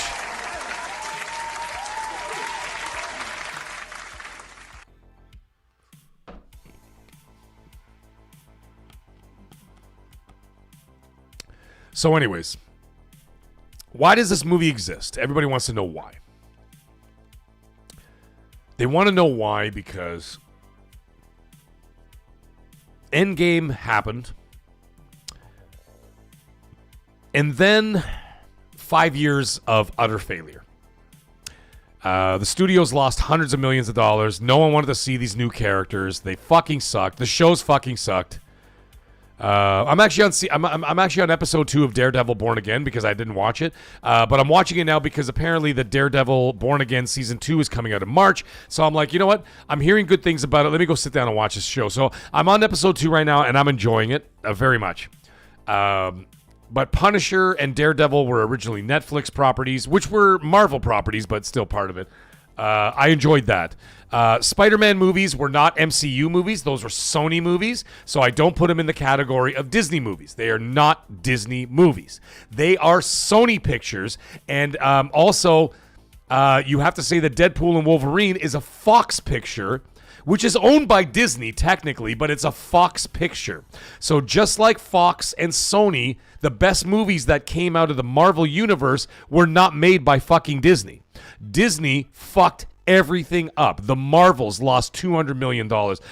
Never mind the shows. I was about to say Braveheart. Ironheart. The one show that actually did well was, what's it called? WandaVision did very well for them. Loki season 1 did well for the first part, and then the ratings dropped off about 3/4 through the season, and then season 2 was an utter failure. And anyways, I don't have to go through all the bullshit, and we can argue semantics all day long, but that's not what we're here for. Kevin Feige reached out and says, we need a Hail Mary, and apparently that's the word. Hey, Pushy Polygon's in the house! No, Doomsday is not a reboot. I'll get to that, Brandon. I'll get to that. Pushing Polygons, listen, we're talking deep spoilers for Doomsday, so, Oh, they fucked Star Wars as well, Talos. They fucked Star Wars as well. But, they're working on all that because they know. And the funny thing is, I know someone... Well, anyways, Kevin Feige said we need a Hail Mary. By the way, I have to keep stopping saying certain things because if I say certain things, I'm going to fuck myself up. And I'm not going to say those things. So, anyways, the point is Feige said at some point we need a Hail Mary. And so what did they do? They reached out to the Russos. What did the Russos do? The Russos did Winter Soldier, arguably one of the best movies in the MCU. They also did Civil War. They did Infinity War. They did Endgame. The biggest grossing movies in the MCU, on top of the fact that they know how to handle multiple characters. We've seen them do it with all those movies. I mean, Endgame has like 46 fucking superheroes in it. And Infinity War has about 30. They know how to deal with big crowds. Civil War, same thing, but it's an ensemble film. They were really good at that. Winter Soldier, smaller experience, but goddamn it, was that ever a gritty movie. Right? And so they were incredible at what they're doing. They know what they're doing when it comes to ensemble film. So what Feige did is he reached back out to the Russo brothers and goes, I don't give a shit how much it costs. And by the way, the rumors are right now that the movie's costing upwards of 700 million to possibly 800 million with like it's going to be fucking insane. They're going to have to make $2 billion just to like get past the break-even point and start making profit. That's how fucking much money this movie needs to make. So they reach out and to the Russos. Then they reach out to RDJ. By the way, I don't know if you know that Robert Downey Jr.'s contract is 2 films. He's doing Doomsday and Secret Wars. Both Avengers films is Avengers Doomsday and Avengers Secret Wars, and he's being paid $50 million up front for both films. So he's getting $100 million for 2 films, on top of which they're paying for everything else: catering, hotels, all kinds of crazy shit, buffets, whatever the fuck he wants. He gets all that stuff covered and paid for, and on top of that, he gets back-end receipt money from the ticket sales of the movie. That motherfucker's going to be walking away with $300 million for 2 movies. That's what he's getting. But you know what? He created the MCU. He carried the MCU. Well, he's going to end the MCU, so let him do it, or he's going to bring it back. You know what I mean? But he's going to end that saga, and he's going to do what he's going to do. So it's pretty fucking wild. Anyways, that being the case, they get the Russos. Then they go like, what's the next thing we do? What are we going to do? We lost Kang. We lost Kang because he likes to slap up women. And so they fired his ass. Goodbye. The Kang dynasty, which would have been a fucking disaster. I'm actually glad. You know what? I'm not glad that he did what he did, obviously. No, that's disgusting. I'm just saying I'm glad that he's fucking gone, because if they went with the Kang dynasty Avengers movies with only new Avengers and not bringing back the old ones, fuck that shit. Nobody would have gone to see it. It would have made less money than the Marvels. You needed to go big or go home. And so they said, who do we got that's bigger than Thanos, or as big as Thanos, or if not bigger than Thanos because, you know, his scientific mind? Well, you got to get Doctor Doom. Doctor Doom is the next biggest threat. I mean, Galactus was in Fantastic Four, but, you know, that it is what it is. But Doctor Doom is the big gun, right? You got Thanos and Doctor Doom are the big ones. And so what do? You bring back Doctor Doom. Okay, great. So what are you going to do? Crisis on Infinite Earth. So if anybody wants to know what's happening with these movies, go read the comic books. Crisis on Infinite Earth. I believe the last one one of them came out in 2016. Would give you like the most accurate description of what's happening with these movies. Now, Brandon, to answer your question, Doomsday is not a reboot. It's not a soft reboot. It's not an anything. It is a direct sequel to Endgame. This takes place right after the events of Endgame. Ignoring all the fucking MCU slop that came after Endgame. This takes place after the events of Endgame. It's a direct sequel to that film. So it's carrying on from the Russo brothers' own work, their own project. Now, what happens here is the reason why Doctor Doom exists in the same universe as not 616 Earth. He exists in the same universe as the Fantastic Four. Okay? Because the Fantastic Four are not from our Earth. If you watched any of the last minute sequences or whatever, when you saw that rocket coming in at the end of Thunderbolts? Is it called Thunderbolts? I can't even remember. Whatever, the Thunder fucking whatever movie, Thunderbolts movie.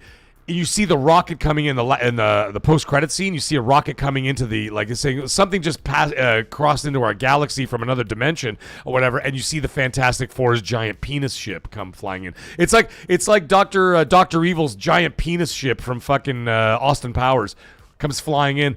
Anyways, they're not from our galaxy. They're not from our timeline. So they had crossed over to a different universe, different timeline or whatever, and they came into ours. Doctor Doom is also not from ours. He's from theirs. But we don't know when, how, or what, Doctor Doom crossed over into our timeline. But my guess is he's following somebody. Well, I could tell you exactly who that somebody is. He's following Steve fucking Rogers. And the reason why is because Steve Rogers, thinking he was doing something good at the end of Endgame by taking all the stones and going back in time, and then, of course, by the way, coming back with a shield, which he never had, so I don't know where he stole the shield from. I'm thinking he must have stole it from the army base that Howard Stark was working at in the 70s, right? That's the only thing I could think of. Because remember, at the time that he went back in time to go live with Carter, he was frozen in ice. So there's two Captain Americas living in the same timeline. Right? Because after World War II, which is when you see, you watch the end of Endgame, right? You see Steve Rogers dancing with Carter, right? They're dancing in the house, right? The other Steve Rogers is still frozen under the ice in Antarctica. You realize the timeline implications of such a thing? Oh, sorry, not Crisis on Infinite Earth. Sorry. No, Polygons. No, you're right. I can't remember the name of the comic. My God, I'm such an idiot. God damn it, now I have to remember what the fuck the name of the comic was. I messed that up so bad. Marvel Doctor Doom.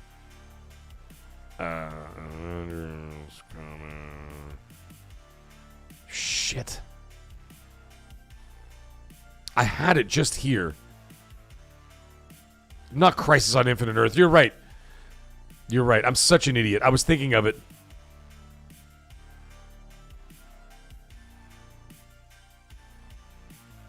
It's here somewhere. Where the hell is it? I mean, they're showing a whole bunch of them here. Well, there's the Secret Wars. Emperor Doom is another one. Secret Wars is the big one. Earth's Mightiest Heroes. I think that was the one. I don't know why the hell I said Crisis on Infinite Earth. My bad. I'm fired anyway. You're fired. Okay, so, anyways. So now you guys see, sorry, I'm such a fucking fraud by saying Crisis on Infinite Earth. All I'm thinking is like The Flash, because Crisis on Infinite Earth is The Flash. Remember that whole incident? Yeah, so I screwed that all up. It's like I was thinking of the same thing. It was like the multiverse colliding and then getting fucked up, and for some reason I said DC.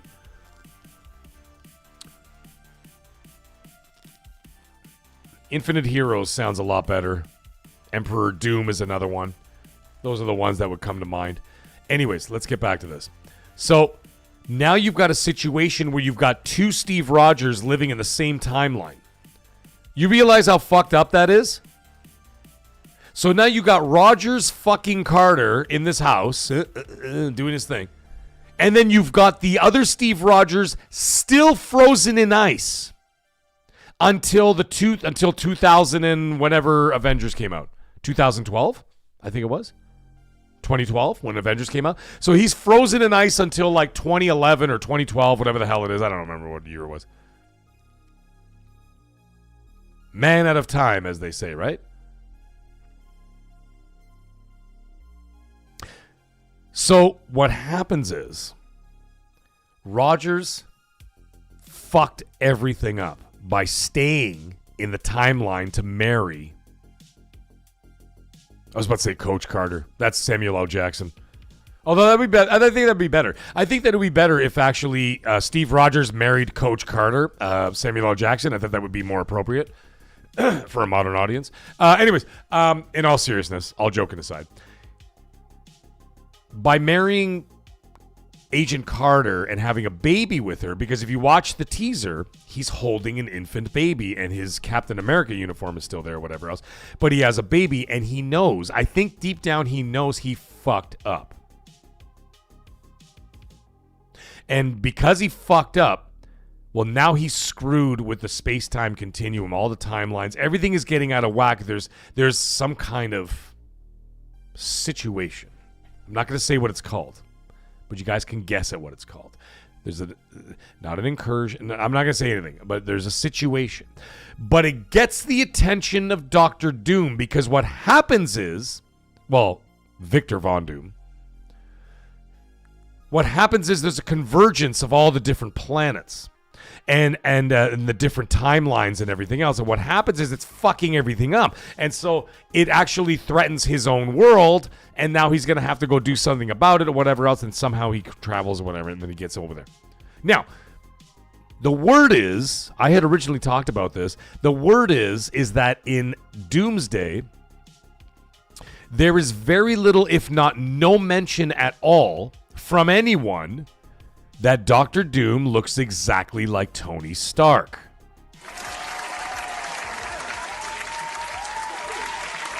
However, it will be addressed at some point, and there's a reason why it will be addressed.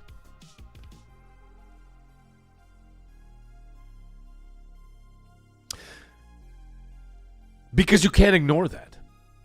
You can't ignore that and expect the audience to have suspended disbelief and just sit there and go, oh, well, here's Thor, here's Captain America, here's fucking, whatever. Some of the other characters, I'm not going to say all of them. The other Avengers and stuff, Hulk, Hawkeye, whatever. And they're going to see this fucking guy show up who looks exactly like Tony Stark. What is the first thing that you think would come out of Thor's mouth? He would go like this. Tony? Would he not say that? Or Steve Rogers is standing there, and then Falcon shows up, or Falcon Cat, whatever the fuck he's called, Falcon Captain America, and he shows up. They all know who Tony Stark is, and you don't think that this guy comes down and he takes his mask off because you know they're gonna have that fucking stupid ass fucking CGI mask that pisses me off. And they did that because they need their faces to be shown like for a certain amount of minutes per film. It's part of their contract. So that's why they started doing the nanobot masks that literally appear and disappear and appear and disappear and appear and disappear. And the reason why they did that is just because they have a certain percentage of screen time where they have to show their face. And that's part of the union contract. By the way, that's a fun fact for anybody who didn't know that. Yes, I know Emperor Hound. I do know that. And so you don't think that if Doom just shows up, you don't think that Rogers and Falcon and fucking Hulk and Thor and all the people who fought alongside Tony Stark would sit there, you don't think that they would go, that's peculiar. He looks a lot like our friend. Ah, well, whatever. It must be a coincidence. And then just fucking throw Stormbreaker at him. No. You're going to look at him and go, Tony? What the fuck are you doing? Right? Anyway, apparently it will be addressed. It will be addressed. But it may not be in this film. It may be Secret Wars that it finally gets addressed. But we're not 100% certain about that. We're going to find out. Now, anyways, I want to get back to the big spoiler. This is the big one. So, this is where I'm going to end off with. So apparently it's the convergence of all these different planets and everything else that gets Dr. Doom's attention, and then Dr. Doom is going to have to either deal with this or destroy it one way or another in order to whatever. He may be like a sympathetic villain. We're not 100% sure where he's going to go from here. He is extremely powerful and damn near unstoppable. However, the word is that Spider-Man will not show up in this film, but Spider-Man and Spider-Men, as in plural, will show up in Secret Wars. Well, the word is that that's not exactly true. You guys ready for this bombshell? That's not exactly accurate. Entirely accurate, I should say. Turns out, you guys ready for this? Tobey Maguire's Spider-Man is in this film. Not Andrew Garfield and not Tom Holland. Tobey Maguire is in this film. The reason why Tobey Maguire's in this film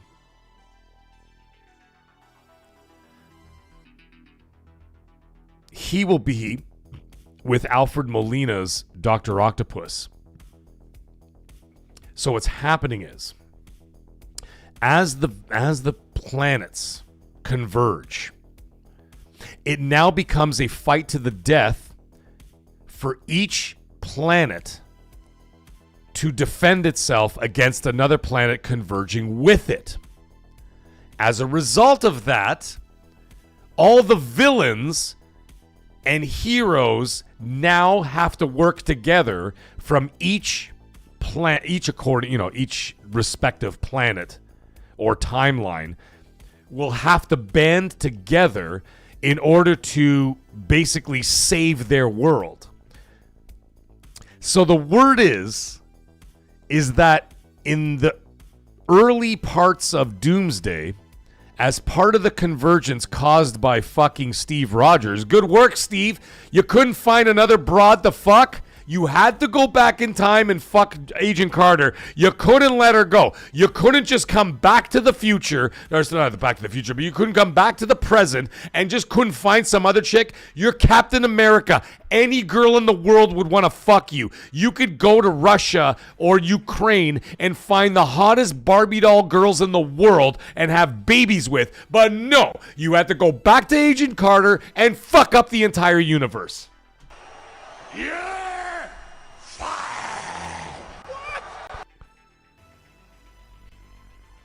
Emperor Hound, you're not wrong. So the word is early on in the film as two planets converge. You already saw a scene of it. The scene is from the X-Men trailer. You know where you see Cyclops? Well, first of all, you got Professor X and you've got Magneto inside, Xavier's mansion, right? And they're talking about death and dying and all that shit or whatever. But then outside, you see Cyclops rip off his visor and just fucking unleash hell, right? Ah! Like all the fire comes out and shit, right? But did you actually notice what's behind him? The Sentinels.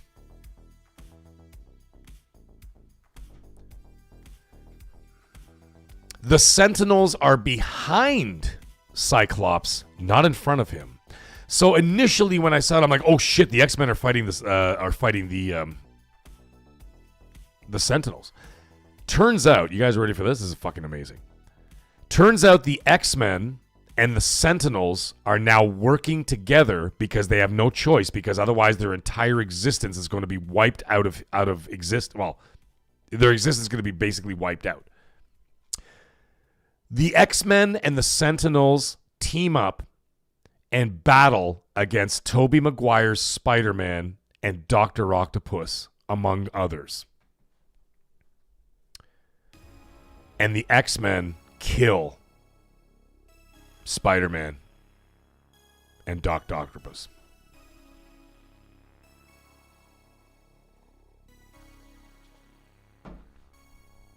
There you go. That's the big spoiler of the day, folks. The X-Men kill Tobey Maguire's Spider-Man and Dr. Octopus, among others, and save their planet. But kill the Sam Raimi universe. The word is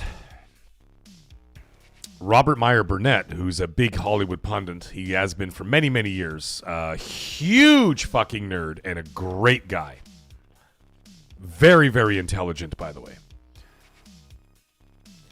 He says that this movie is going to be so fucking huge and so big, and he knows the whole script. Well, I won't tell you why, but he knows the entire script. He knows the whole movie. He knows everything that happens in the movie, every single story beat, and everything else.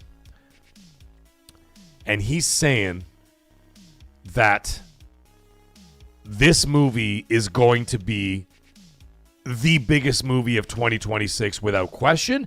And on top of that, he says, I can't wait to see it properly in a theater.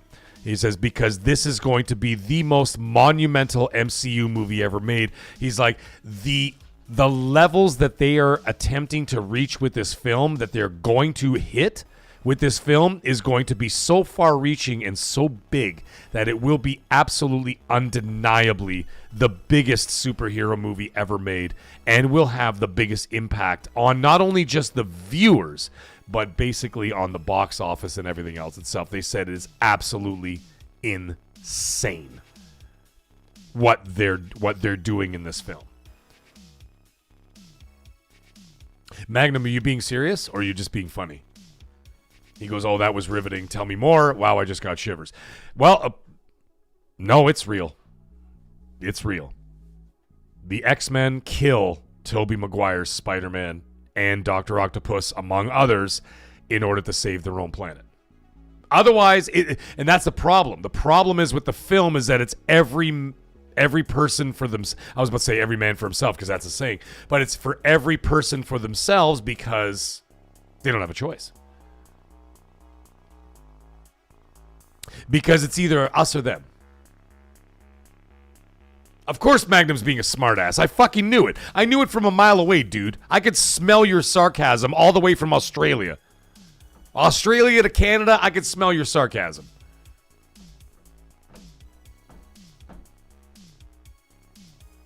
So that's the thing, right? If you're left in a position where you have no choice, you have to kill or be killed, what do? Right? Well, you kill or be killed. If you're killing other heroes, you're going to be killing other heroes. That's exactly what this movie's going to be about. It's going to be about heroes killing heroes in order to survive. So it's kind of going to be like a Lord of the Flies for superheroes, and that's where it's going to get really fucking dark. Apparently, the tone of the movie is incredibly dark. It's not going to be humorous. It's not going to be funny. It's not going to be a, oh, ha, ha, he did the thing. It's not going to be that kind of movie. It's going to be a very, very serious movie. And on top of that, they also said that it's going to be way darker and way more serious than the end of Infinity War. And I'll leave it at that. Steve Rogers causes everything because he causes a disruption by having two people existing at the same timeline. He fucks everything up. Yes. And that's what will pull Steve Rogers back in the mix because he's going to be the one that has to fix it. However, I will leave you guys with one thing before I go because I do have to go. And it's been a fucking epic night, guys. Magnum, just for you, the Ninja Turtles will be in the movie, ladies and gentlemen. Just for Magnum. I'll leave you with this. And this is another tidbit, which is factual. Someone who's, no pun intended, pulling the strings, especially if you watch season 2, one of the most pivotal characters in the entire 2-movie saga, which would of course be Doomsday and Secret Wars, will be, of course, the half-brother of Thor. Loki is going to be the key component to this film. To these films, excuse me. Because remember where he works. Remember, if you saw the end of season 2 of Loki, the show, where it ends, like there's no season 3, it's over. As far as I know. He is now master of the threads of the timeline. Hey, Silent Reaper, how you doing, buddy? I'm actually signing off right now. We've been shooting the breeze for like 2 hours, man.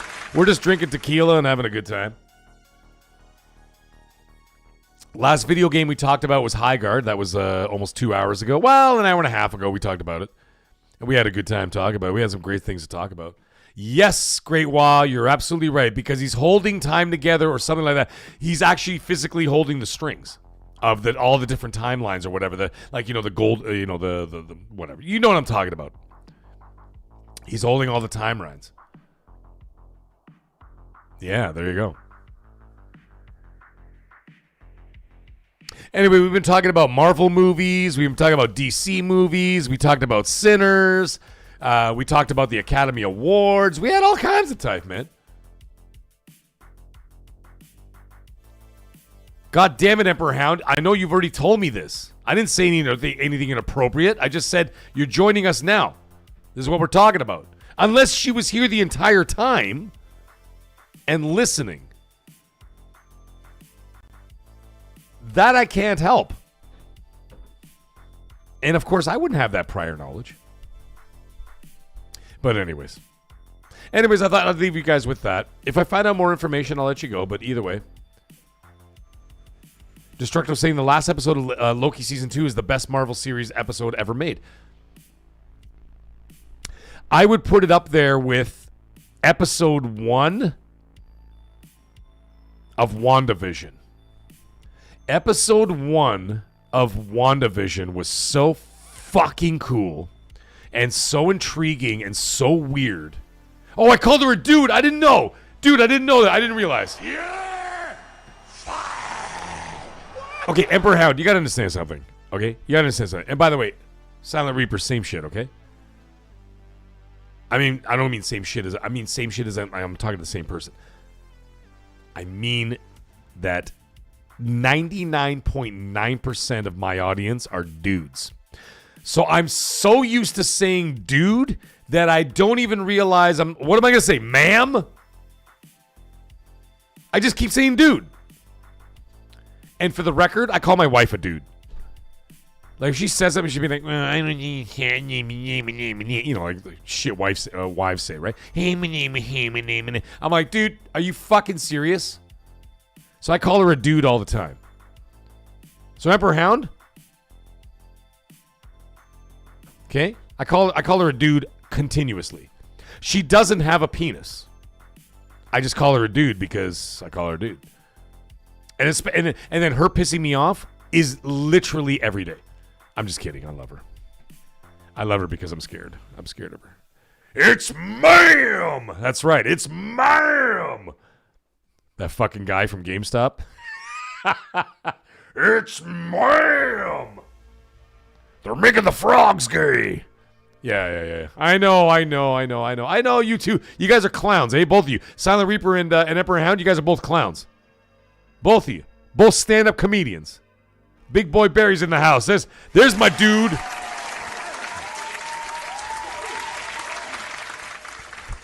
Anyway, we haven't done a show for anybody joining now. We haven't done a show in like 2 hours. We're just shooting the breeze, getting drunk, having a good time. That's what we do. That's what we do on MAGGCAST on Tuesdays. I'm not sure about next Tuesday, though. Next Tuesday is going to be a little hairy. I got a bunch of stuff going on. So I'm not sure I'm going to be drinking that night. I might just do an actual regular show for once, folks. It's ma'am. Yeah, Silent Reaper, that's great. She goes, drops voice a few octaves. Sup, motherfuckers.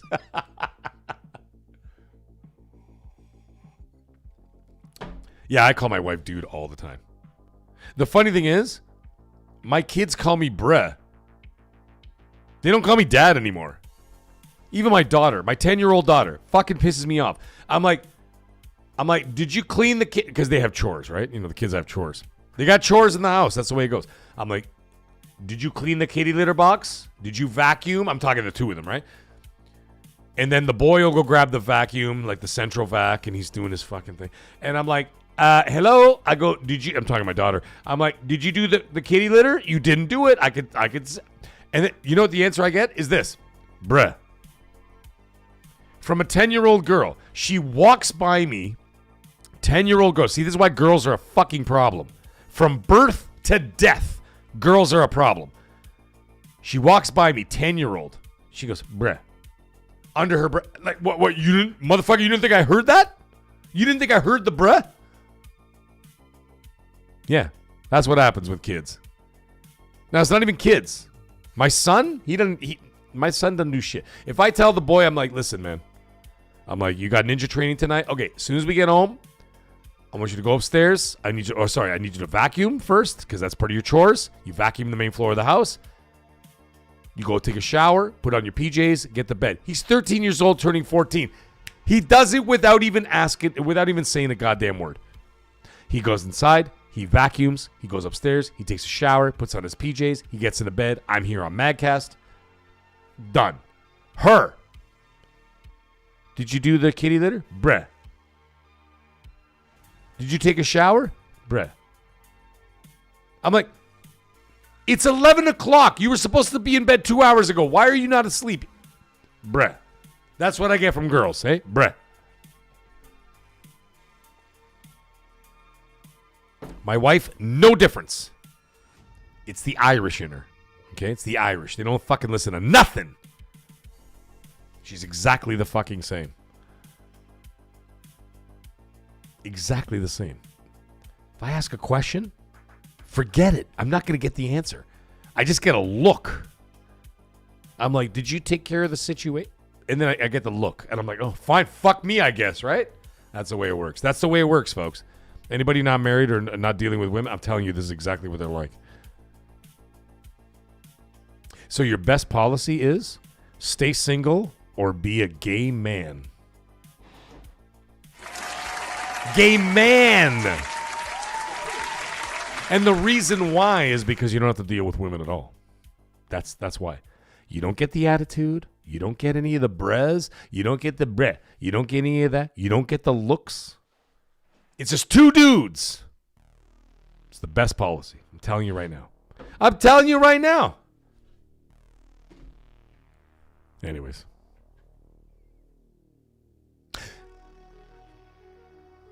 Well, ladies and gentlemen, once again, an off-the-rails MAGGCast. Not video game related since, I don't know, 11 p.m. Eastern Standard Time. It is now 12:47. So for an hour and 47 minutes, we've been talking about everything but video games. But that's what we do here. Because this is not a channel that goes, hello, we're talking about video games, you pay me money, and fuck off. And then I turn the camera off. No. The thing that we do on this channel is we're a family. We are. We're friends. We're family. We're all of that. We're a community. And we could talk about whatever the fuck we want at any point in time, whenever we want, how we want. And that's the way this channel is always going to be. I don't give a shit about it. That's the way it's going to be. And that's what we're going to continue to do. If I get 1 million subscribers one day, guess what? We're still going to do this. Someone's going to tune in and get pissed off and be like, what's this guy talking about? He's talking about like the Dukes of Hazzard and like MCU movies. And I'd be like, yeah, that's what we're talking about right now. You don't like it? Fuck off. Go watch Angry Joe. You can watch that guy complain about whatever he complains about. But over here, we talk about whatever we feel like. Outside the show, of course. You know. But it is what it is. But anyways, I'm so happy that all you guys rocked out with us, man. Rocked out with me tonight, and it was absolutely amazing. I know, Emperor Hound. I know, buddy.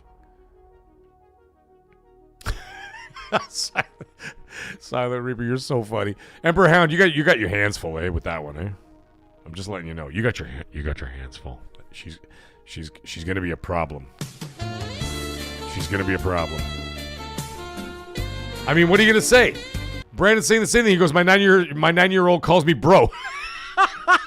He goes, I'm not your bro, but at the end of the day, he's just expressing himself and I'm all for it. Hey, dude, it's so funny though. Like when my daughter walks by me and goes, bruh. She doesn't call me bro. She calls me bruh.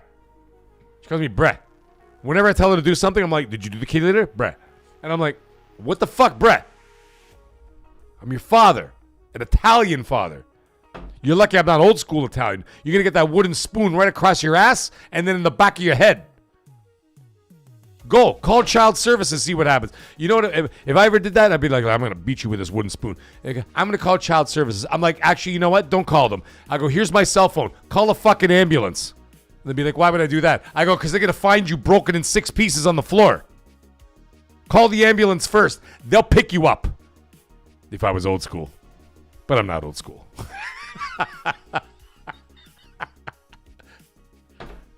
You don't know growing up until you got a leather belt right across your ass. But anyways. Yeah, exactly, Emperor Hound. He goes laughing. Yep, the breh kills me. Yeah, the breh. That's what they say. It's not even bruh, it's breh. Breh. You have to get the intonation right. Breh. But anyhow. Okay, folks, listen, I got to sign off. I got to head over to bed, and then we're going to do some stuff tomorrow. Listen, on the video game side of things, I don't know what's going to happen in the next day or two. Tomorrow's Wednesday and, of course, Thursday. If news comes up, obviously I will drop a video. I will do shorts. I will do TikToks. I will do whatever comes up if news comes up. If nothing comes up, however, I think that what we're going to do is we're going to go Friday Night Live, and we're going to continue with Silent Hill F. because I think it'll be very exciting. Now, I would like to start, not this week, but next week, I would like to start doing my Mixin' with Mag, my new show, where I'm going to have a guest on Friday evenings, early evenings, before I go live with with Friday Night Live. If I decide that another day would be better, maybe I'll do it on a Thursday, but it's going to be a very short show. It's not going to be like not like MAGGCAST. Like MAGGCAST, we're already at 4 hours and 3 minutes. That's a bunch of bullshit. It's crazy because, we are crazy and we do what we do. But what I'm thinking is Mixin' with Mag is going to be, as I said before, like a 1 hour show. I take on a guest. We shoot the breeze for about an hour. We talk about whatever subjects and whatever topics that come up in the gaming universe. We'll do all that stuff. And then that's that. So I'm going to start that next week. As for my first guest, I'm not 100% sure yet. We'll figure that out as we go along. But I will go from like complete unknowns to monstrously famous. That's the plan. And I will have people like, I'll have executives, well, who's willing to talk to me, because most executives don't want to talk to me because I tell them like it is. I tell it like it is, and I tell them what they're like, and they usually don't like that. But I will talk to all kinds. I have a lot of powerful friends in the industry. We'll do all that, and then I'll take people that will be like, "Hey man, I got 4 followers on YouTube or 4 subscribers on YouTube." I'll be like, "Fuck it, you want to be on Mixin' with Mag? You come in here with me. We're gonna do that." And so we'll do that too. So we're going to have some fun with that. So Mixin' with Mag will start next week. I haven't decided what day. Now, the only reason why I'm thinking I won't do the Friday night is because Rand and Jez do Xbox 2 on Friday evenings, like early evenings. And I don't want to interrupt their show, and I don't want to get involved with that because a lot of people that watch their shows watch this show, and I don't want to conflict with that. But Thursday nights, like a little bit later, won't really conflict with anything. I know that Mooch does Crossfire, which is fine, but if I go a little bit after Crossfire or like somewhere like later on past Crossfire, then I don't think it's much of a problem. And I don't want to do that to Mooch, so he is a friend. But either way, anyways, okay, everybody have yourself a great night. Stay magnificent. We'll talk to y'all real soon, and if some crazy news comes up in the next few days, you'll get videos from me. If not, I will be putting up a poll on Friday about what day I think, or what day you guys think would actually work better for Mixin' with Mag that starts next week. So we'll talk about that very soon. But anyways, everybody have yourself a great night. Stay magnificent once again, and thank you all for the support. I love you. I can't do this without you guys, and you guys are all amazing. And yeah, we'll talk to y'all real soon. Good night. Bye now.